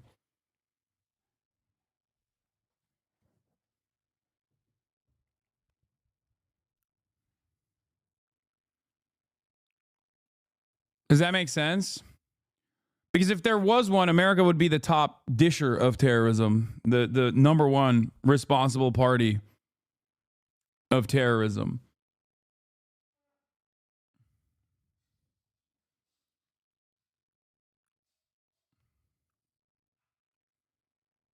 Take the El Hassan law. What? Yeah, I know. I took the L here. I haven't spent countless hours and an endless amount of reading on the political designation of terror and how it is used as a mechanism to deny habeas corpus from the average person that is apprehended by the American state, and how it is an arbitrary distinction, which is precisely the reason why even most legal bodies will not offer the designation of terrorism with the same willingness that like the United States of America applies certain militant groups the classification of terrorism. Even having said that, though,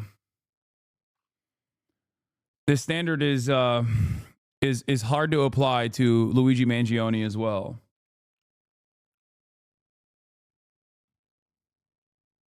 People that are pro-private healthcare would be labeled terrorists if the Google definition was a legal one? Yeah.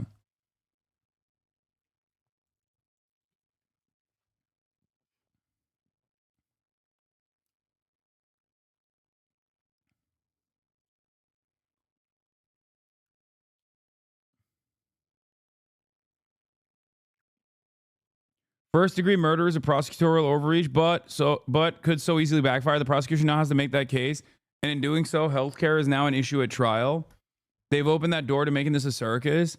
I know, which is why I said in the immediate aftermath of the shooting, before we knew the motive, before we knew anything, just the victim, I said that arresting this person and then putting forth a highly publicized, highly televised trial will inevitably make this a much larger issue for healthcare in this country, for-profit healthcare in this country, because when people immediately looked at the situation, they understood what the motives were before they even knew what the motives were.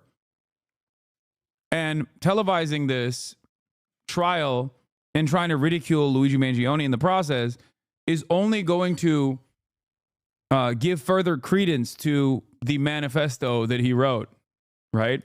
Even if he never had a manifesto, which I didn't even know he had one at the time. I said this would give him a universal platform to say, this is what is at stake here. Yeah, bro, even at the PhD level, we do not have a collectively agreed parameter or definition of terrorism. It's one of the most essentially contested concepts. All concepts are essentially contested, but terrorism is the worst I have come across the social sciences. Yes, because there is a purpose for it. That is the reason why America's standards for what constitutes a terror organization is far different than even the global standards or any other international standard. That's it.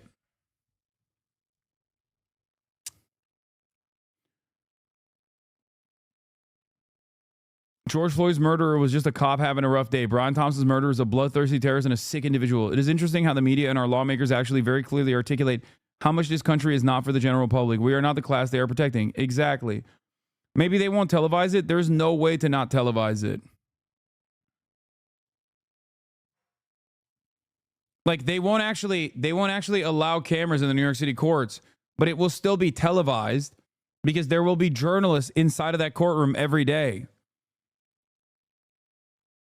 unless they issue like a gag order or something, which then would be a story in and of itself.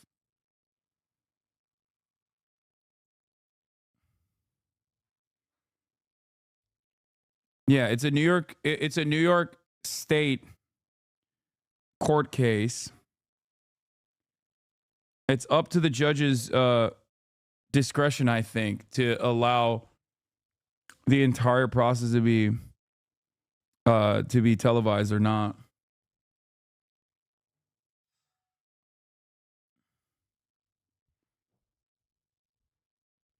Hey, yo, gag order. Pause that, big bro. No.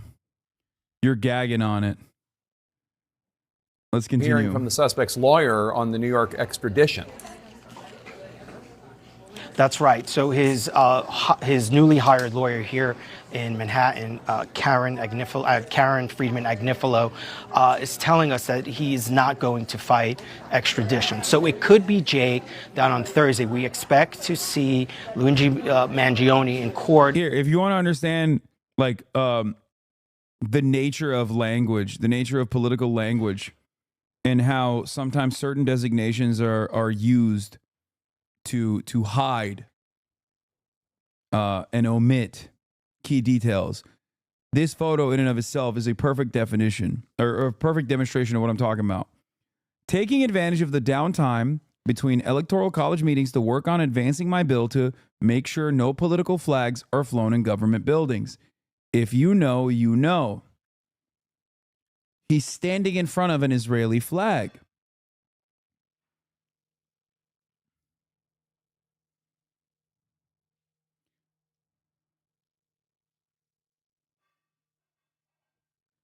Jewish and proud Zionist, speak for myself, not the state of Florida. Senator Randy Fine.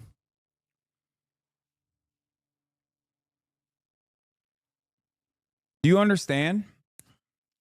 The Israeli flag is not a political one. Okay? But I suspect if someone had an Iranian flag, they would consider that to be a political one. The Cuban flag is a political one. The Venezuelan flag is a political one. The Israeli flag is not. Do you understand?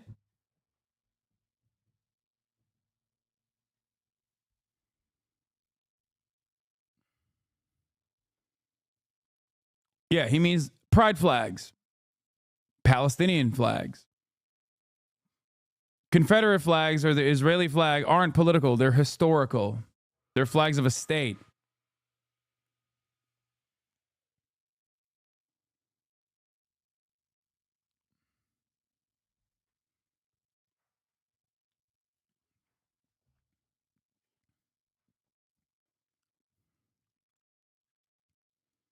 That's it.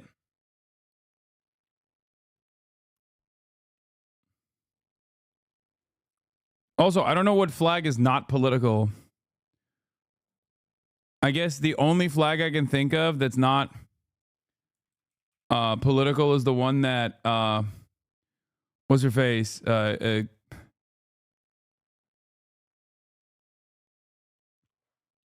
Chloe posted on Haas Twitter. You know what I'm talking about? The one with me on it.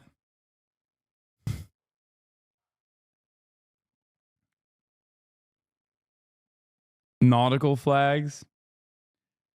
Least political flags is Six Flags. One of them is literally the Confederate flag, dude. New images of Luigi with a holstered gun. Okay, calm down. Oh, it wasn't Chloe. It was Clancy. My bad.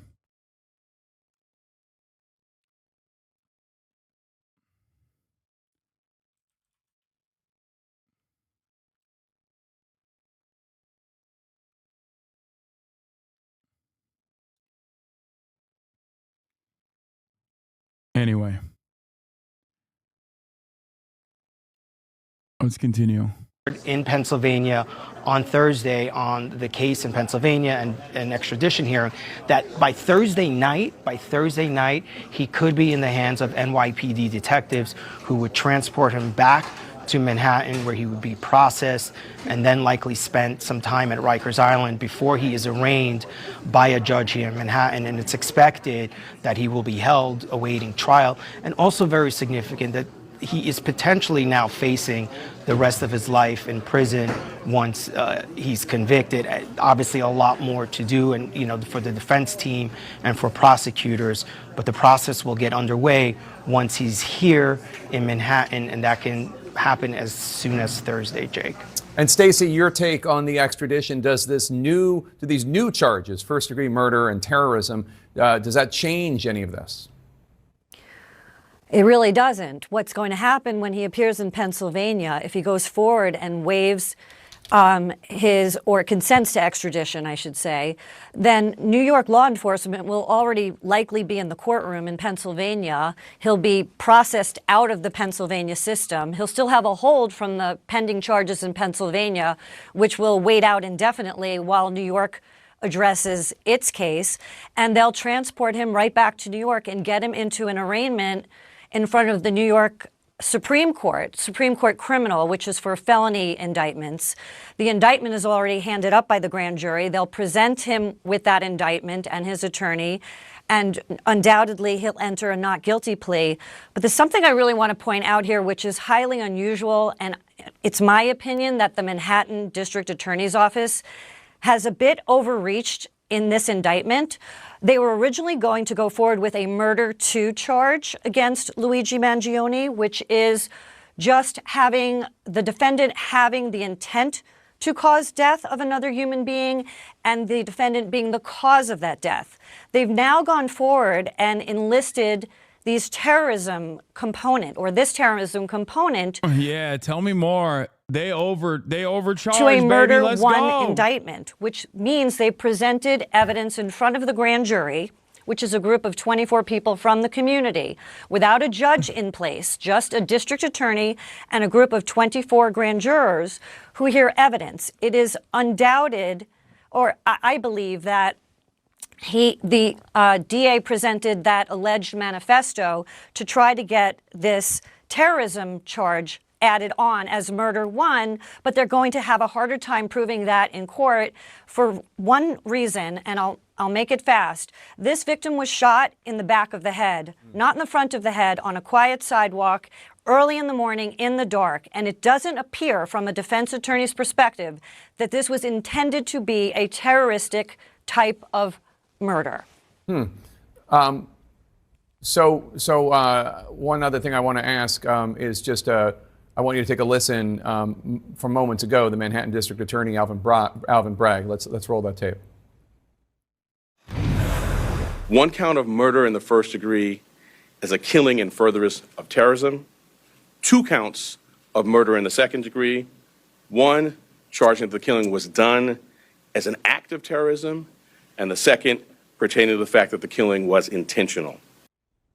So, Stacey, you think a defense attorney would disagree with that and with what Shimon laid out, that the prosecution will explain is that because he was targeted, Mr. Thompson, for being a CEO of a health insurance company, and this does appear to be politically motivated in a sense, but you disagree with those charges, or you think a defense attorney would take issue? I think his defense attorney is going to. How is killing a CEO supposed to cause fear in the minds of the public? Maybe I'm fucking brain broken. Yeah, I ain't fearful. I don't know. I'm the public. I'm not afraid. I know what his fucking intentions were. I don't know.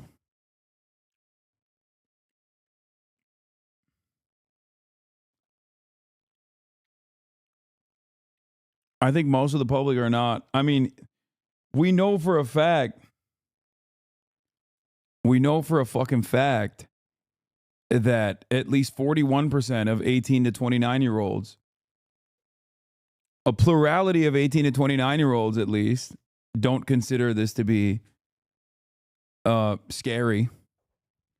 Actually, the number is probably way higher. 18 to 29-year-olds, a plurality of 18 to 29-year-olds actually say that it's good that this guy killed the CEO. So if you were to ask, like, are you afraid of your safety because of the actions of Luigi Mangione, I would suspect that the broad swaths of American society would be like, nah, not really. To definitely take issue at trial. They may even move to. You don't think it's valid that his intent was to cause copycats? I'm not saying that. I would never say that. How dare you? How dare you say that?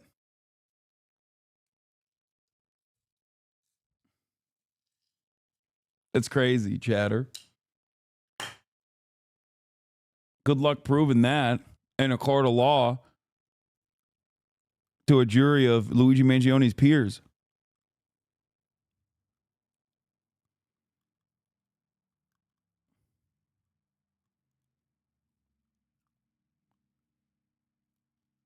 Seems like you're just making that up. What are you, a fucking federal law enforcement officer? What the hell is this? To dismiss the top count of murder one, and that would be Karen Agnifilio, because arguing this was a terroristic act when he was on a quiet street in the dark shooting a victim in the back of the head and then intending to influence the whole world about the insurance industry was an unintended consequence of this murder. No one expected the social media. Hey, it's not. Hey. It's not his fault. Everybody was like, bro, before they saw the manifesto, if I'm a lawyer, I'm going to be like, excuse me. People immediately assume that this was a hurting victim of the for-profit healthcare insurance before they even heard of a manifesto, before they even knew who the shooter was. All they needed to know was the victim. It ain't his fault. Cooking. The outpouring, the disturbing social media outpouring from this act, and to have the district attorney and law enforcement from New York mention that there was a social media outcry in relation to a terroristic act is putting the cart before the horse. I mean, the murder happened first, the outcry was second, and totally unpredictable. So I think this might be a case of overreaching on a murder one. I could see why they have enough evidence, or they believe, law enforcement, that they have enough evidence for murder two. Didn't his manifesto literally state he chose to shoot because he was concerned about bystanders? That would be premeditation of the not-do terrorism. Yeah, basically, they're trying to say that, like, this person wanted other people to be copycats and go out and shoot other for-profit healthcare CEOs, and therefore creating an unstable environment. That's what the argument is from the prosecution. But like, it is a bit of an overreach, in my opinion. So it's win-win regardless, because if they hit it on that angle, which they obviously are, then all of a sudden, the party that's supposed to represent the quote unquote people, right, the prosecutors, are going to have to defend the healthcare industry and for-profit healthcare CEOs. Okay, so that already causes, in my opinion, a big divergence between the actual people and what their opinions are. So it ends up amplifying this message further.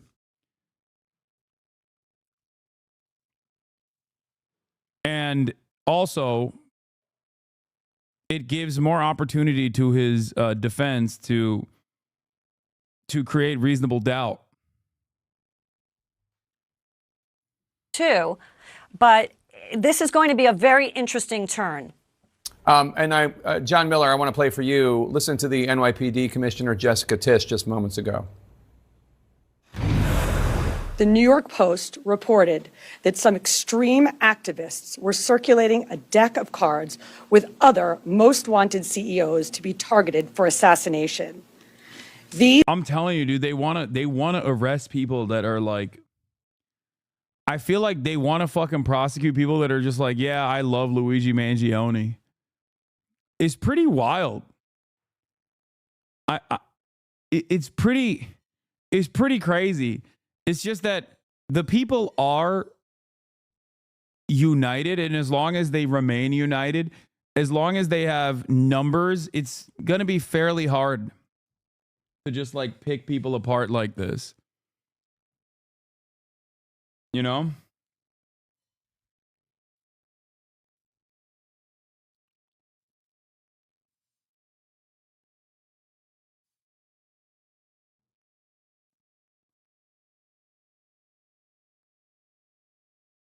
Thought crimes are making a comeback. Thought crimes have never gone away. What are you talking about? Look at the last year. If you hurt the feelings of the state of Israel, you deserve the death penalty. These are the threats of a lawless, violent mob who would trade in their own vigilantism for the rule of law. John Miller, what do you... Why is this woman lying in a press conference? That deck of cards isn't in circulation. I should know. I pre-ordered it. Oh, we're all going to fucking jail, dude. Hearing from your NYPD sources about this, are they going after the people who made these cards? Do they think these are serious threats? Well, they do think that they are serious threats, and we're dealing across a number of domains here. One is the psychological effect and after effect that we see in this. Compare something like this, which is a relatively unique murder of the CEO of an industry because he was the CEO of the biggest company in that industry, in this case, healthcare. In school shootings, we see what they call the contagion effect, which is one of these things happens, it gets a great deal of attention, and the next person who was already thinking of something like that then may accelerate their plans.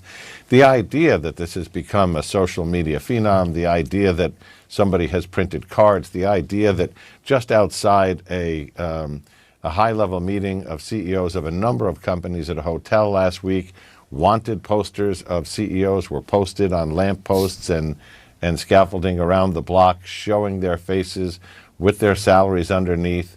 Brian Thompson's was among them with an X across his face. The posters said, Brian Thompson's claim was denied, his claim to live. Whose claim will be denied next? This is the propaganda of terrorism. I mean, it literally is free speech. Like, I feel like this is simply an art installation that factors in publicly available information into its art installation. It should be protected by the First Amendment. The idea that this is like a call to violence to like kill CEOs, like I get the I get why you can feature it like that, but it's no different than like fucking what do you call it? Kathy Griffin cutting a fake Trump's head.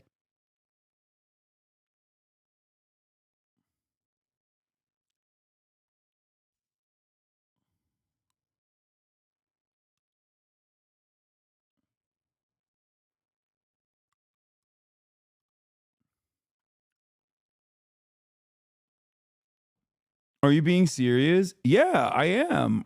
I think that this is totally defensible in a from a First Amendment standard. How is this not a call to violence? Omega Law. I mean, art, all matter of art has a call to violence featuring in it. It's not, now you are declaring that a piece of art or any kind of propaganda is inherently violent. Like, I think that this is still subjective. It's up to the interpretation. It's social commentary. I understand why people see this and go, "Oh, dude, this is like completely unacceptable." It's a direct call to like kill other CEOs. But it's like fucking tagging, you know, eat the rich on a wall. You know what I mean?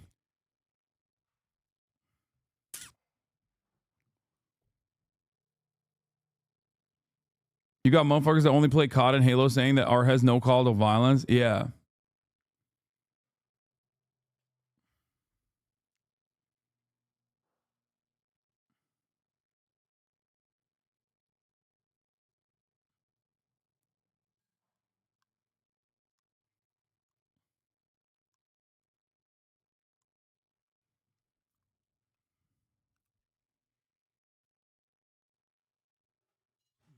Someone said, and if it was streamers, brother, do you think I don't get death threats on a daily fucking basis? Do you think as a streamer I am responsible for the deaths of people? Do you guys have no fucking understanding?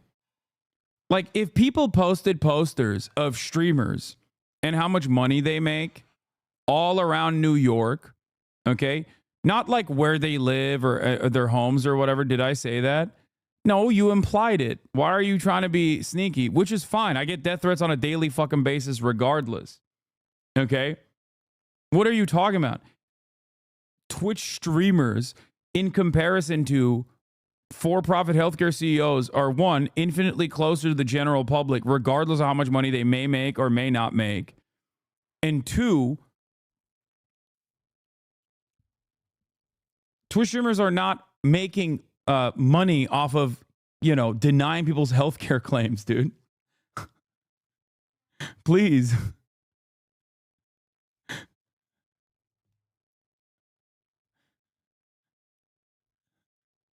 That's crazy. Having said that, I have entire websites dedicated, made by people and their communities, like content creators who have literally demanded for my death. You know what I mean?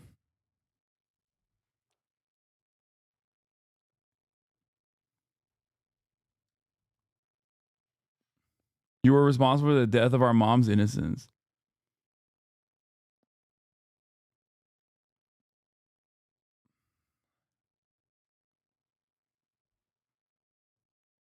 What New York considers second degree is what most of the states would call first degree. Many of the amplifying circumstances don't really apply to this case.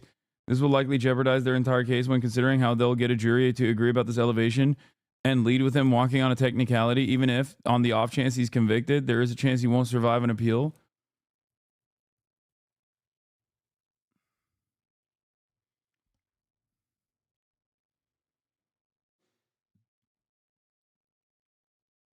I couldn't get healthcare because Hassan has a house. A wild statement I expect to hear from now on. I know.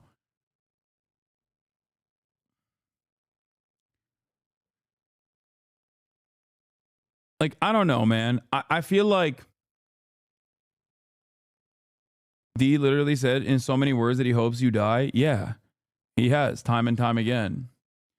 Not much I can do about that.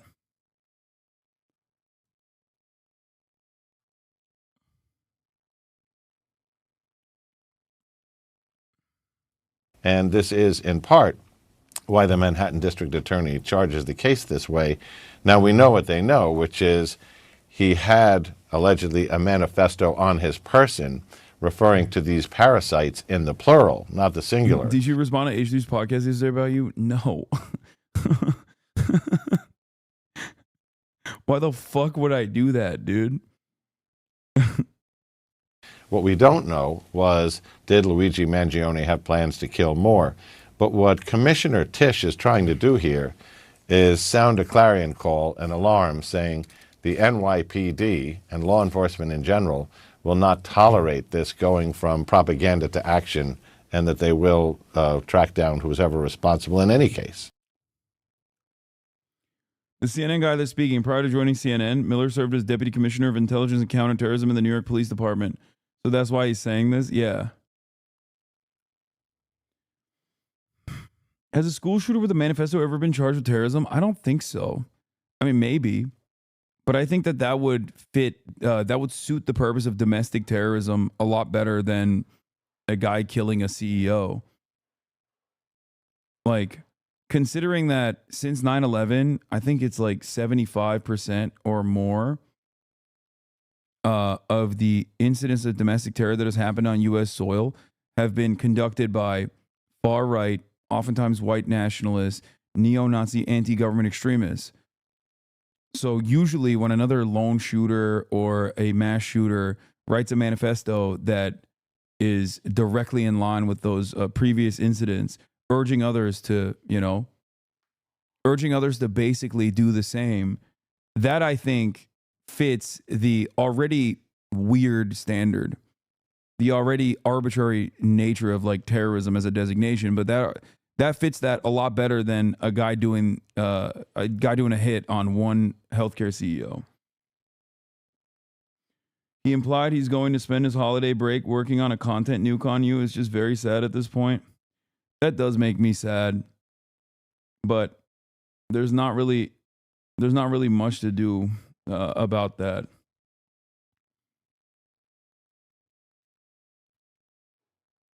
Why are y'all bringing this up? Holy hell. I'm timing out anyone that's talking about it still? Okay.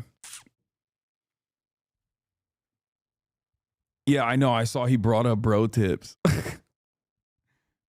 A satirical show from, 13 years ago that was deleted off of the internet 12 years ago that I have used as a formative experience talking about how my personal political journey and my personal political ideology has changed.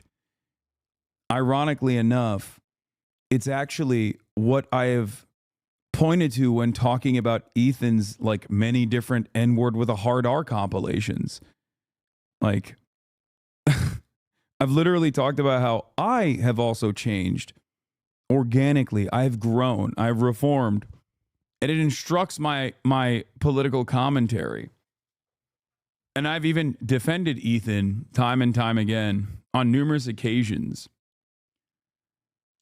Whenever people point out his old material, saying this does not demonstrate who he is now. So it's kind of funny that he's like, no.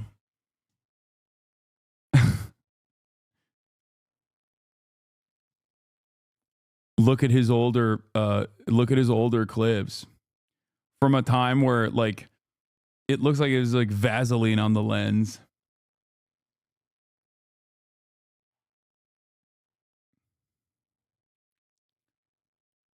Anyway.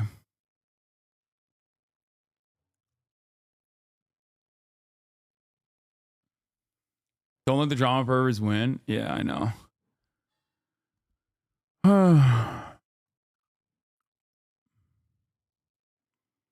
I think everyone has the capacity to grow. And I hope you guys understand that. This is one of the fundamental principles that I've always applied in my commentary and in my community building in general. There are a shit ton of people in this chat right now that have reformed, that have changed their minds, that have a different perspective, that maybe even feel embarrassed about what they once represented themselves as online or in their, personal experiences. And there's nothing wrong with that. We're all imperfect. That's it. I will always be an advocate for rehabilitation. I will always be an advocate for growth and change. That's a very important part of why I do what I do. Okay? Just so you understand. The only instance where I will, and this is straightforward, this is something that I talk about quite a bit when like talking about Ben Shapiro, for example. The only instance where I will ever use someone's like old commentary is if they have not changed their perspective from that commentary whatsoever. If it's something that a person like iDubbbz is a perfect example of this. Like I defended iDubbbz organically changing and recognizing the error in his ways. Right? I've defended him time and time again. People were hella fucking mad at me. Then stop lying and farming the drama? What? What do you mean? The only instance where like someone's past statements are I think appropriate is if it's like something that you're still advocating for. That's it. So no, I don't think that the brotive stuff, especially considering that it was a shitty attempt at satire to mirror the existing like PUA style format. is appropriate.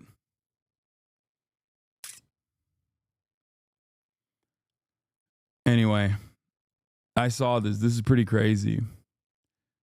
Chairwoman of the Democratic Party of Virginia tells journalist Ken Klippenstein to kill himself.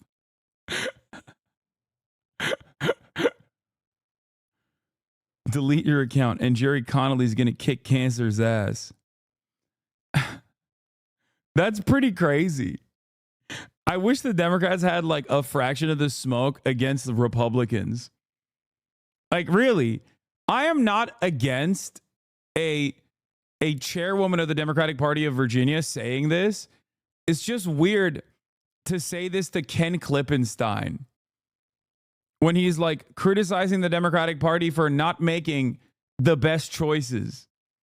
Like, this objectively is in the interests of the Democrats as a political movement. When he says it's ridiculous that you guys didn't choose AOC to lead the oversight committee, a person who is vibrant, charismatic, younger, and instead chose 74-year-old congressperson who has throat cancer. Like, that's insane. Dave Weigel, community note, we are all going to die eventually.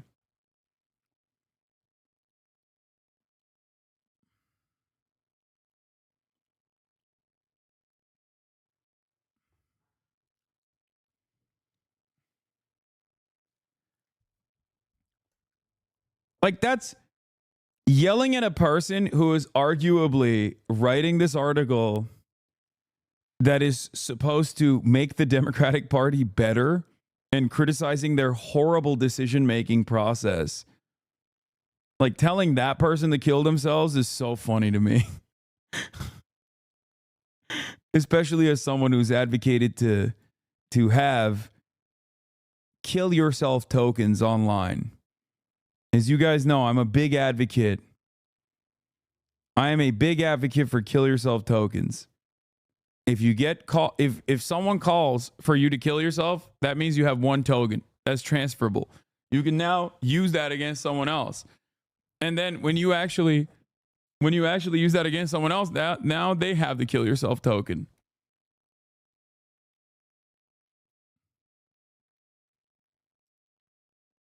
To your previous point, I was quite pro-Israel before watching your stream. Day by day, my philosophy changed based on your evidence. Really disliked you at first, but kept an open mind about your options or your opinions, and I'm very happy I did. Hell yeah, chatter. We love growth here. We celebrate it, okay? This is not like one of those other fucking communities where I believe that, like, human beings are intrinsically evil and have, like, unchangeable convictions, and that those convictions are coming from a place of being evil in general. I am very understanding of growth. Not only have I demonstrated in my own life, but I also hope that others can in this community every single day. And not only that, but also I understand where that starts, where the starting point is. We are all, at the end of the day, susceptible to social conditioning. And this is something that I criticize the left on quite a bit. I often will find myself criticizing people on the left who have this mindset that, like, no, people are also just evil. They're ontologically evil. There's no redeeming qualities, and there's no hope for change. And I find that really strange because those very same leftists also understand that we live in a white supremacist, patriarchal, misogynistic, anti-queer society, right? Anti-black society. If you understand that, then you have to understand that all orifices of a media and every institution that is supposed to teach you ends up teaching you shit that is in line with that mentality. So, of course, the expectation is that virtually everyone that comes out of that process is oftentimes going to have some resilient, unexamined, bigoted perspectives. Yes, every hole, every orifice. Yeah, you heard me right. This is something that most people don't want to contend with. I don't know why. I do know why, actually. The left also loves to act like a single mistake at any point summarizes a person's entire existence. That too, I think is silly. And it's also not a standard that people apply. It's not a standard that people evenly apply to others. If you like someone, you are endlessly charitable to them, regardless of their shortcomings. Think of a loved one. Think of your father. Think of your mother. Oftentimes, it takes a lot more for you to write them off than it does for you to write someone else off.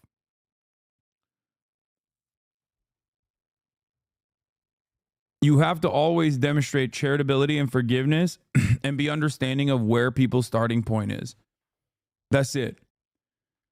And I do that all the time, especially to content creators. And people get very mad at me in the process where they're like, no, you don't understand. Like, there's a point of no return. And I agree, there is a point of no return, right?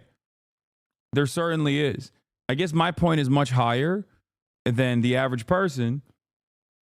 And there's a tactical reason for it as well. I think part of that is because I understand that as long as they are charitable back to me, I can get across to them. I can cut across the noise and potentially get them to understand the world from my framework. And also, if these conversations are being held in public, or even if they change their attitude to a certain degree, then they will be able to change the opinions of their own of their own fan bases.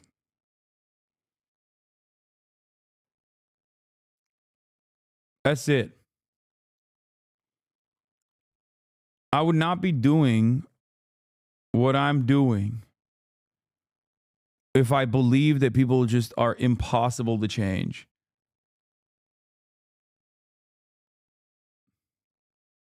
That's it. When I recommend your content to people, a point that I always make is that what makes your approach to commentary special, especially in the current political climate, is that you meet people where they are and make it okay to be learning. There's not a lot of space on the left that do that. Then how do we expect people to change? I think it's the most important part of what you're doing. Yes.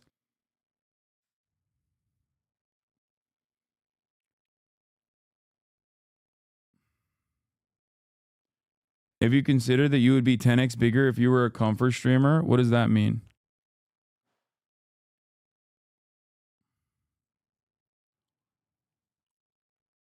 A comfort streamer?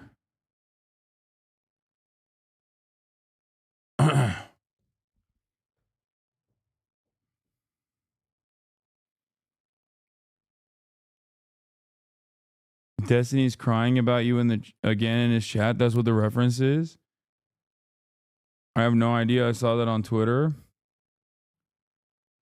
Is what D is calling you now? That's funny. 10x bigger. So I'd have 300,000 viewers.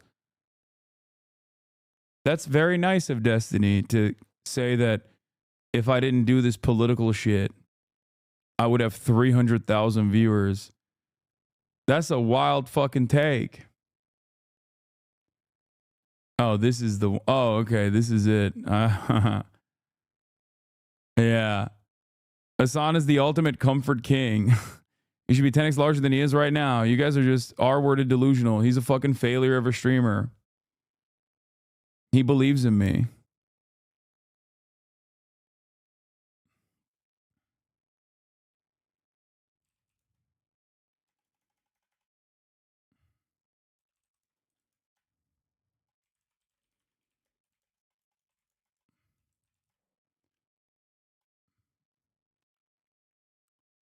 Top 10 streamer for the past 5 years. Wish I was that level of failure. I know.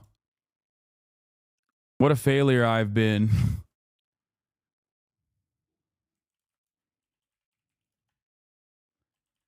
Even my biggest haters realize if I stopped doing politics,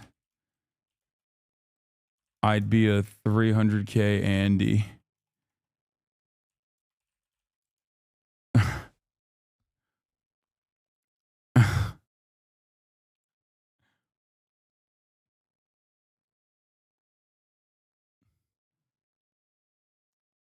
I just checked his logs. Chatter's right. He's malding hard.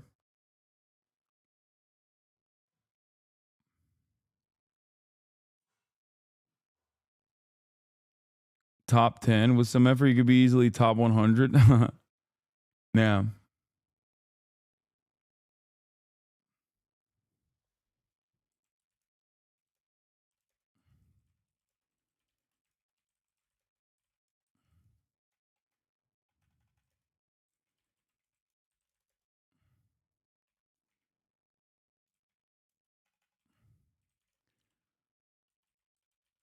Live concurrent streamer.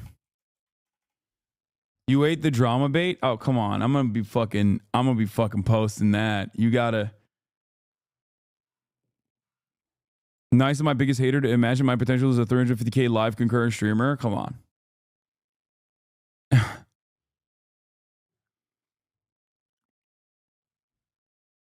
Maybe LeBron would show up if you ditch politics. I agree.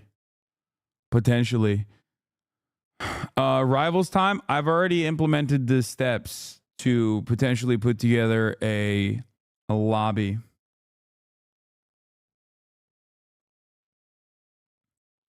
He was brainstorming with Boner Box on their 10 viewer podcast on how to oust you and place themselves within the DNC sphere. Nice. I think they would probably have to. He means you're not doing enough things outside of streaming. He's making the argument that he's bigger than you. I have been on 10x more big podcasts. I have so much more widespread internet presence. I have shows that I'm doing now. I have much more reach into infinitely more audiences. Any show I do outside my sphere is getting more views than any dog shit Hassan does. You realize he peaked like years ago when he's playing Among Us with AOC. I mean, I think numbers on the board, I'm doing pretty fine.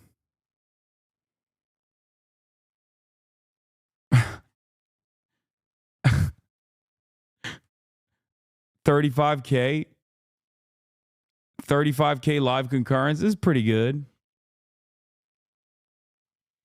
Had the current Federal Trade Commission's commissioner on stream immediately after a very well celebrated, well decorated journalist and academic, Ta-Nehisi Coates. I feel like I'm doing all right, you know?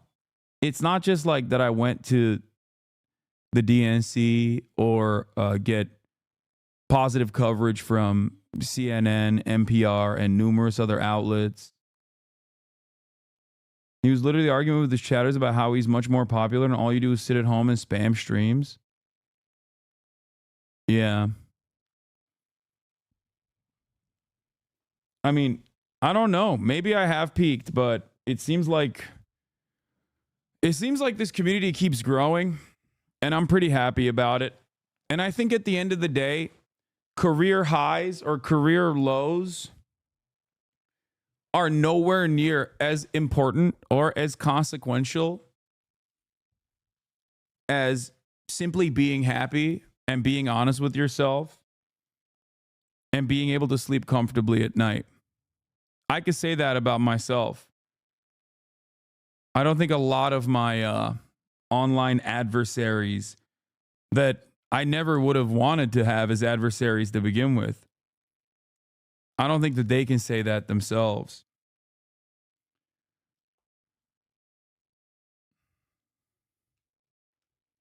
You know what I mean?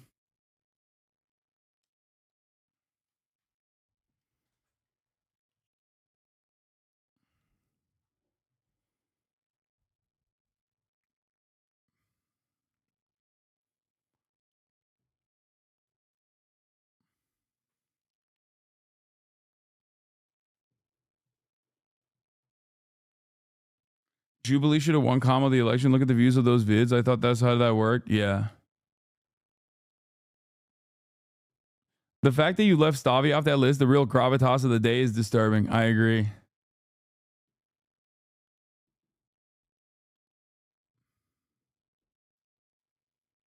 It also shows for how months after October 7, you were almost sub 20K and now you're back to consistent 30K. I think you know what you're doing. Yeah, I mean, history does have a tendency to vindicate me and my position. Anyway, the craziest thing about Luigi Mangione getting charged with terrorism for allegedly killing a single rich dickhead who nobody liked is that they didn't charge a single fucking January 6th freak with terrorism, and they ransacked the Capitol and killed multiple people.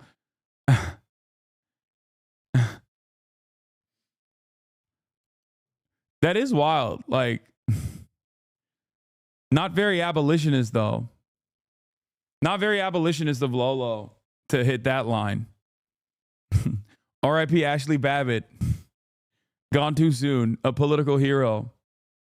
News Paris is our daily segment, Truth or Fake, and I'm joined in the studio by Catalina Marchand de Abreu.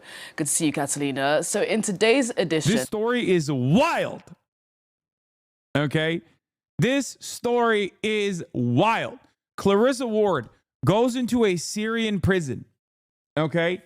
And the situation is odd because I never really covered this, but it was like weird because the prisoner that was supposedly in prison had like clothing that wasn't tattered. He didn't look like he was actually in these horrifying conditions that we've seen Syrian prisoners in.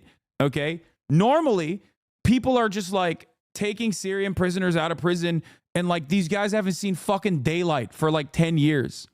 Okay? It's crazy. This one, on the other hand, she's walking into the jail and the dude's got like a groomed beard. Okay. He looked fresh and everyone was like, this is fucking fake. Like, what the hell's going on? And I thought it was suspicious. I didn't really have time to cover it.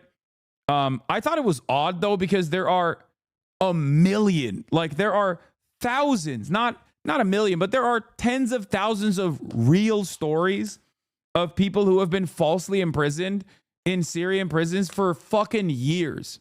Right. And I kind of want to show you the OG coverage. I don't think they're going to show the OG coverage.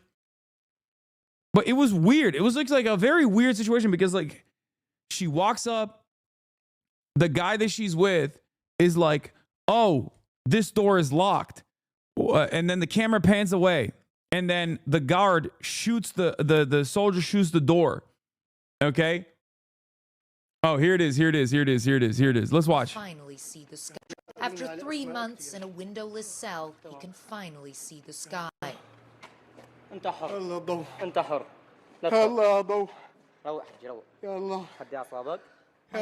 the light, he says. Oh God, there is light.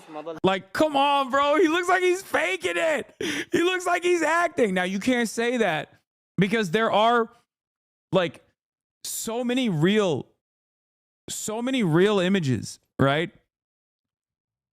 It's just that this one was like particularly wild because of how it came about, right? And he doesn't look like the fucking tens of thousands of prisoners that have been released from prison so far.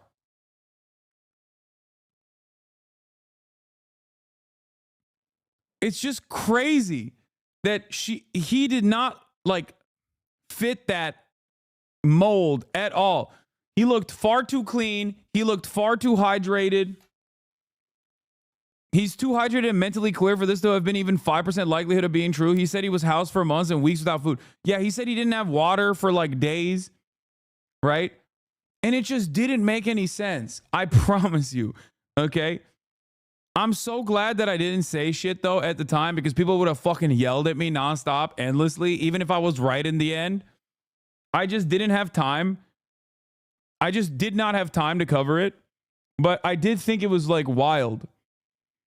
And yeah, obviously American Enterprise Institute's very own fucking weirdo posted it. And to be fair, like it's not like I'm fucking pro-Assad either, but like this is a wild thing, right? My God, there is light. Like why not feature any number of like real prisoners? Of course, you knew all along. Yeah, people would be like, "Oh, you're defending Assad's crimes or whatever" when I say shit like that. But anyway,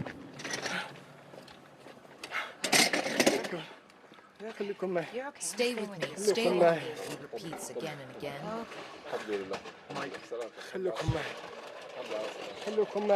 the reveal is fucking dope, though. For 3 months, I What a didn't know story. anything about my family, he says. I didn't hear. Yeah, here's how the here's how the real fucking, here's how the story starts. Tell me this is not staged. Tell me Calista Ward is not a soap actor. Tell me CNN's blah, blah, blah, blah, blah, whatever, right? Wait, where is it? Where's the original? Oh, here is the scene. Here's how it starts. Okay, I wanted to show this. But it's the only cell that's locked. Is he gonna shoot it? The guard makes us turn the camera off while he shoots the lock off the cell door. We go in to get a closer look. It's still not clear if there is something under the blanket. Oh, it moved. Is there someone there? I thought I saw it move. Is someone there? Or is it just a blanket? I don't know. I think it's someone. Hello? Okay, it's just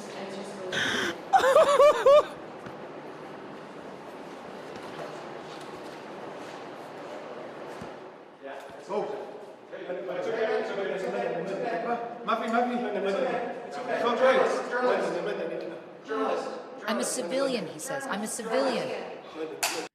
He was not a civilian.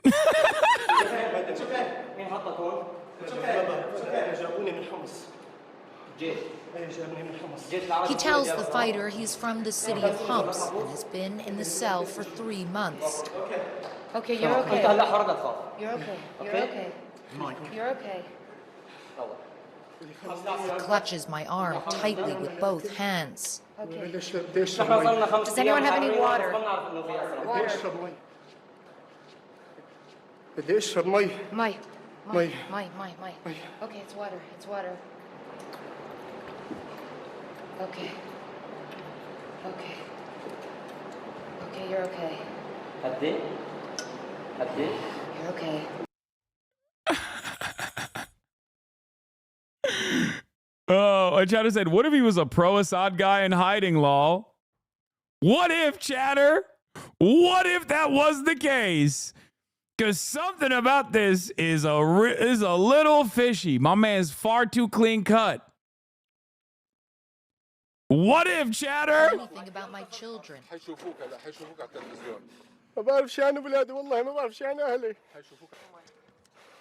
The fighter hands him something to eat. He barely lifted to his mouth. First of all, if he had 3 months of no food and water, 1, he wouldn't look that way, and 2, he would die from refeeding syndrome. He would die. Look at his fucking nails. He would literally fucking die, bro. Bro's doing a vaccine injury. He's doing a vaccine injury. He's got the shakes. He's like, Ya Allah, Anthony Fauci.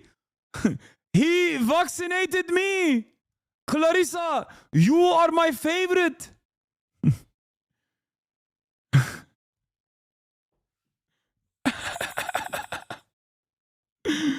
I did the vaccine.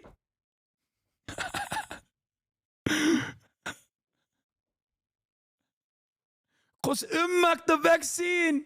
I have the shakes.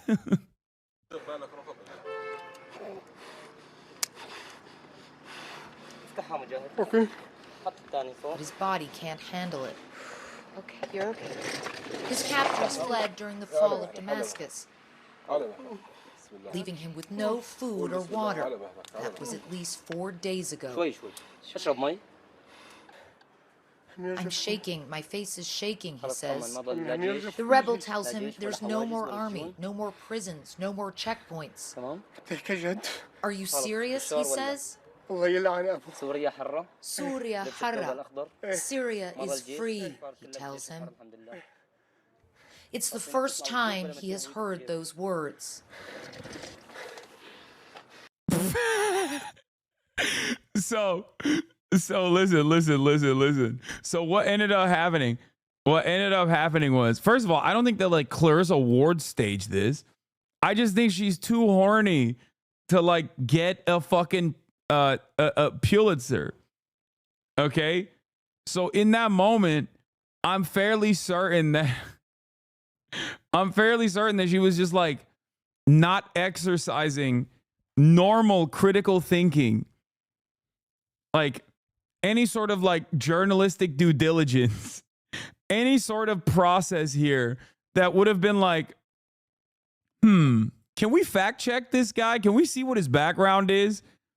That literally is what you're supposed to do. I'm going to tell you something, okay? I've had many articles written about me. Profile pieces, puff pieces, even fucking hit pieces. What journalists are supposed to do, they have entire units dedicated to fact checking, okay? And fact checkers will constantly fucking harass you through the process to be like, you said this. We wanted to verify it. You know, we couldn't find any evidence. Can you show us any evidence about this?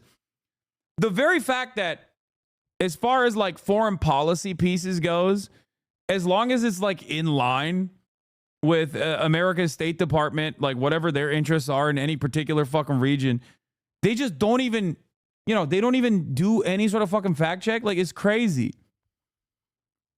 And what's extra crazy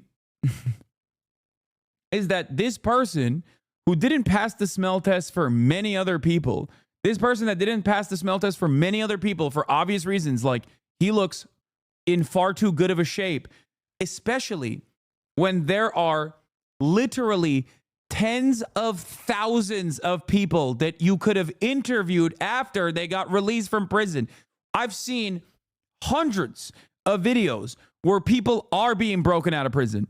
Assad's notoriously cruel prisons, where they're just like, you see them, their faces, the way that they've been harmed, like it very clearly is different than a guy wearing like a nice fucking leather coat with fur inlining.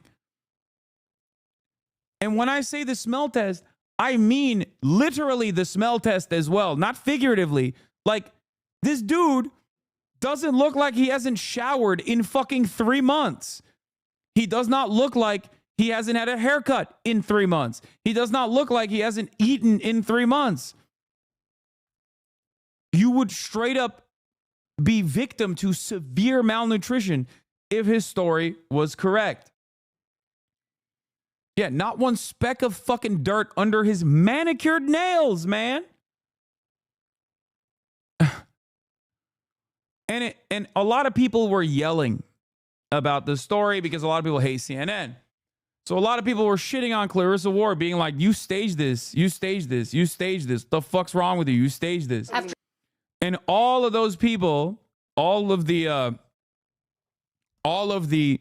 people that are not necessarily just like anti-Assad, but also pro-America State Department people, and there's many of them because there's so many anti-Assad people, but then there are a lot of people who are not only anti-Assad, but pro-American empire, okay?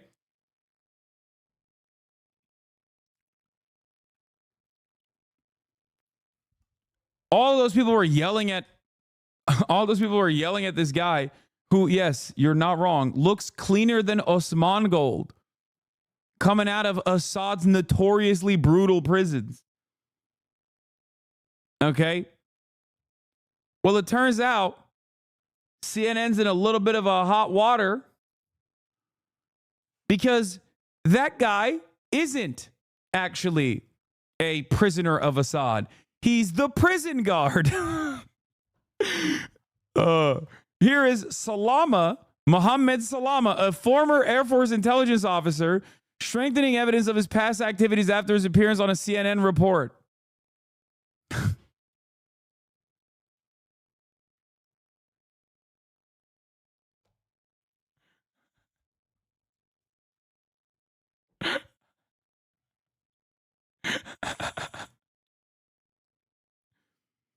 CNN confirmed the identity of freed Syrian prisoner Assad intelligence officer Salama Mohammed Salama, with local residents saying he operated checkpoints in Homs notorious for their abuses. What's crazy is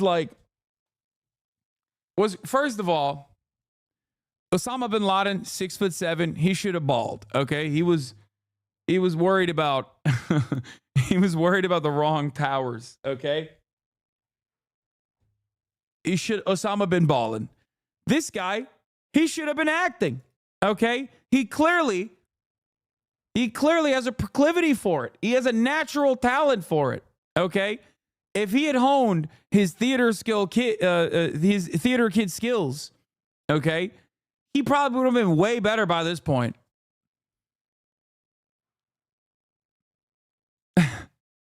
He looks like the TikTok dad, the TikTok actor. What's more crazy is she hasn't even acknowledged it yet. We confirmed the real identity of the man from our story last Wednesday is Salama Muhammad Salama. Wait.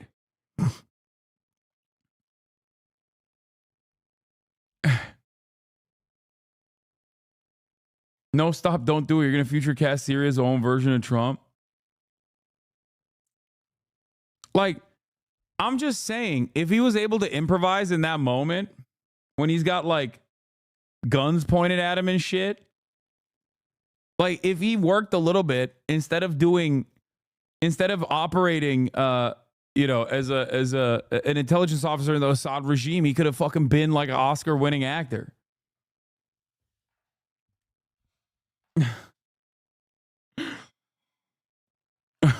Bro came out of the prison looking like the British dad who always ends up killing his son. You know what I'm talking about? What's his name? I have to play a video from him. You know what I'm talking about. The British guy who's always crying. Please give me... No, it's not this. I mean, that is funny too, but you know what I'm looking for.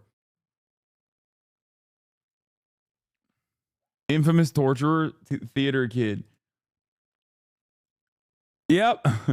Bro came out of the prison looking like this.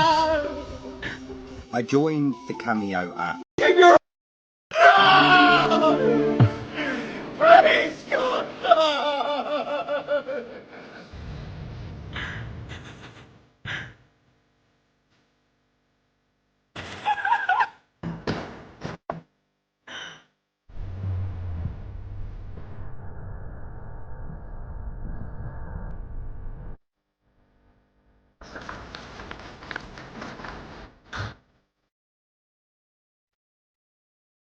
What is this slow-mo, dude? It's crazy.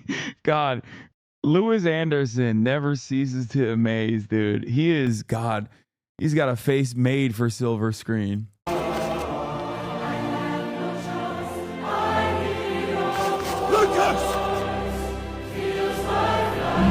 Wait, there ain't no way that the Spider-Man toy still has the tag on it because he wants to return it. Oh my God!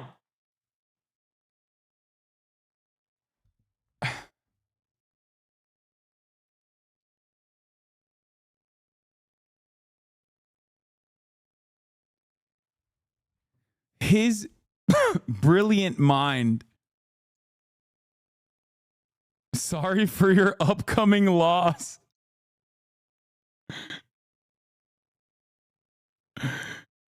Oh my God.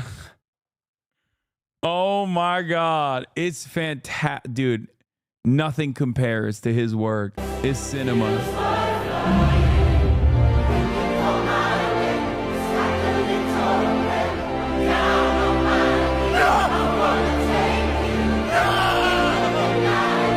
Yeah, that's how my man came out of that prison, bro. Look at him. Oh, finally the light. You guys don't understand. I fucking hate that Assad guy, man. I hate that guy. He's a real piece of shit.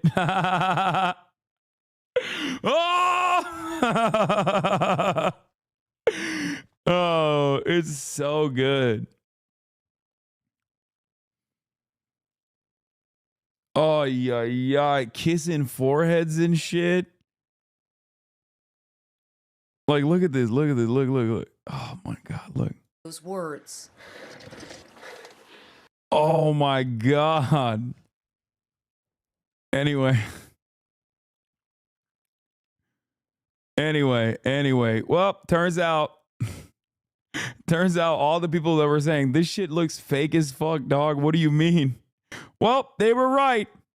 CNN journalist Clarissa Ward is being accused of staging her most recent reports on Syria. Tell us more. That's right, Yinka. On December 12th, CNN published this report on its platforms. CNN's cameras, they say, caught... Bro, this is literally Tyler Oliveira shit, okay? I'm sorry.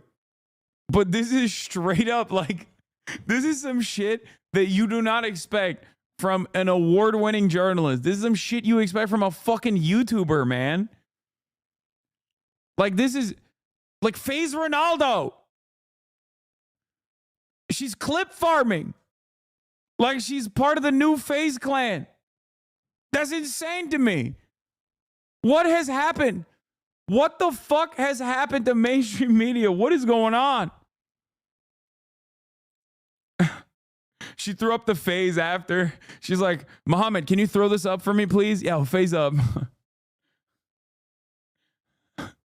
This is worse than claiming your helicopter was shot at, which is why what's-his-face got fired. He reportedly was involved in theft, extortion, and coercing residents into becoming informants. According to locals, his recent incarceration lasting less than a month was due to a dispute over profit sharing from extorted funds with a higher-ranking officer. This led to his detention in one of the Damascus cells. Oh, my God. And you know they did not treat his ass in the same way that they treated regular old fucking people. Look at the way he looks. Like,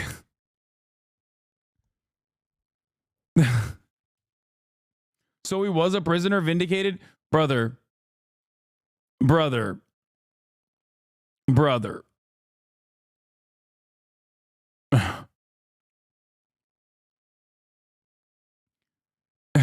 Since returning to Homs, he was attempting to gain local sympathies, trying to convince them he was forced to do everything. He has also deactivated social media in an attempt to hide any documentation. He carried weapons and was involved in war crimes. Brother.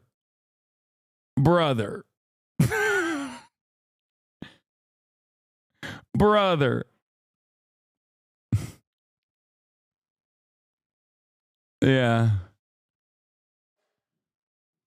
He's the one guy you're supposed to keep in prison? Yeah. His only pick looks like a supervillain. Yeah. CNN reporter Clarissa Ward takes cover. Oh, this was really funny. Amid rocket fire in Israel, and then there's just like people casually walking behind her. Yeah. Is this that one? Yeah.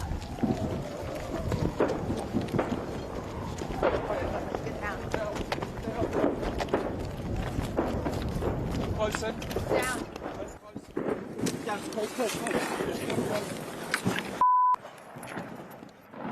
Isn't this the one where they're walking in the background? Am I crazy? This might not be that one. You're fine. You're okay. You're all right. Okay. That's the iron dome. Okay. That's the iron dome. Yeah. You're fine. That's why we want to pull back short and Yep. Shoot move. Guys. Are you seeing our situation, guys? Yes. Okay. Can you hear the show? Stay down. Like, Israelis were clowning on her, dude. Like, oh, God. We have to stay here. We have to stay here. Guys, come to us.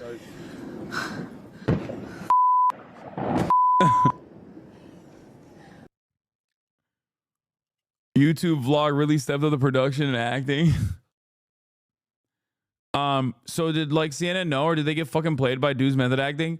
No, I think CNN is supposed to do due diligence. Okay? They're supposed to do their due diligence. How are you gonna fucking release a Assad torturer and be like, oh, he's a victim too? Like, you can't do that. You can't fucking do that. That's crazy. Like, look at his outfit. Like, even if he spent any time in that prison, look at his fucking outfit. Look at the way he looks versus the tens of thousands of prisoners that were released in the fucking days prior. Like, those dudes were actually fucking malnourished. This dude is in his own prison cell in a clean fit.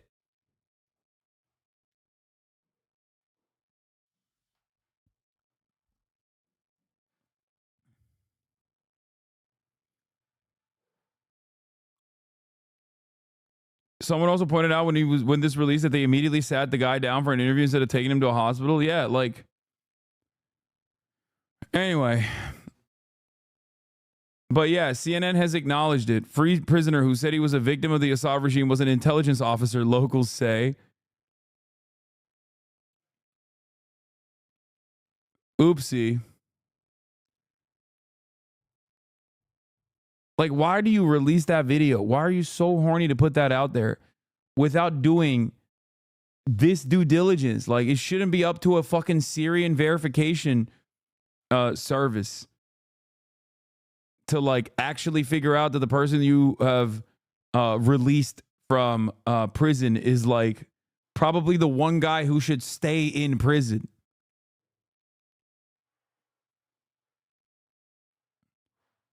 This is like, you know, pretty clear-cut clickbait shit. You know what I mean? You clip it, you ship it, and then you deal with it afterwards. At the moment, the Syrian man was freed from a secretive prison. In the footage that we'll take a look at now, we see CNN's chief international correspondent, Clarissa Ward, accompanied by an armed man opening this cell in a secret Bashar al-Assad prison in Damascus. Inside the cell, they find this man who is hiding under a blanket. He finally reacts and he says, I'm a civilian, apparently unaware of Assad's ouster. And more on this man. In the report, they say his name is Abdel Garbal from Homs. He claims he was arrested 3 months earlier for having his phone searched. The man is finally released by Clarissa Ward and her team, where he says he sees the first rays of sunshine in months before being finally being taken to the Syrian Red Crescent. Since this video has been published, many have doubted its authenticity, claiming it to be staged, including Syrian reporter Hussam Hamoud on X. He's worked for France 24, Mediapart, Arte. He strongly criticized the CNN report, saying that amid thousands of real vivid stories from Syria, we certainly don't need fictionalized scenes to convey the truth, while also reporting on these Syrian women who are protesting and protested against this CNN report by Clarissa Ward, saying it's staged and offensive to the plight of detainee families. Catalina, tell us what we know about the man in that video.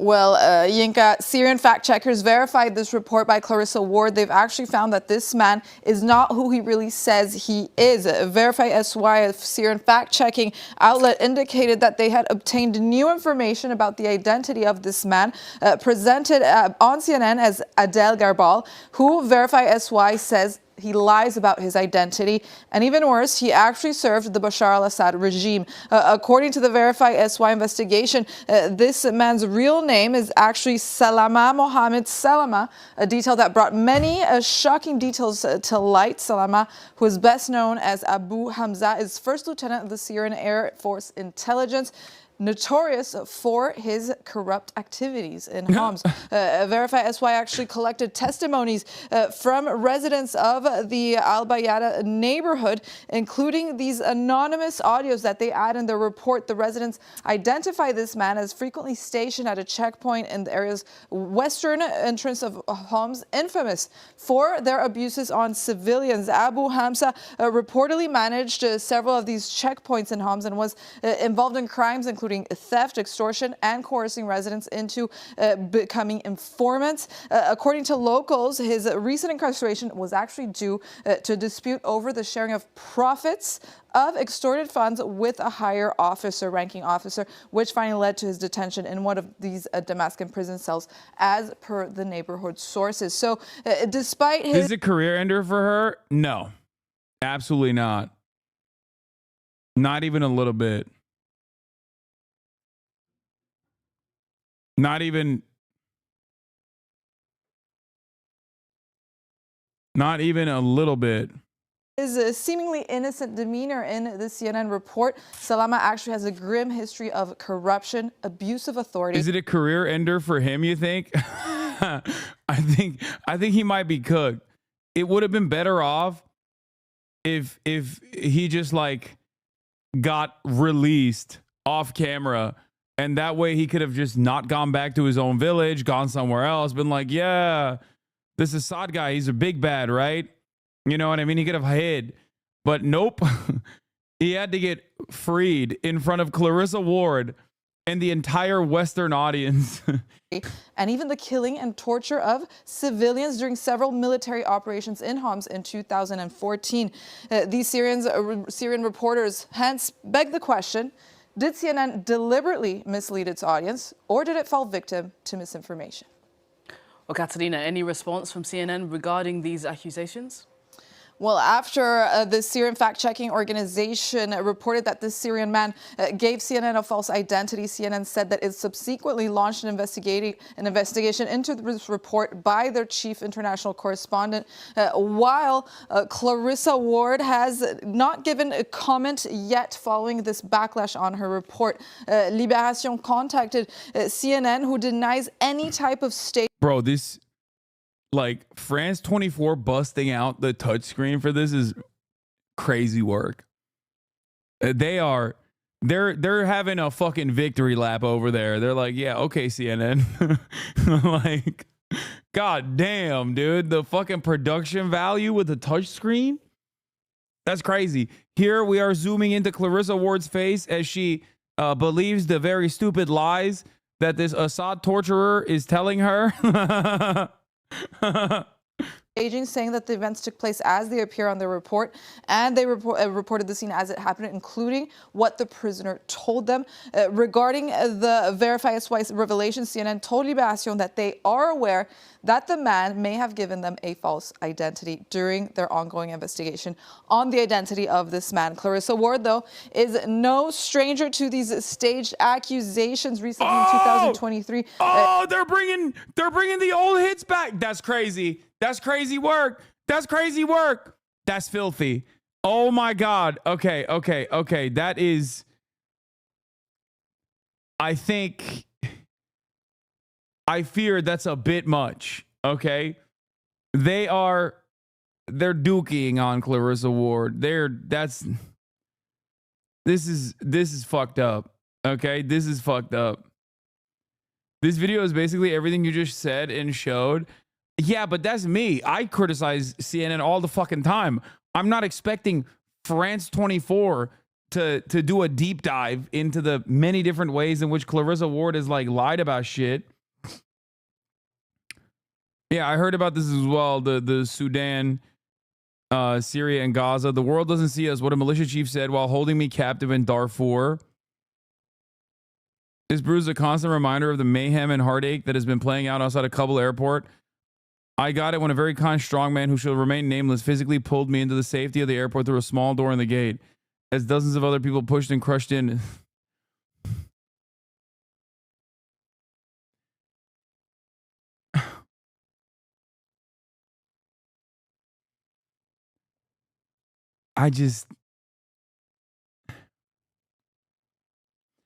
It's crazy because Clarissa Ward also is that bitch. And I mean that in a positive way. She literally snuck in with I believe it was a Qatari medical team, and got like the first ever Western press from inside of the makeshift Palestinian hospitals. So it's like it's crazy that she does this, but then she also does that. And you're like, what are you doing? You know what I mean? She snuck into Gaza, chat. She fucking snuck into Gaza. And I gave her flowers back then. Like, that requires a lot of respect. Okay? That is actually unironically brave. Infinitely braver than fucking ducking for the cameras when there is a massive barrage of rockets near the Israel-Gaza border. She came under fire once again for this Gaza report titled CNN team ducks from massive barrage of rockets near Israel-Gaza border, where we see her dramatically taking cover from a rocket attack from Israel during this live broadcast, where many accuse the journalist of yet another Oscar-worthy performance. Damn, she underlined it. Yo. That's crazy. That's crazy. That's not good. That's crazy. Look at this smirk on her face. They cooked her. They cooked her. Isn't she just a careerist, wants to be seen as doing dangerous and potentially groundbreaking things? Okay. A lot of journalists tasked with a lot of war correspondents are like that. They're crazy. They're freaks. The difference is there are those who, treat their profession with dignity and actually go to where the violence is and actually put themselves in harm's way. And there are those who just basically, kick streamer style fake shit. Clarissa Ward has done both, which is why I don't understand why she has done both.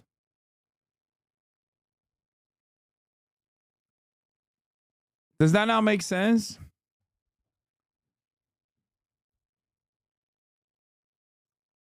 It's not like she only does this shit. She does actually go.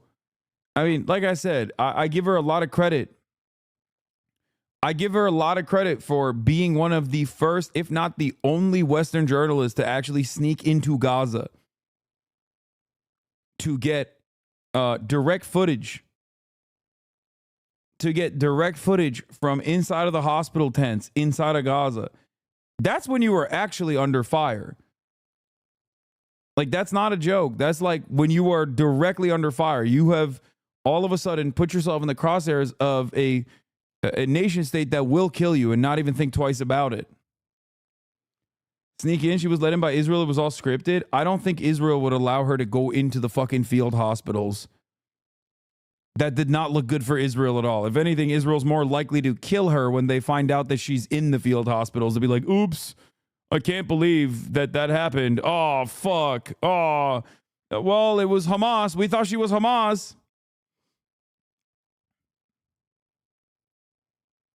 Yeah. I don't think it's in Israel's favor for her to interview 5-year-olds who have been fucking amputated, okay?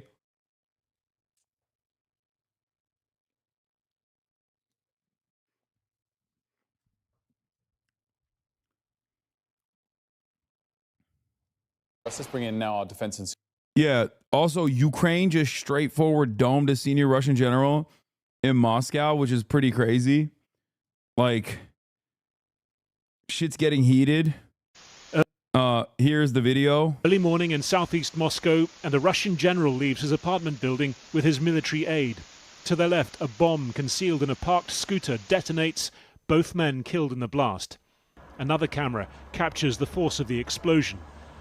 It shatters windows, punctures walls, terrifies neighbors. My wife and I were woken by a loud explosion. At first, we thought it was a drone. Right now, you see a lot of police, but usually everything is open. Anybody can go in and out. Minimal security then for a high-profile member of Russia's military.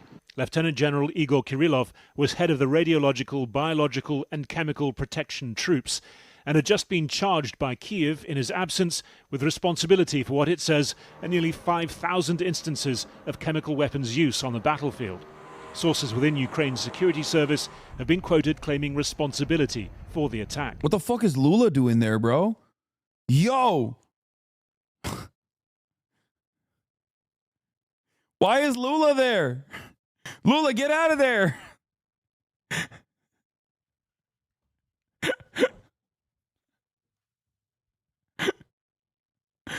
I mean, come on, Chad. Does he not look champion of the people? Наши враги поспешили Our enemies have already rushed to publish information about their involvement.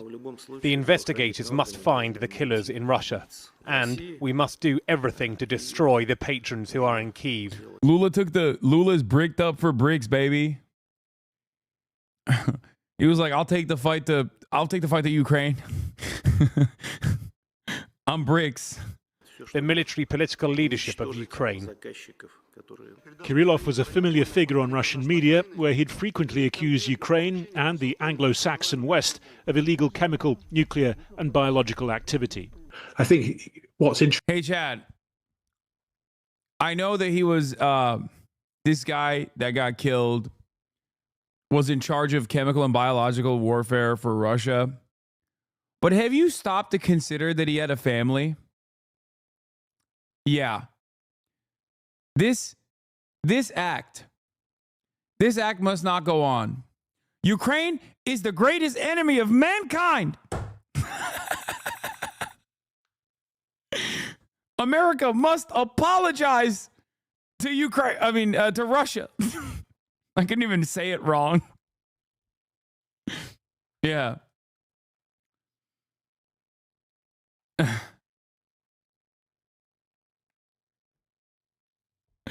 It's kind of funny to think that, like, CNN will breathlessly offer coverage to how shameful it is that Americans are not saddened by Brian Thompson's death, but then will immediately turn around and be like, and this guy murdered a lot of people, and therefore we should celebrate his death. It's like, okay, don't you see? That's how people see Brian Thompson. Like, bitch, that Russian guy had a family too. Ain't nobody cares. What happened?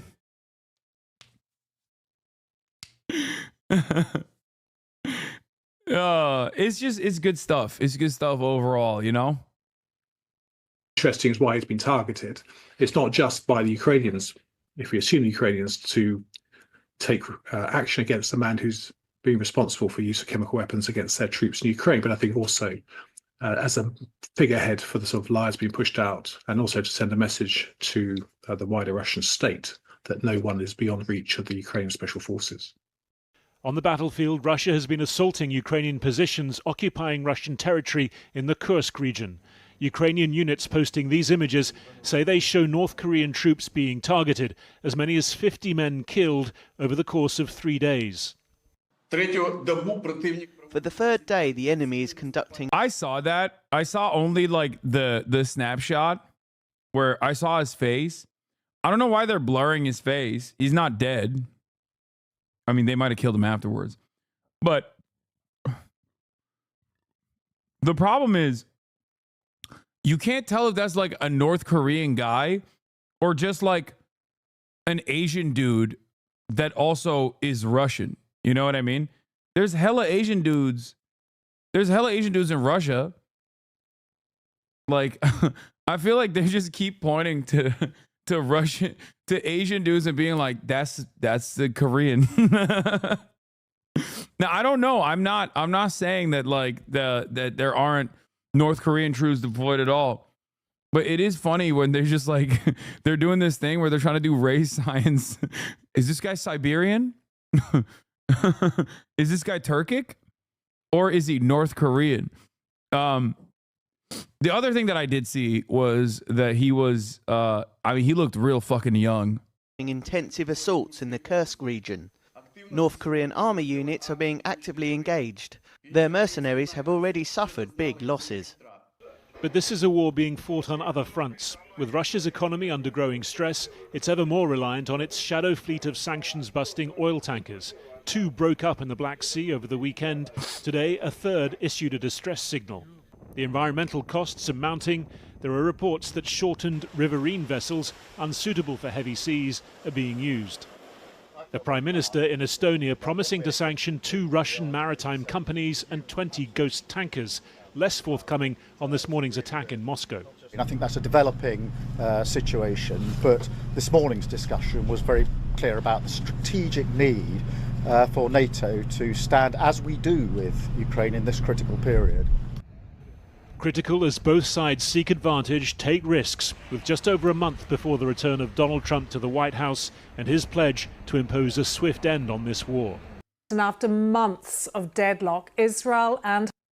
I think it's kind of wild that, like, they're presenting this as, like, Donald Trump wants to seek an end to the war.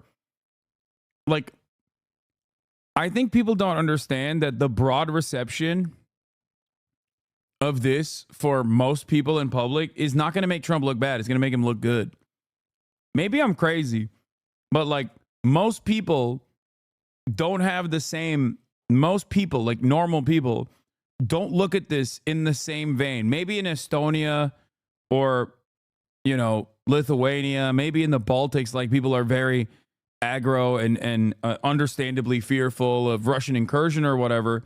But, like, I think if you're in the fucking UK and you have your deeply unfavorable prime minister running around, going to Cyprus and being like, we are defending our Air Force, our Royal Air Force is doing a fantastic job. What they're doing, I cannot say because it is a war crime. What they're doing are war crimes, aiding and abetting in the crime of genocide. And then flying to fucking, flying wherever the fuck he flew to be like, yes, we're going to continue the war effort. Like, I understand the morality of the situation in terms of, you know, Ukraine's righteous emancipatory interests. But I don't think people are looking at this and thinking, like, people in the UK are looking at this and thinking like, oh, Trump's going to end the war. Like, that's automatically a good thing. Okay. For many people, they automatically go end of war. That's good. That's not bad. That's not a bad thing. So you're ascribing a positive thing to Donald Trump.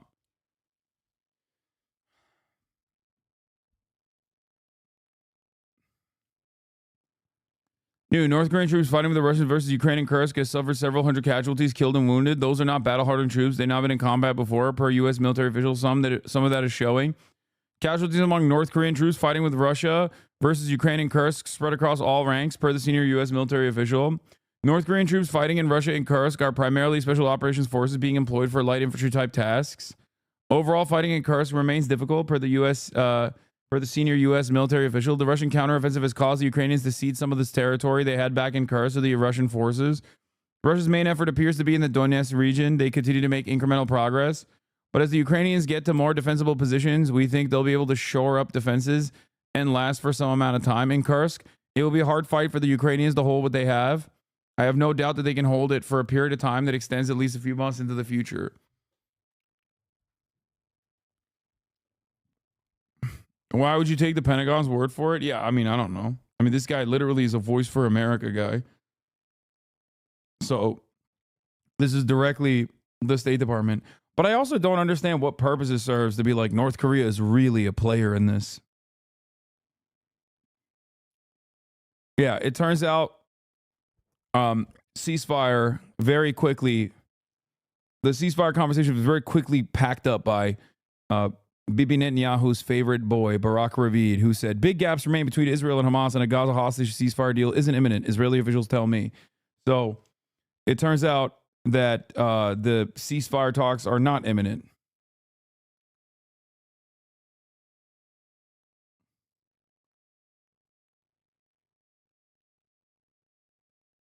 Moldova Mama Liga is back.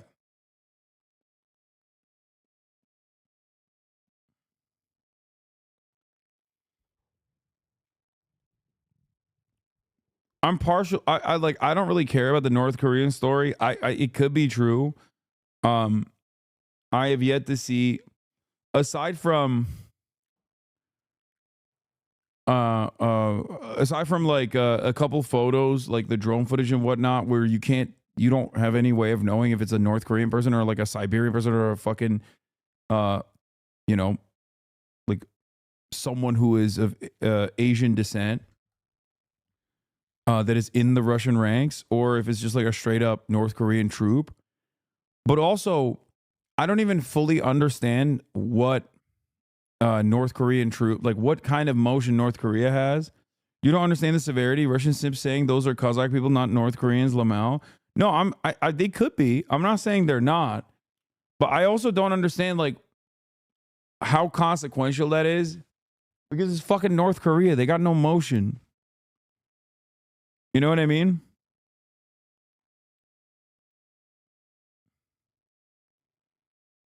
No, you can see right away they wear mittens.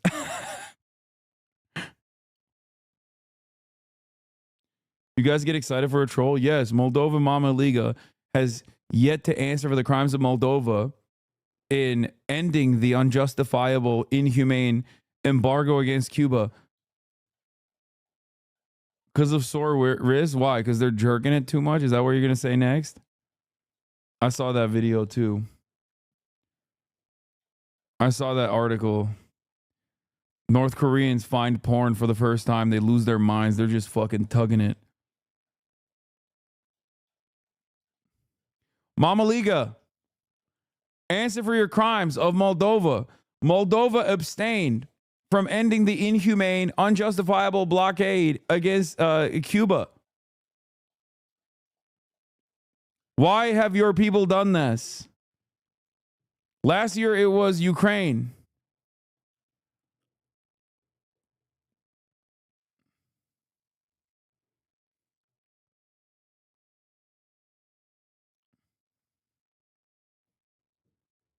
We overcame.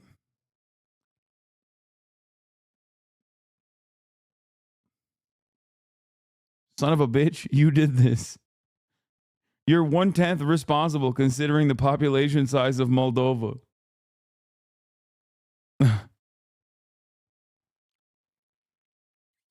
Yeah, your silence is deafening. Damn, didn't know Moldova is in the Security Council? Yes, dude, he's one of the 10 people that live in Moldova. See, he didn't even know. They didn't even, bro, Moldova Mama Liga, ever since he escaped to America to come back to Moldova stronger with 2 cows so that they can have even more defense against possible Russian incursion, he has lost track of all Moldovan affairs. He was about to double their defenses by 2 cows, not 1. Moldova, I was infiltrating Vatican and Indiana Jones in the past 10 days. Yeah, Moldova voted to abstain. For the 32nd time, the world demands an end to the U.S. blockade on Cuba by UN resolution. In favor, 187 nations. Against 2 nations, United States and Israel. Abstention 1, Moldova. Oh, all of a sudden, you're not familiar.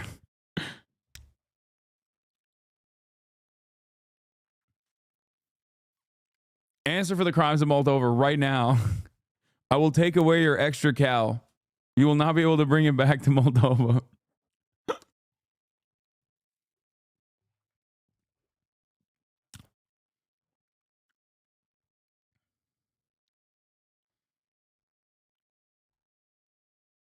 Abstaining is not that bad. Shut the fuck up. Yeah, that's why only 1 country did it, and it was Moldova.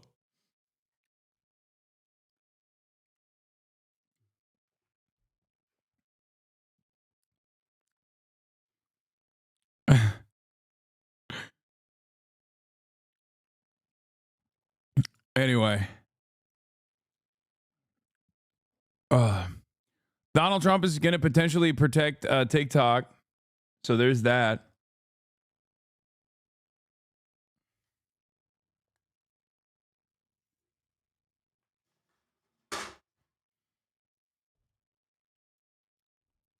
Moldova, you keep this energy up, we will recognize Transnistria, okay? You understand me? I will get into Trump's ear. I got my ways. I'll pull a Miriam Adelson. He already loves Putin. I'll pull a Miriam Adelson and give him all of my ill-gotten gains to recognize Transnistria and be like, oh, Russia's got security concerns. Russia's got some real. It's Pridnestrovia. Okay, that's even harder to say. I barely got around to being able to say Transnistria.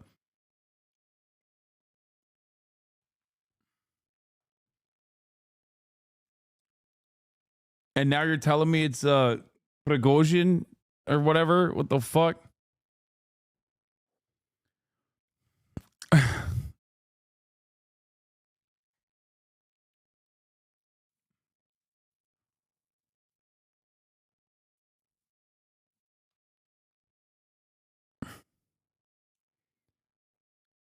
What? North Korean soldiers react to grand best moments? Shut the fuck up. Why a North Korean woman was shocked for the first time? America? North Korean female officers react to loving America. Loving American dads the first time. What are these fucking videos, man? What the hell is this fucking slop?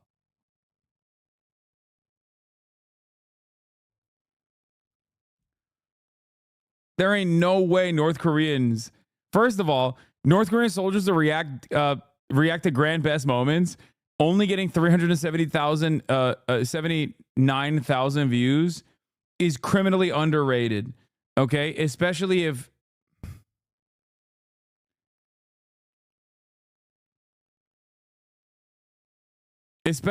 this other video got 3 million views. You're a beautiful brother, but your glasses remind me of Jeff Dahmer. Okay, good.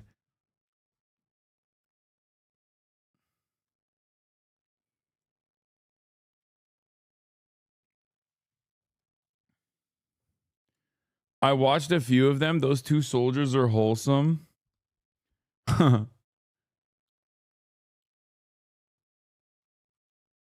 There ain't no way that's real, man. Okay, let's see.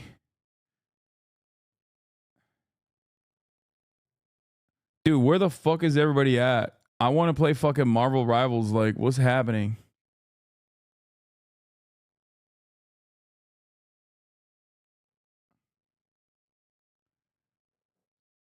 It's madness. Check the comments. There's a North Korean archive page that will react negatively to anything that paints North Korea in a bad way.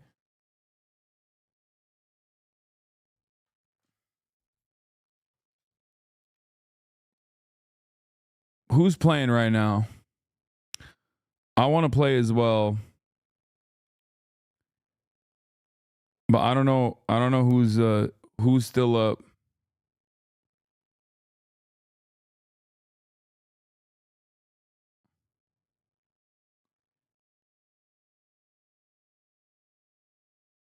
Okay. Oh shit. Connor? Which Connor? Sea Dog Va or the pant eating kind? Oh shit. I just found something out.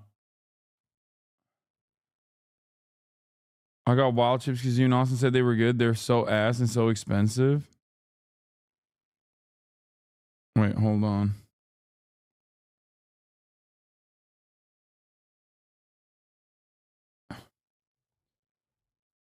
Choco Agent and Pokey are playing. Are they still playing? I hit him up before. I hit him up earlier. I hit up Pokey to be like, yo, can I play? But they're not.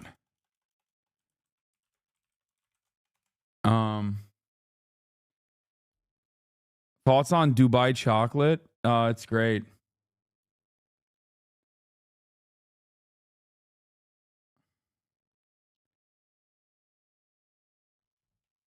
Oh my God. They're already ranking, dude. They're already fucking ranking. Venom advanced tips timestamp. Heels.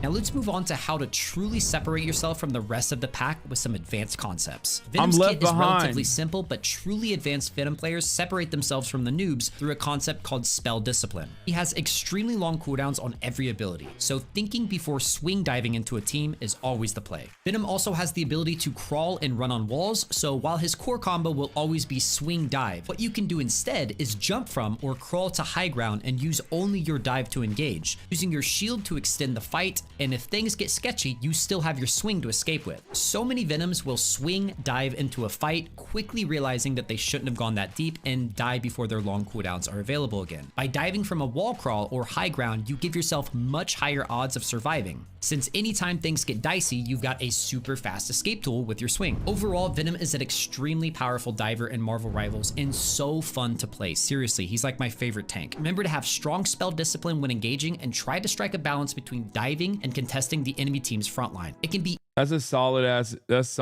advice, dude. That's fucking solid ass advice. Bro's locked in. I am locked in. Connor eats pants. Do you want to play Marvel? I'll play right now. Let's fucking go, Connor.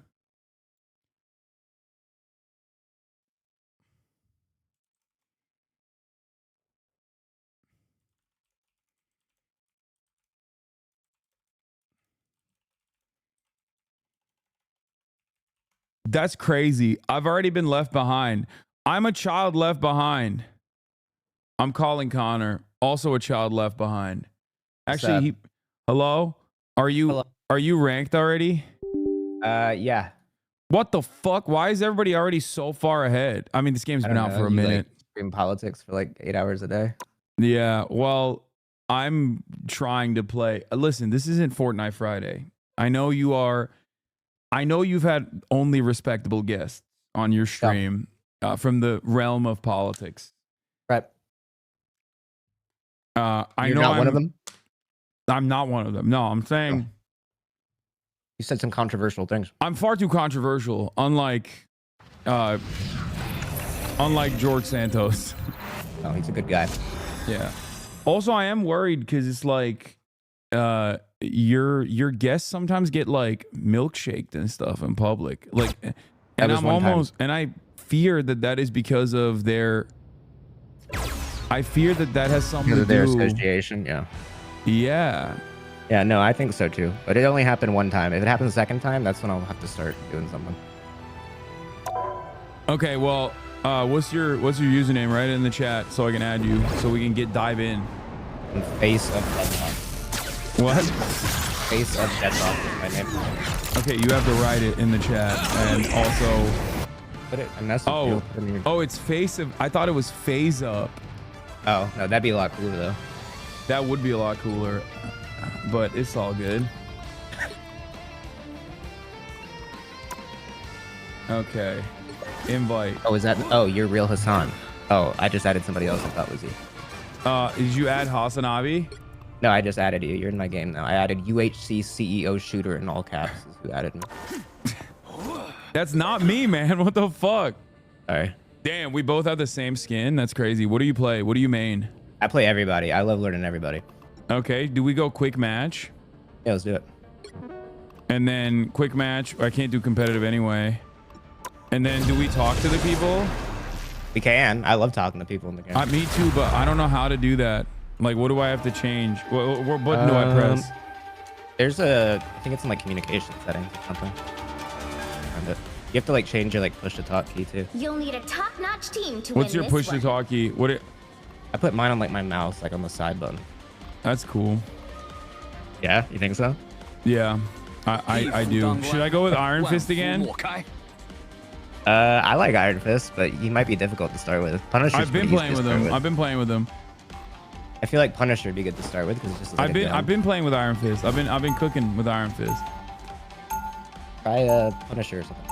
Okay, you want me to do Punisher? Fuck it. I'll do Punisher. Wait, half the team is not even in yet. Yo, anybody got a mic in here? Anybody got a microphone?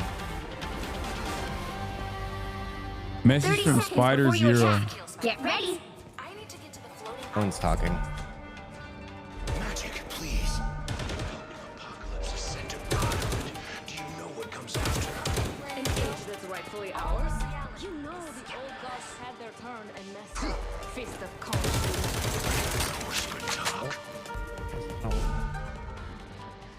The battle starts in Bro, 5, everyone is muted. 4, 3. No, they're not talking in game. Wait, what is this game mode? I don't know what to do, Connor. Don't forget. Right, it's just, securing it's the like you mission play area Overwatch? is your top priority. No. Okay, so we have to capture the point over there, and then we get to push the little robot. You just stand there, but we have to capture the point first. I'll patch you up. Eat unlimited ammo. Someone scratch my back. Got him, bitch. It's like the first game you've been trying to play in a minute. No, I just thought I just asked, and immediately you hit me up, so it was perfect. Yeah, someone told me. I messaged everybody earlier. I was like, guys, I'm ready for Marvel, and everybody had a group already. I like solo queuing anyways. I feel like it's the most honest way to play.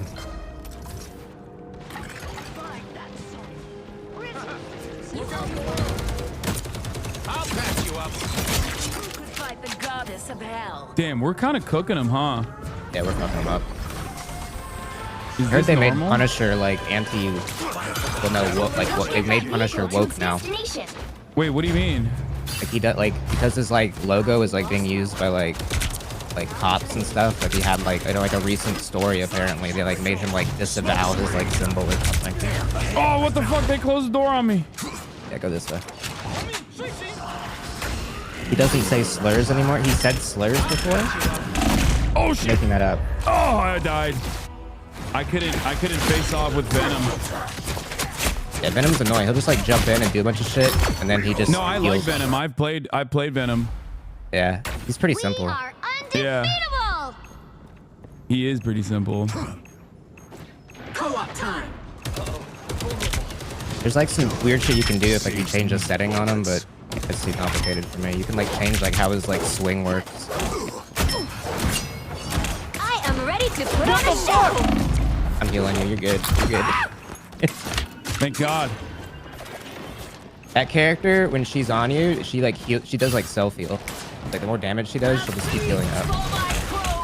You have a Venom behind you. Wait, how am I not able to kill him? Oh, I got him. Bitch. Oh fuck. Enemies, perfect. Everybody needs a hand sometimes. I'm nowhere near my fucking. Oh, I have my ult. I'm not done. Do something funny. I'm playing with Hassan, baby. That's funny enough. We'll get jokes later. Hope you filled the tank, Zero. It's go time. You're halfway there. What is that huge jump? Fuck.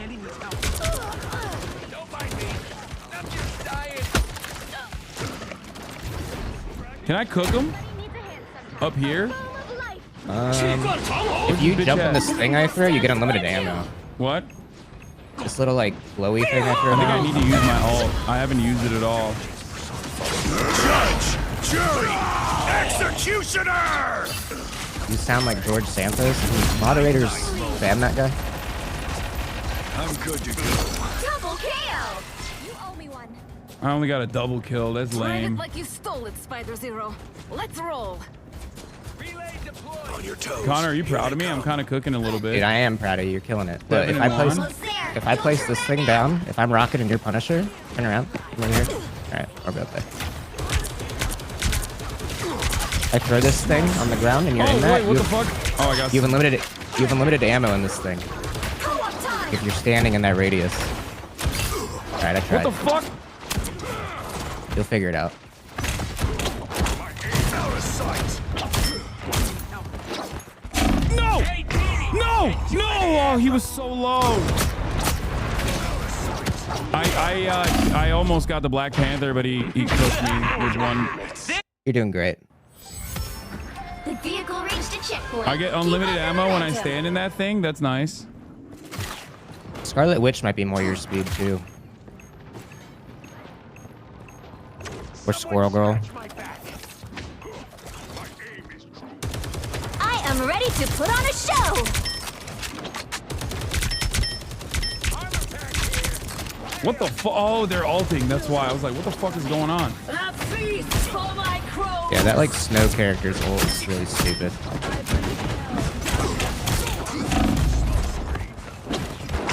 Oh, fuck! Jump! I'm healing you. I'm healing you. Oh no. Wait, I got revived? Yeah, I can play some of the revive, right? Look, if you stand in this gold circle right here, son, you have unlimited ammo. Yeah, you have unlimited ammo in that. Nice. Problem is I'm... yeah, I mean, it's over anyway. All right. Rich just keep getting richer. See the teammate that gave up. What are these bouncy balls? That's my healing. So I shoot those around, and if you're near him, you heal. Oh, nice. Dude, I am melting! Battlefield ready again. Someone scratch me. So weak. Pretty much always want to target the healers first because they're pretty fast. Dude, headshots are crazy, and it's so nice when it's like cling, cling, cling, cling, cling. Yeah, the little ding sound. I'll patch you up. You should try this game Overwatch sometime. It's really popular. No, I think this game is more fun than Overwatch, honestly. I think they're all fun. Overwatch is too confusing for me. Yeah. They just need players, so I'm trying to do some work for them. Wait, what? Who killed me? How did they... Oh, I got revived. Nice. But still... There's behind you, behind you. Good care of your guns. Out of sight. Limbo stands with you!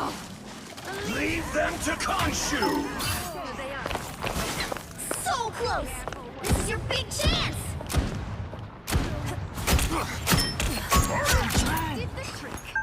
Bitch. You would love Scarlet Witch. Really? Yeah, she doesn't even have to aim. Behold, Dark Child! Nice little boost. Is that a diss? Is that what it is? No, I mean, I love this character. I can just brainlessly hold the button and I win. We are undefeatable!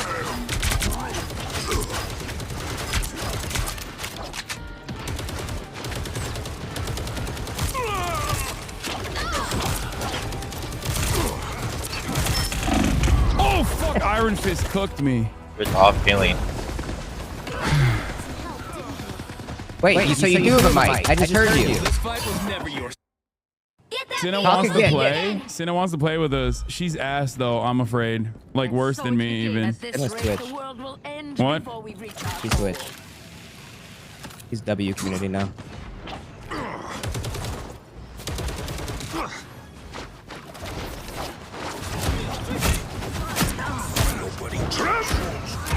Oh shit. This guy's mad that I switched off healer. I want to have fun.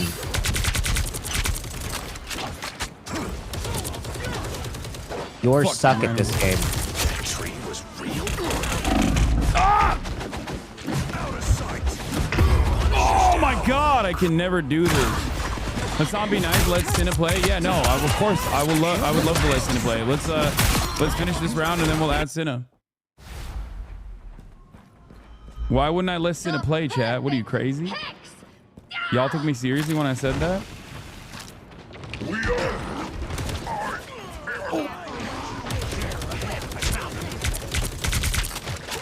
Fuck! Alright, I'll be a healer. Bitch. Wait, somebody else switched. Okay.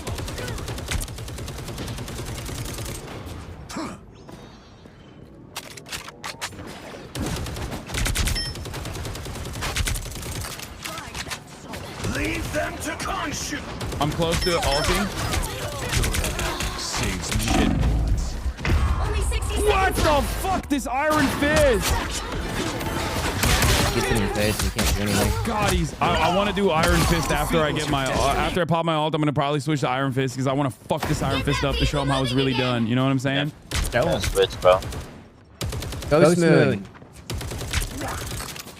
No one asked. I am ready to put on a show! I'm ulting. Jury. Are you employed? What? Oh my god. All right, I'm doing Iron Fist. Through this game. Huh? What? What'd you say? You all throwing this game, you dumb fuck. You are bad at this game. You're worse, bro.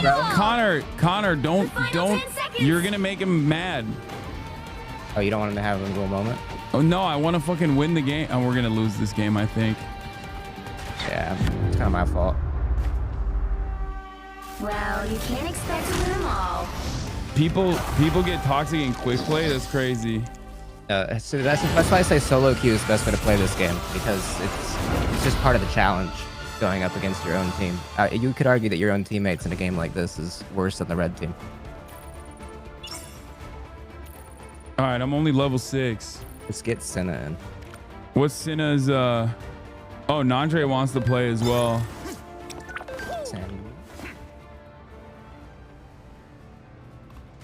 Where's Senna?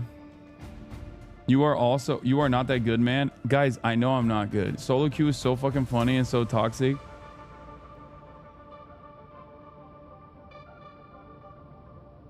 Okay, what's Senna's username? Shut the fuck up. Nandre's username. No. Actually,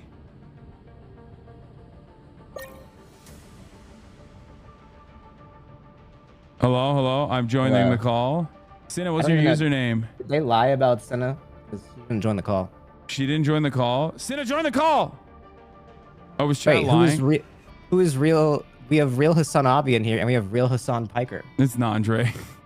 I think he made a new account just to fucking, or I just randomly added real Hassan Piker. It's got to be a random. There's no way that's not. Oh, Senna's not even live?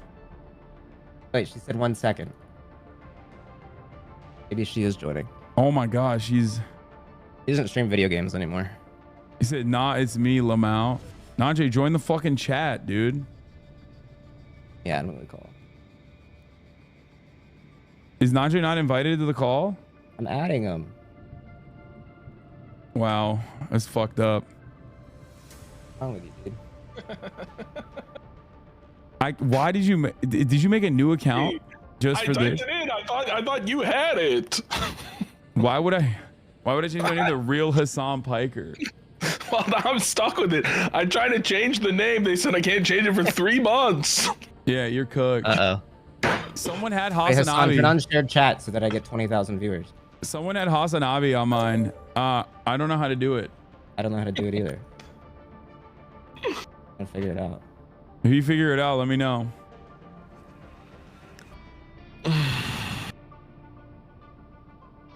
Is it squad stream or stream together? Oh, I have to knock.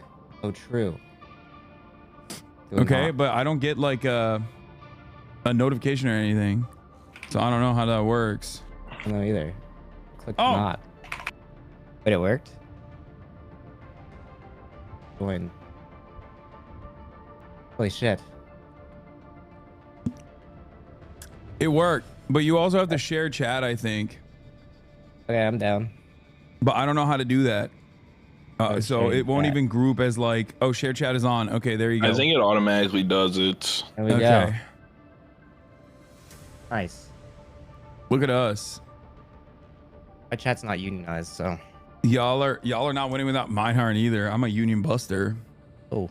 I cook them when they try to fucking talk about unionization in the chat. You know, I took a flight yesterday, and it's been like 10 years since I've been selected for a random security screening, and I just so happened to be wearing the John Brown Hunting Club sweatshirt, and I got the full pat down.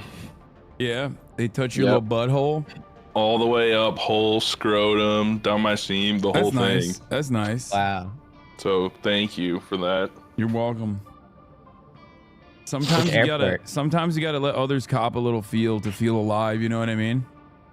Yeah. Can we play Marvel now? Yeah, where's Senna? Yeah, what is this shit? She thinks because she's like W community, she can just like big time us and make us wait and shit. Literally though. Come on, brokey main. You can't say that, dude. Pick up the pace.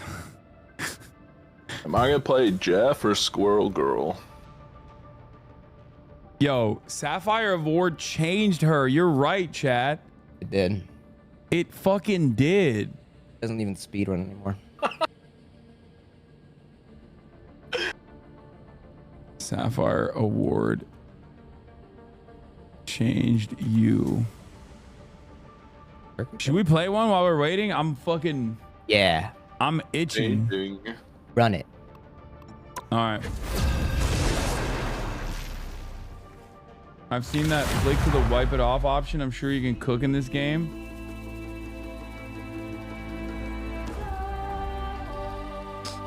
Hall of Jalia. The right heroes could make all right. the difference.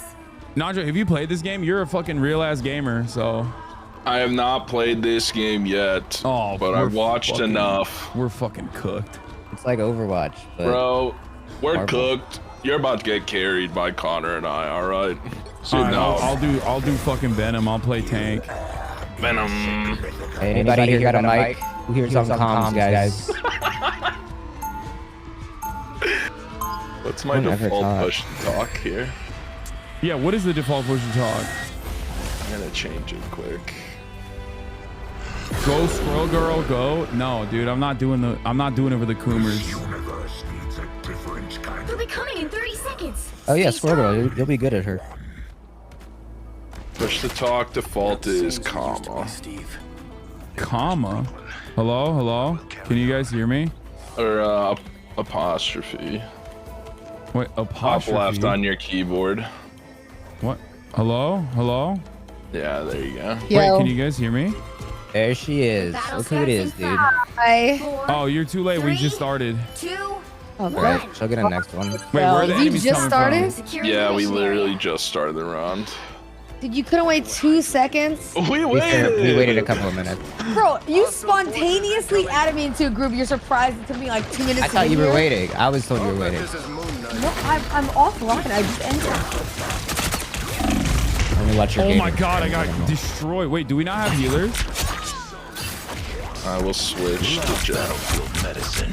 Jeff's a healer. Wait, we can drop. I mean, we just started, but wait, do we get punished? No, for no, that? finish this one. Finish this one.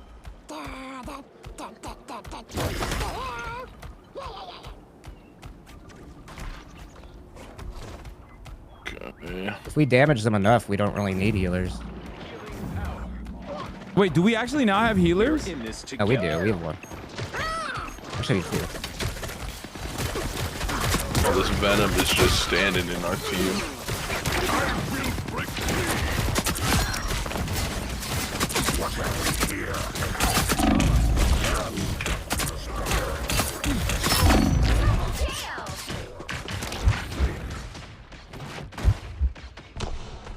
Okay, can someone heal me?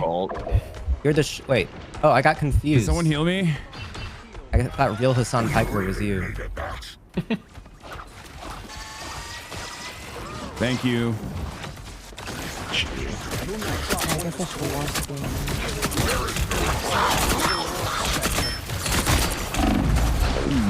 Oh my god, we got Jeff. Uh-oh. Uh-oh. Oh. Not good. Okay, guys, I'm gonna need more heals if I'm gonna fucking Batista The shark bomb ate all of us motherfuckers. and then jumped off the map. We got I don't even know where there's healthcare around these parts. Oh, there it is. Oh, never mind. You took the healthcare. Oh no. That vehicle in its tracks. My spirit is onward to my sacred. Hostile forces incoming. Get over to here. Heal son.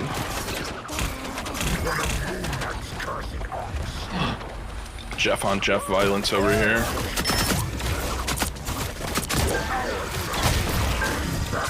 Where'd he go? Up above. Oh.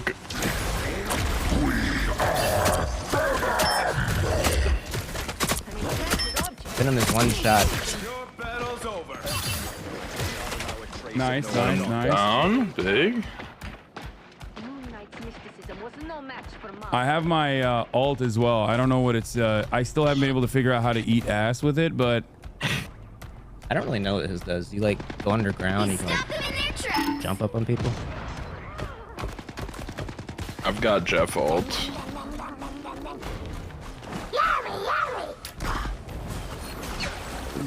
What the fuck? We need to block their path. Wakanda must be cleansed of this corruption. Oh shit.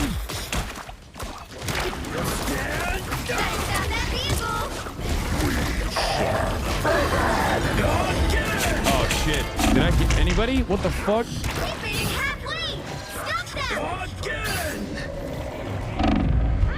Wait, how do I? Stupid shark. I can feel the cosmic energy coursing through. Okay, let's go. Wait, where is he? Damn, she sucked. Big turnaround. Oh, I just got destroyed by the turret. Thank you.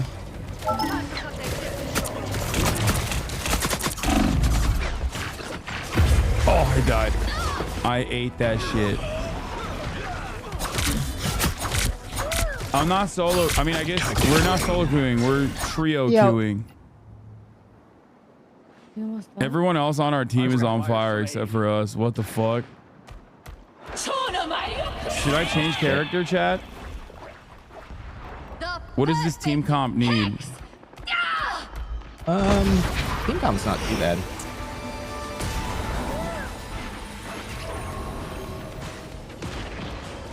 Together to victory. Don't worry, guys. My shaders are at 30%. Let's go. Right? You can always count Be on there me, soon. partner. A mystical artifact of some sort. When's the last time you streamed the video games? Today, but I have a slow computer. Jury, executioner. We could get used to rise, my friend.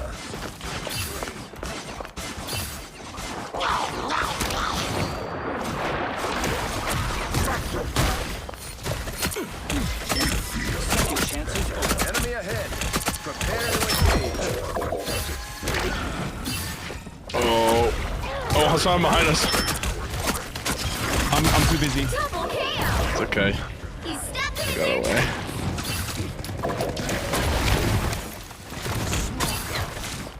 Get his ass! I don't have a heal. Fuck! Oh, we traded. Oh no. Press V for melee attack. Oh really?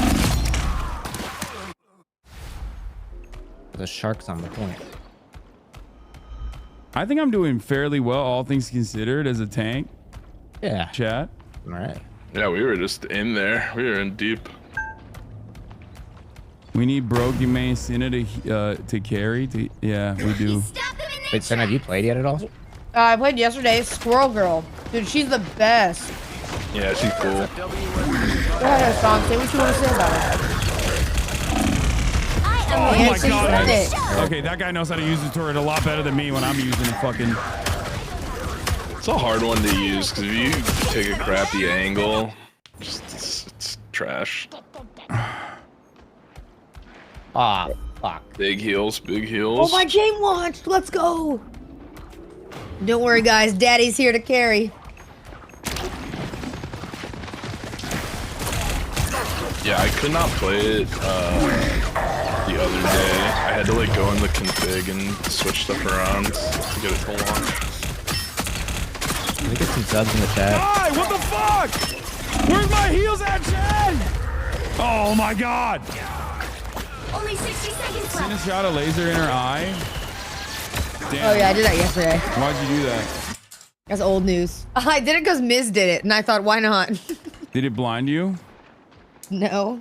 But then I was going to go longer until it got confiscated. Nice. Wait, that was a huge ult by that guy. Yep. Chad is I can just America. spin away a point though. Do I have to add? I think I have to add one of you. Add Oh, face you to can add deadlock. the real Hassan Piker. Well, who's next? No surrender. He stopped them in their tracks. First time chatter. Imagine playing with Hassan. Are you down bad? Yes, bro. I need gaming viewers. Yeah, I'm known for that. Oh. Rise, judge, jury, executioner. Oh, if we get this Venom down, I think we just win. Never miss. I am ready to put on a show. Uh-oh. So close to ult. Bitch. They made it. Now might be a good time to stop them. Yeah, what the fuck does the whale ult do? The whale jumps in and does nothing. No, it bites you. What is happening? Why am I 1v5ing? I just pulled 2 off the board. If the little shark jumps in, then it swallows it. Not the shark, the Namor ult. Oh, I'm wrong. Did I have an E there, chat? I don't think I did. Are we gonna lose? We're good.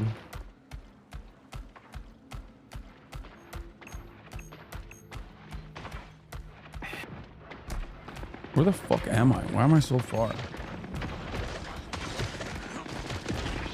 Well. Oh no, I'm purchasing skins. It's over for me. Oh no. Slippery slope. I'm going down a rabbit hole I shouldn't do. There's some good skins.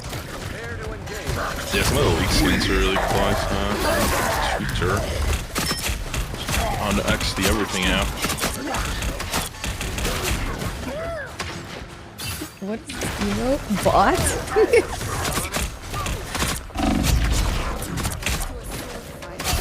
Dude, come on. Let's go. Oh, Venom ult. Down to 30 seconds.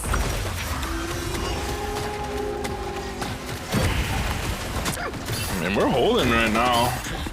Fucking shark. Where'd he go? Moon haunts you.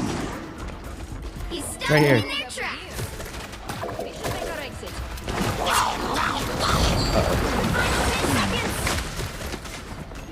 I almost have ult. I am ready to put on a show. You'll have to keep fighting until we have a winner. Oh fuck! God damn it! Together to victory.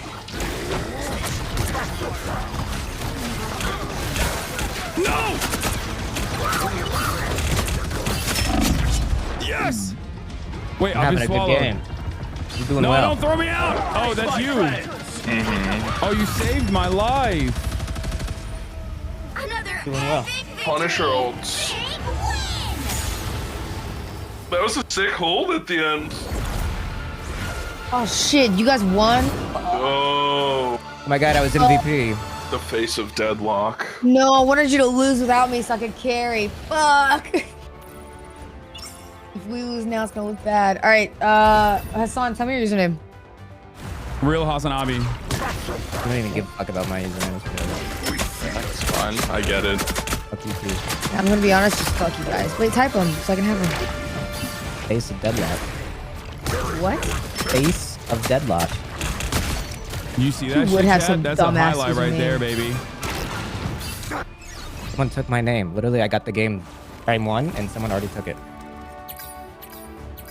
Someone was took like, Connor Eats Pants? Yeah, someone's in chat like, I have your name. I was like, can you give it back? And they go, no, I want it. I was like, okay, well, guess I won't be me. Make a wish, highlight. Oh, shut up. Wait, we're not starting yet, right? Okay, Senna. I added you. No, you didn't. Yes, I did. I didn't get it. Guys, Real my dog is watching Hasanabi. us play right now. I'll add you again. It's oh, you have friend request turned off. Yeah, because everyone kept fucking doing that. So what's yours? Oh, you Cinna alt. Hold on, wait, let me turn my shit on. You can add real Hassan Piker. Why is your like tag always Senna alt when you're on your main account? Because everybody takes Cinna. Okay. Alright, I'm in. Okay. I need to do something real quick. I'm sorry. Is there news? No, I'm looking at Venom skins. Oh my god. But they don't have it. Wait, oh, they're the Space Knight? That's kind of ass though. Wait, so who's real Hasanabi and who's real Hassan Piker? I'm real Hasanabi. I'm real Hassan Piker. Oh, okay. That's sick as fuck. That's so. Did you steal his name? I'm trying to up his gaming rep. I'm doing Lord's work. Yeah. Is this good? Venom Space Knight? Is this a cool skin, chat? I don't think Venom so. is cool for sure. All right, fuck it. I'll buy it. I don't give a shit.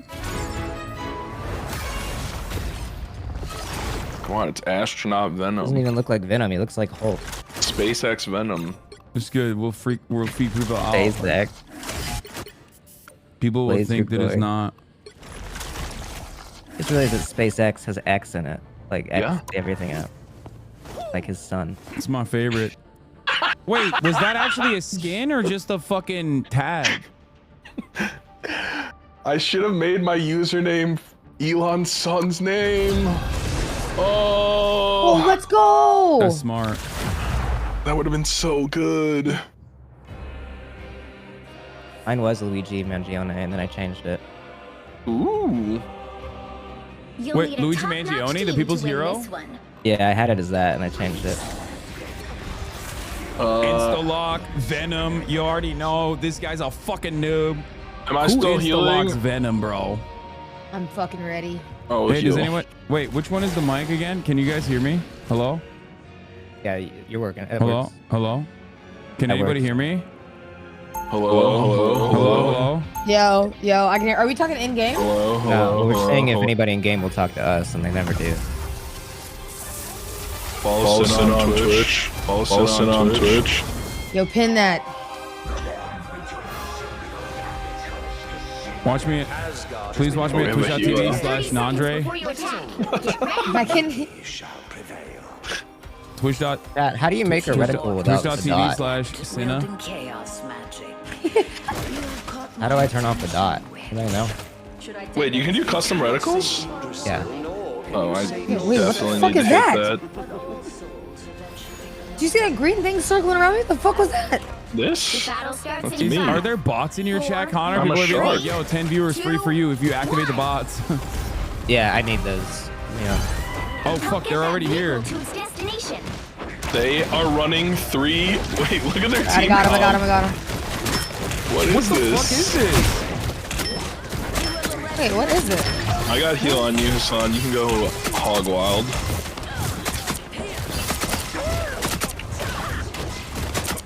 Okay, I'm dropping. Alright, I got the scroll girl at the top.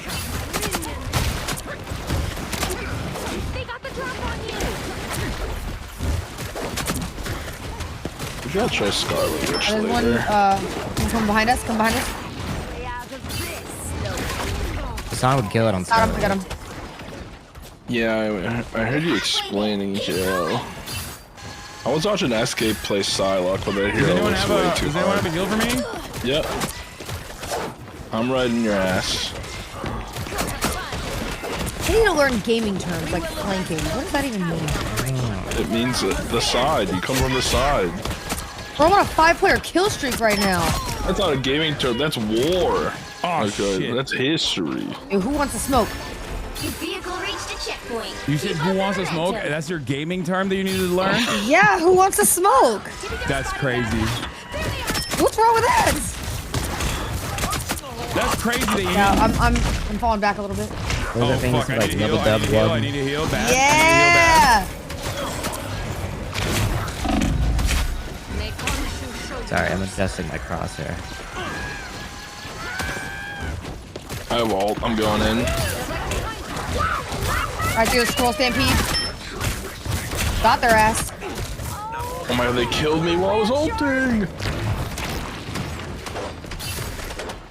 Oh my god, I haven't died once. Oh, jinx it. Fuck. It's okay.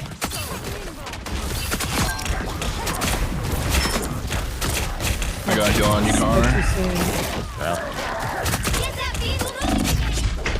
Was it the squid stun is so annoying.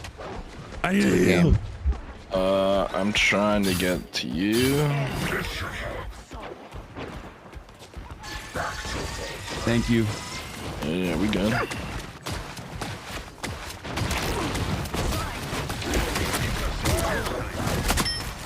Up above on the right. What the I see him. fuck I got him. is I got this? him. I don't know how to play Loki. I don't know how to play against the Loki. He just like does a bunch of weird shit that I'm not familiar with. No! Yeah. Oh, right before I...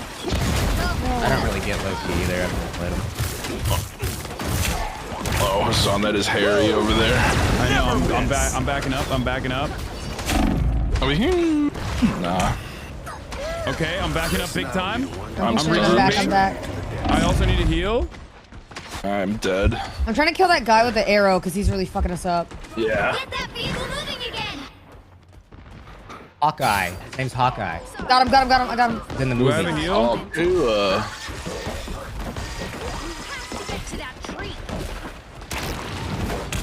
Oh my god, there's a girl above us. She's gonna slash down.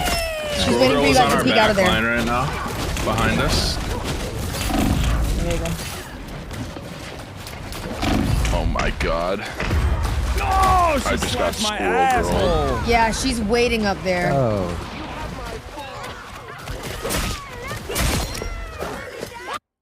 Get that vehicle moving again. What the fuck? Team game, by the way. What do you mean? Are we not playing a team game? Where is this guy going? Wait, we have a teammate that's just doing, like, browsing the map. He's taking in the scenery. Look at this guy. Holy fuck. They are pushing into our Oh my god. Spawn. They're dominating us. Holy fucking moly. I'll get him out of here, guys. I do have ult in a Squirrel second. stampede. I squirrel stampeded. Dude, they are dominating us. What happened? We had such a good push. I think one of our players literally got lost. Like, this guy is... I need another heal, if possible. A little bit, just a crumb of heals, please. A crumb. They're all waiting right there. The slasher girl, she's waiting right here. Oh shit. Fuck. I'm here. You need to kill the little beacons. She's she's waiting above to drop down. To be 50. What she's like right up here.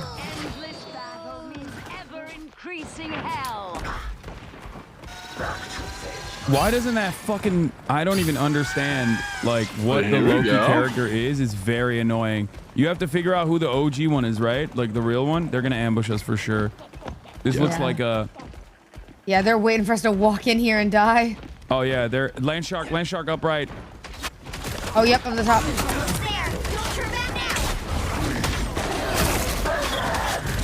I mean, they don't have ults because we just wiped them. There's two on point. Oh, fuck, I'm too deep in. Sorry. I'm dying! Oh. Remember what that one dude said? Walls and ceilings? I know, dude. I'm trying my fucking best. Did you watch a YouTube guide? I did, and it was ass because this map is not very conducive for me to run up walls like that. Connor, there's heals behind you on the gun. All right, I'm coming back in.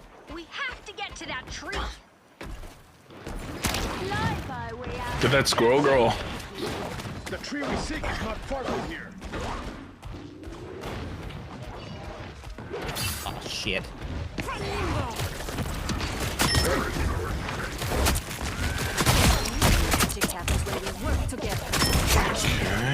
Double kill. Nice. Let's push this through this door. Can we get some subs in the chat? Oh, I got it right here. Yeah, through that Got him. load. I got him. Nice, checkpoint. Oh, this Hawkeye is way overextended. He's nice.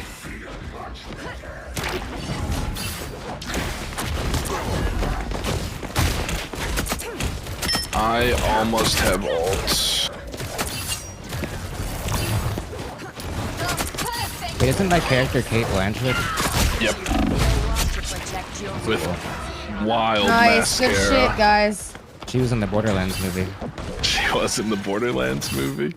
Was that any good? Can like, I is it One of the bad? worst movies I've ever seen. It was pretty. It was kind of so bad it's good though. I got a heal pad here. I have an ult.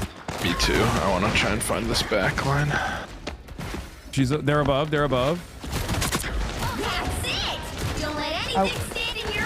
Light him up. What the fuck? Why can't I'm goddamn Venom. Why can't I crawl up the fucking wall?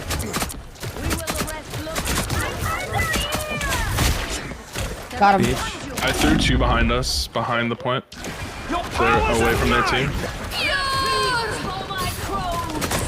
Oh, I got you, son. I got you. You're good. Fuck that shard. Light work. Light work. Yeah, honestly, this push has been Now really this shit is good. easy. Easy. Thank you for the heals. That was fantastic. Oh, they're coming out. He turned. From where? Oh shit, I died. Oh, he's dead. Instantly, I died. Yeah, he landed it right on you. Big win. Bitch. Wow, Let's go. what a turn. Oh. We did it. Damn. GG free Luigi.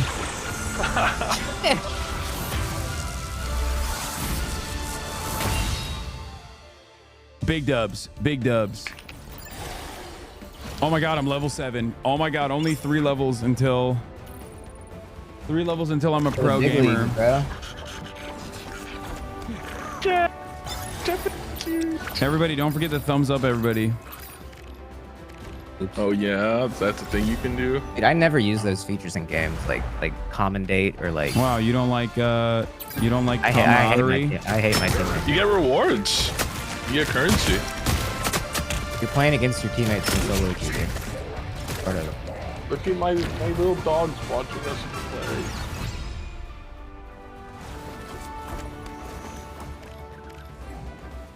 We just dogs. Iron Man is sick as fuck. I don't believe that. I literally have only heard negative things about Iron Man. I don't like Iron Man either. I want to play Spider-Man because the movement looks so fun. Or does he get to swing around? Yeah, and he can wall climb. That's sick. I really like Iron Fist, but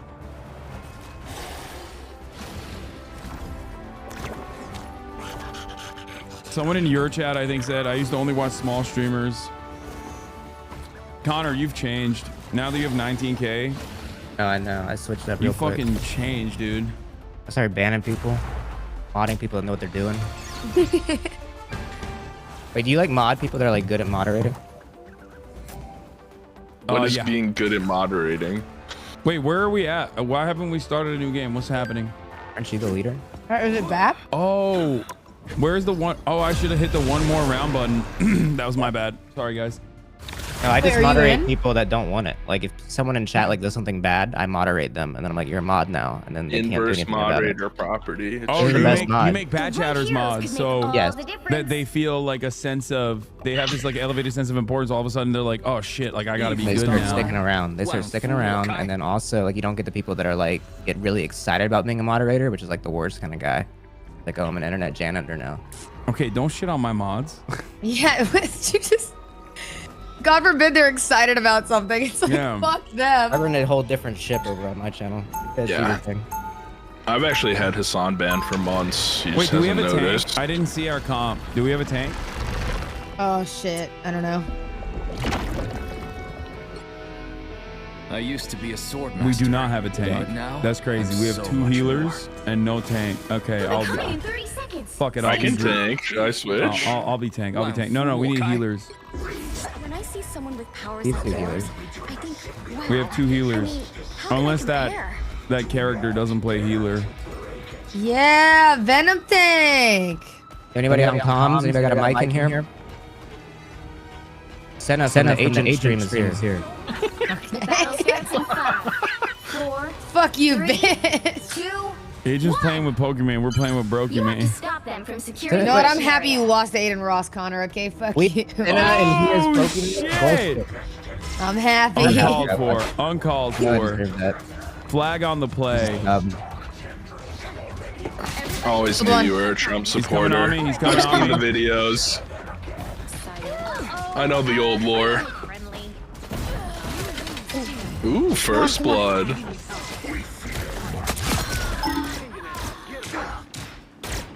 Bitch.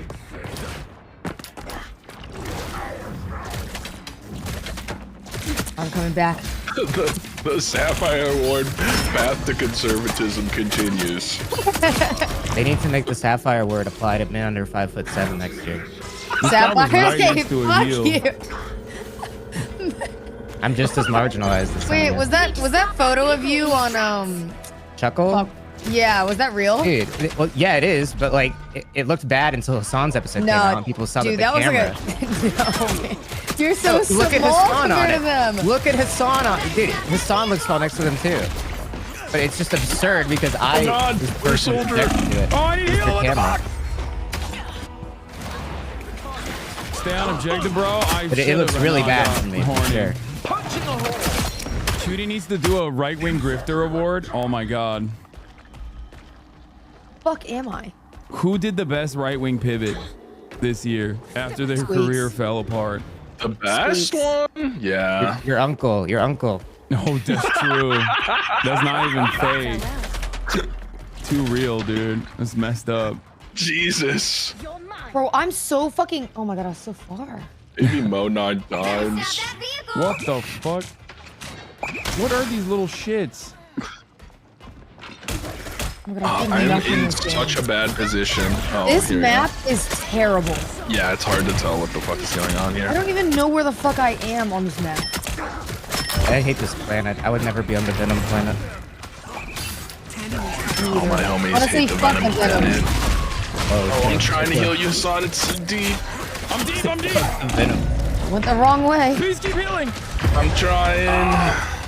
I almost had the. Yeah, I almost you had the did. shield back, but.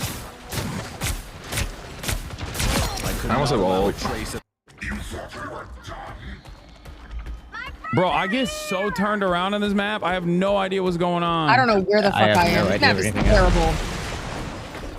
Tippy-toe spotted bad guys. Oh my god, I'm dying. No! I think I figured it out. No, this is terrible performance. There's still a chance to stop them. There's no carrying going on for me. I'm getting fucking dragged.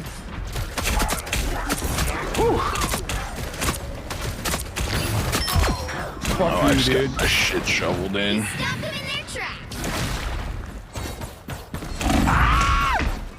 They're flanking me.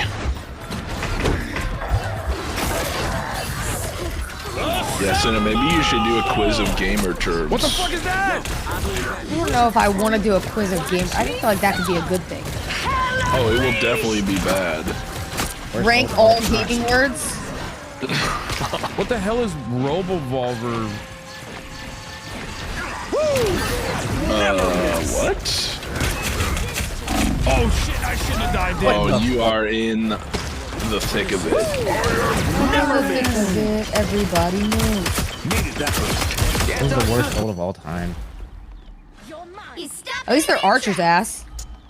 Bro, missed play every Fist shot in he this shot on map? me. What is Fist?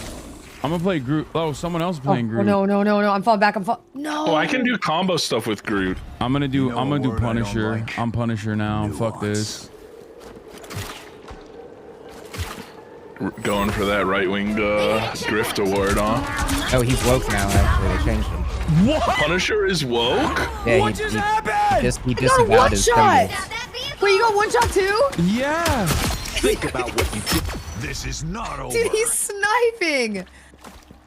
Where is the Groot? I can Hey, that's combo Captain America. I with thought him. that was Thor. What is That's that it. skin? Oh, For there it is. America. Wait, we're fighting Captain America? Yeah, he doesn't look like him though. He's like, Oh. he looks like Then- Thor. Fuck America in this one instance for Whoa. this. Or other instances when they're bad. You know what I mean? Dude, we're the greatest country on the planet. Shit. Yeah, but not when I'm fighting Captain America. What the fuck is that? I'm on Groot's head. What is that character? That's Captain America? That's what I said. He looks like Why Thor. does he look like a fucking Norwegian god? Yes. Born again. Oh, you gotta be fucking kidding me. I missed my jump. I'm getting fucking destroyed. Oh my god, right oh my god, now. oh my god, oh my god. Huge ult. Huge No, I'm kidding. ult. We should just DQ, guys. I'm gonna be real. This one is not it. I'm hunkering down. Hey, speak for yourself. One kill, dude. No, this is. Get on the I've board. been- I know. That's why I said I'm getting dragged to this round. I've done nothing. Every time I go out there, I'm getting He's one back shot there. by this freaking idiot. What? I got heals for you, Punisher, man. Oh I hate this game. my god, I hate Hawkeye. this game. I hate Hawkeyes. domed I hate us. Hawkeyes. I hate them. I hate them so much.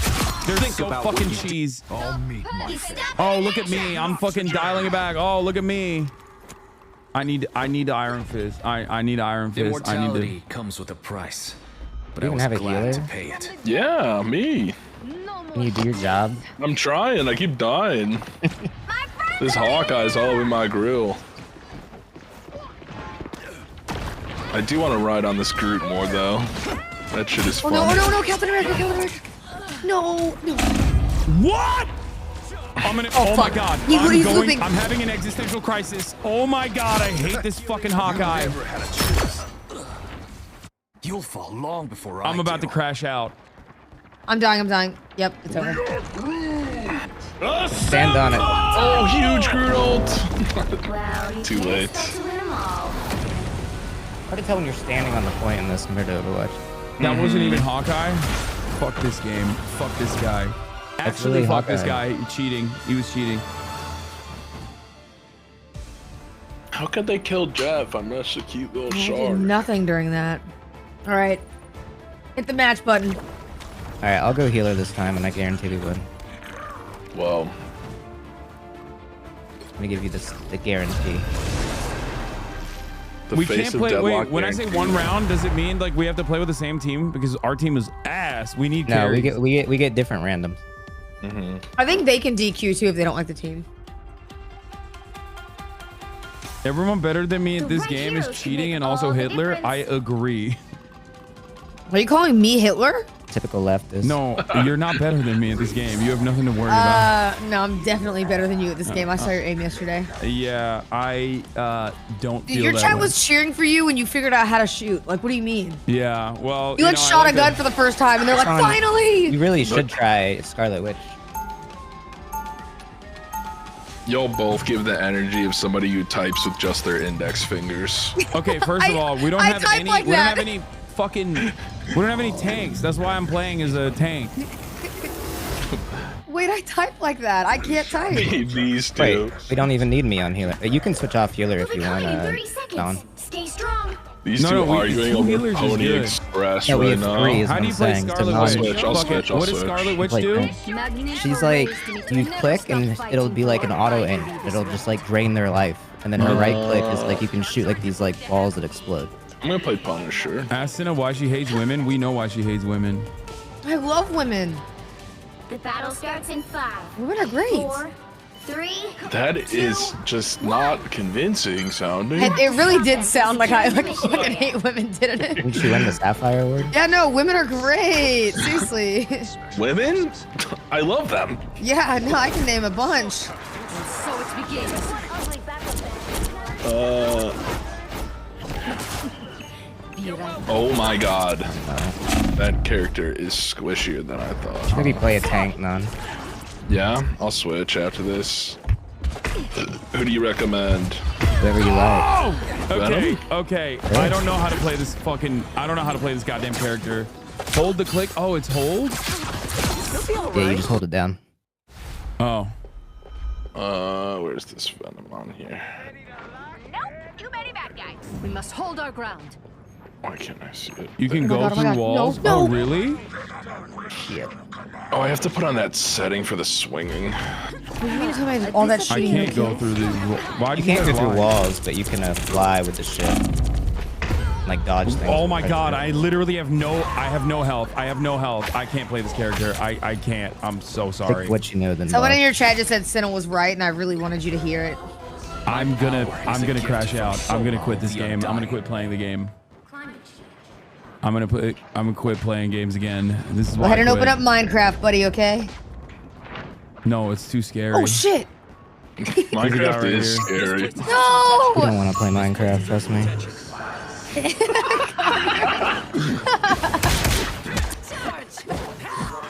What's so funny, guys? Nothing. Oh my god!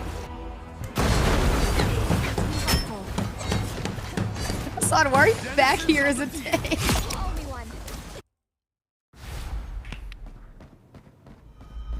We're back. I'm back to raging.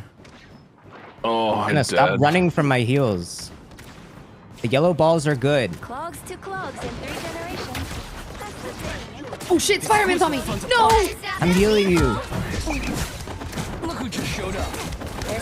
What the fuck is any of this shit? Fuck. They're No! They're in our base right now. There's no cohesion here. There's no teamwork. Over to the point. I have a damage boost on the point. Fuck you! Getting that fucking help! Oh my god. I'm too old. I'm too old. I hit him with a for scroll playing video games. stampede. I'm too old. I'm too feeble-minded. I'm too weak-minded. I'll admit. I know when my time has passed. You know what I mean? So. Okay. Dude, how do they have 9 and 8 kills over there? I have 2. I have 0 and 4. So. Okay. You're welcome. Like I said, maybe y'all are Right, typing with show your them how it's done, thumbs. Unc. Show them how it's done. Yeah, I'm fighting so hard for this. Yeah, I'm on this point heavy right now. Oh? I just killed 2 of them. I got one in the back.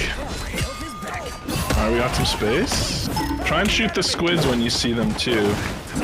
Squid games. Squid games.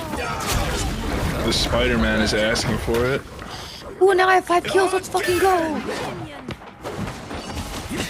What the fuck is this thing?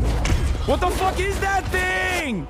What are all these things? Why are there like 11 characters on the map? I don't even know who to hit.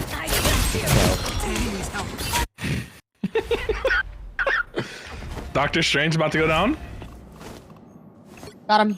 Nice, good. Spider-Man's here. Weapons are tools. Yeah. Check out. And I'm the master craftsman. Unk is crashing out. Yes.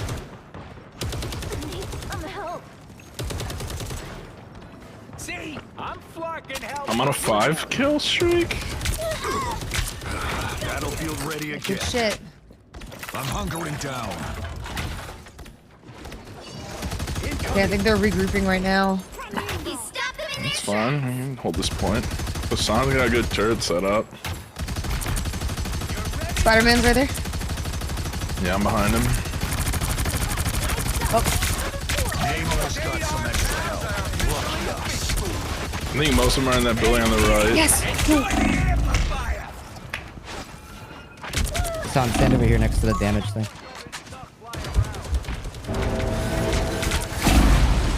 Oh wait, I didn't. Roll stampede. Spider-Man's on you. Oh my god, he stunned me out of my ult. Come on. Alt, almost ready. You got it. Doctor Strange is a tank, right? Jury. Yeah. Executioner. What? No, we're chilling. This point is being held hard right now. Aquaman is a ridiculous character, dude. What the fuck is Aquaman? If you put the crosshair on the enemy while you're shooting, it takes damage. Wait, really? They're up top. Good job, guys. You're doing great. Really good hold. A nice deep freeze. Oh my god, we're cooking. Good shit. I just got the fat ult Not in the done back yet. line. Again. They're all low if we want to push into them. Yeah, that's one down. They're up top. They're coming to the point. One's on me. KO for one. One shot him. There's a Hawkeye behind us. Spider-Man, you don't want this work. No, he killed me. I'm not kidding. I genuinely feel like they all collapse I on hit me the every tree. time I rear my head. But I also do overextend a bit. I think the turret kind of sucks. It's too easy to jump Let's see. it. Maybe play a better healer.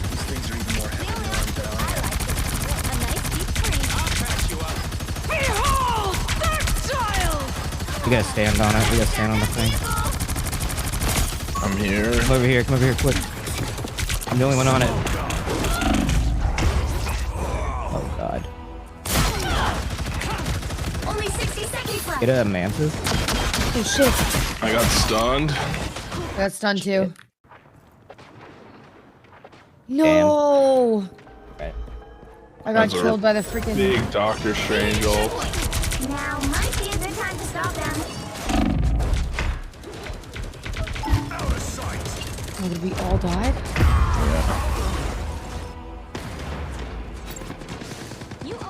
We're on the second spawn. Oh my gosh, I could run so far. Yeah, they just pushed it through the halfway. Ugh.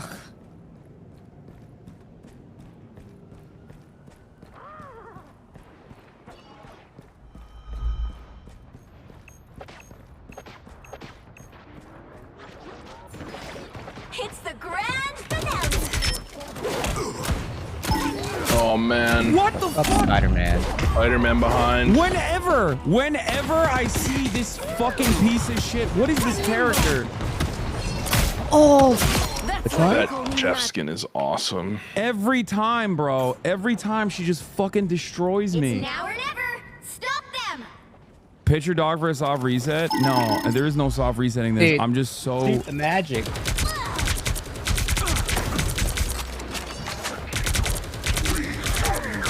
Judge, No way! jury, They killed me in my ult. executioner! Oh, that's so bad. Fuck.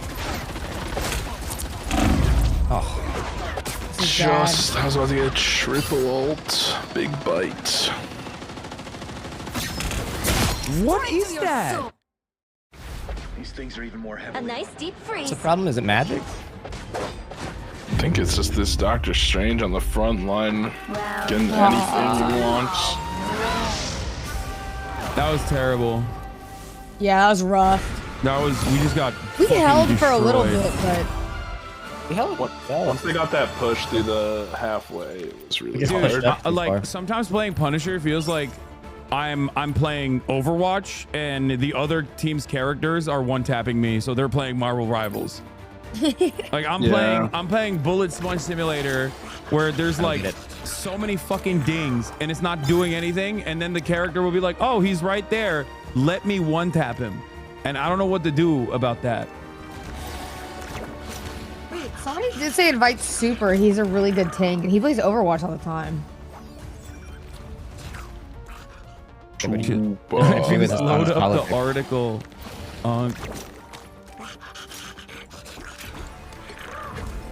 Okay, this is my last game. All right. Then we gotta win. Wait, is Super a good tank? Next time, I'll remember to ask him because I think he plays at night too. And if we play, yo, we'd have a full team. That's what we're missing. We're just missing the other two. Cohesion. Then we'd be unstoppable. Check your bank account to get a mental reset. I don't give a shit about the stuff like that. None of that matters. Literally none of that matters. What matters is like dominating in video games. That's so much more important than how much money you have, I promise.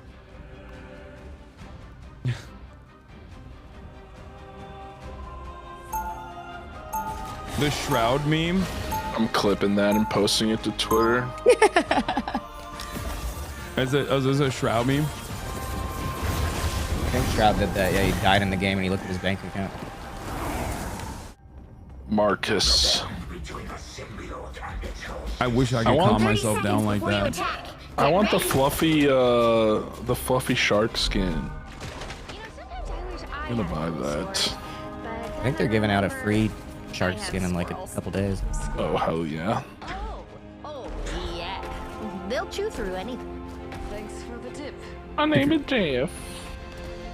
If your mental goes boom, The battle your starts in Nexus 5, goes boom. Remember that? What does that mean? 3, No, your mental doesn't matter. 1. It's games or nothing. Legends. Fuck mental health. To the mission area. Got Fuck mental health. Hell yeah. We know Cinna's right wing. Yeah, fuck Not mental real. health. No, I'm kidding. Mental health only important when we're talking about. No. Never mind. No, mental health doesn't matter, Hassan. Remember that. Mental health doesn't matter. It's Your fake. well-being doesn't matter. It's fake. Not It's real. not real. I They know. get you. But you know what is real? It's just a Amazon lie. Primes. Don't do that, Reed. I love Amazon Prime. What is this guy's fucking adamantium ass shield? What is that? That's crazy. They're Oh my God. all on the second level, by the Connor, way. your skin. My skin? Yeah, I just saw it. Oh my god. I'm gonna die. I'm up here by myself. I'm getting fucking destroyed. You don't make a hero shooter with ugly characters. That's the recipe for disaster in conflict. What is that? A raccoon? What the fuck is that? Rocket raccoon. Anyone want to get this venom off my tush? I'm coming, but I'm That's literally okay, I'm healing in the 700 middle. miles I got away because our spawn point is seemingly on a different map. Winter Soldier seems strong. He's Maybe so I'm fun. just ass. He is strong. He's awesome. I took out the venom. Does he have a grappling hook? He does. He has Roadhog hook. Hassan, I'm shooting in there for you because they're about to shit. push on you. I like Roadhog. Roadhog. Is there anybody that has like a hook, like Pudge or Blitzcrank, or I don't remember what the character in Overwatch was that had a hook? Roadhog. Was he Roadhog?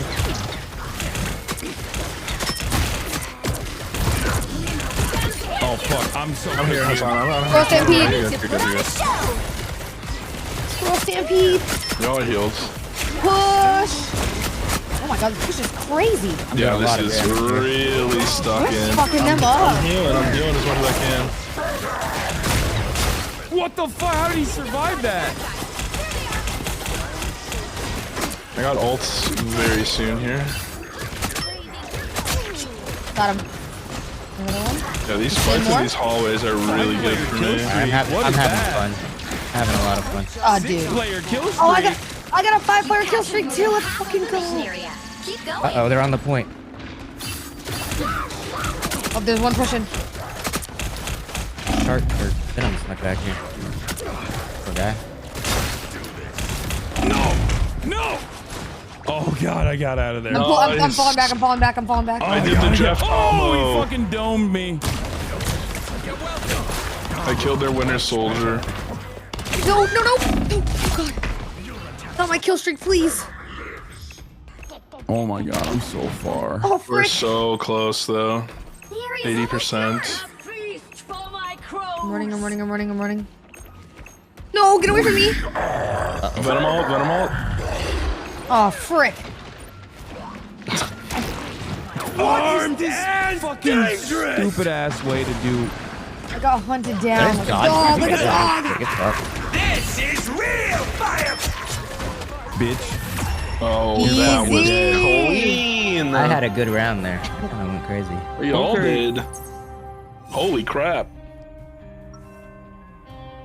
Look at their Venom versus mine, chat. 8 and 2. 2 They and did not have a 3. fun game. They did not have a fun game. Sorry, Kevin, man. Oh, I'm starting off with an Can't ult log too. off on a dub? Yes, watch me. Hey, come on, one more. You guys new players, lol. Before you attack. Get ready. Yo, mods, get that guy's address. People are scared of you.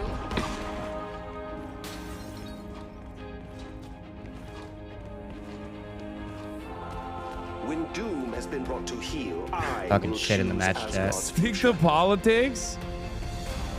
I said this stick to Splatoon. The battle starts in 5. Damn it. 4, You said it in team. 2, 1. I did shift enter, I thought. I thought shift enter. I thought shift enter was all chat. To rule the afterlife is to rule everyone. The worst this I got so far in my chat was load up the article, big bro. That's so... It's fucked up. Just load up the article, man. They're kind of right, though. They're kind of right. It's over for you. Ulting.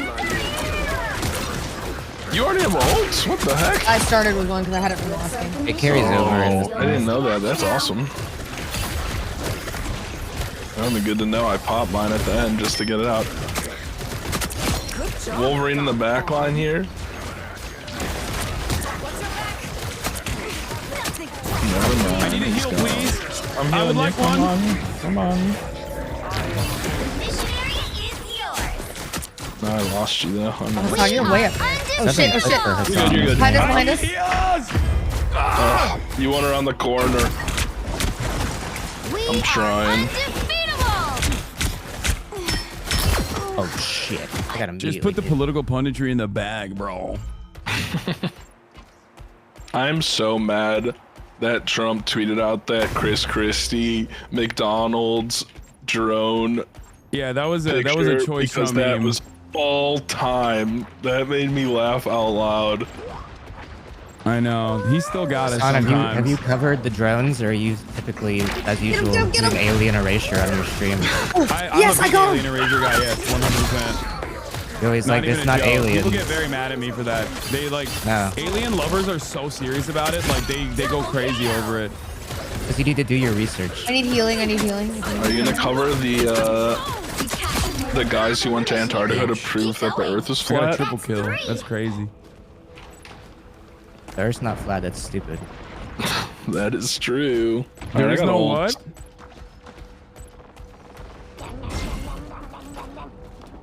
I thought about becoming a flat earther for the fun of it. Not because I believe it, but just because I want to see what the plot would be like. Yeah, Oh, yeah. they're coming. I feel like I just want to see.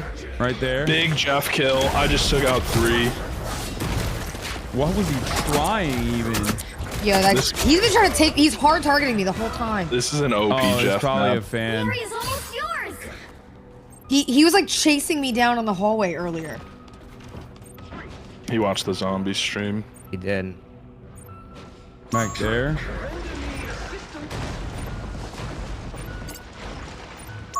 Well, thank you. There's one coming. Punisher on our left. Scroll stampede. Go for Connor. I got heal for you, Hassan. Thank you. Another I'm one. dead though, so you gotta 1v1 him. Oh my god, it's over. Oh, yeah, they're done. Win. There's no point in even trying. Nah, I tried to get it 1 extra kill there. 18 kills, not bad. Yo, good shit. For a tank? Good one to end it on. They don't get it. They don't get it. Good job, guys. Still different. GG's. Took him out the geriatric ass retirement home and took him to the top. All right, GG's. Good games, guys. All right, games, everybody. dude. Thank you for all of that. That was Good fantastic. Hey, thanks for playing, dude. Hey, go open that article. All right. Thanks for today's advertisement. All right, everybody. That is it for me. I just found out that I'm gonna take Kaya to get her spayed tomorrow morning. While all of this was happening, I'm gonna go hang out with my mom. She just got done with her surgery. Oh fuck! Why does YouTube never load correctly? I'm gonna go hang out with my mom a little bit, and then I'm gonna take this baby girl tomorrow morning. Okay. God damn, she was ready. She was ready. She heard the song and was like, "It's my turn now." But yeah, I'm gonna be live at the same time though. Don't worry, fear not. Good recovery when you down earlier in a nice ass lobby. Yeah. Yeah. Good luck on the recovery to Anya. Good luck on the recovery to Kaya when she gets spayed. Your little baby's gonna get sprayed tomorrow. She doesn't even know it yet. She doesn't even know it yet. Anyway.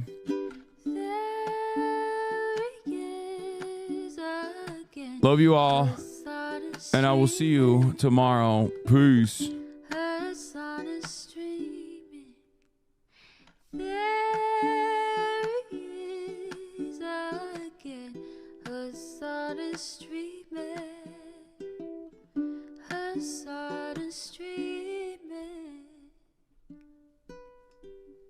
Review in the P.O. box, Uncle Uger's face. Sudden discord at your prop, great names take embrace. Tiny Bernie Sanders, LGBTQ Air Force. The whole left at your fingertips, Ane at your door. H3 crowded debate, the Young Turks online show. 3 full fucking years.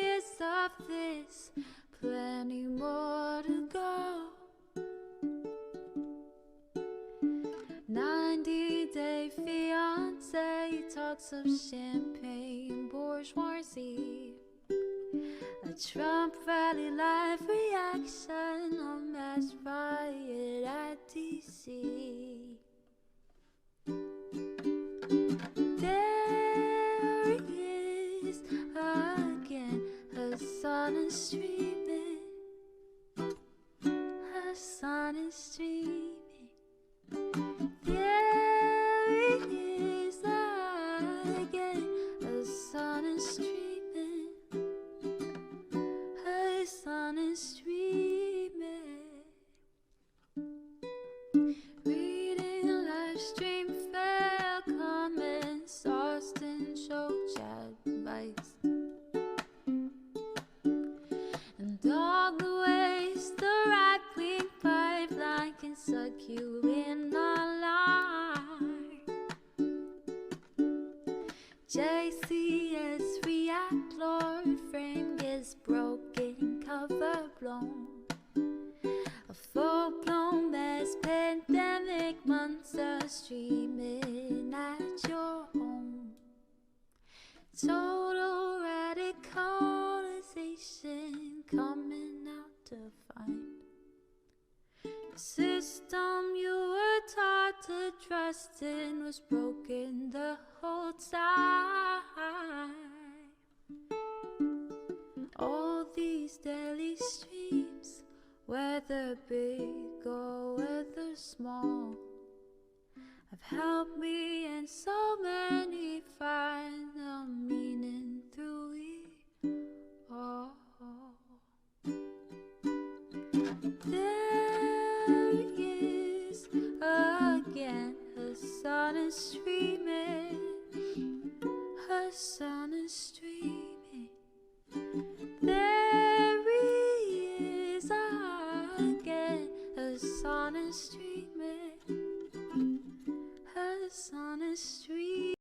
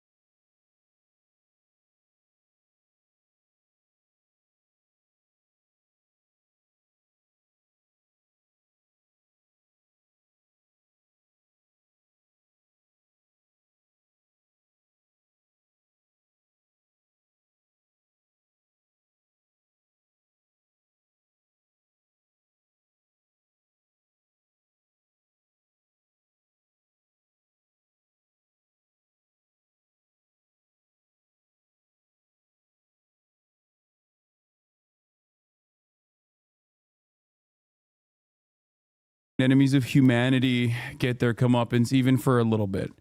And we're going to be talking about all of that. That was, of course, Mohammed Assaf's Dammi Falastini. Okay, we got Bolsonaro indicted. Oh my God. Oh my God. Oh my God. I should just, for the rest of the day, I should just only play crab music. You know what I mean? Oh, we should, oof. Like, I should just play the crab dance all day, every day.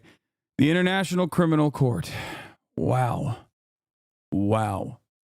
By the way, I just realized this is the most Arab I've ever looked in my entire life. With the exception of the pearl necklace, like, this is the most, like, Turkish uncle, Arab uncle I've ever looked in my whole damn life, dude. This is crazy.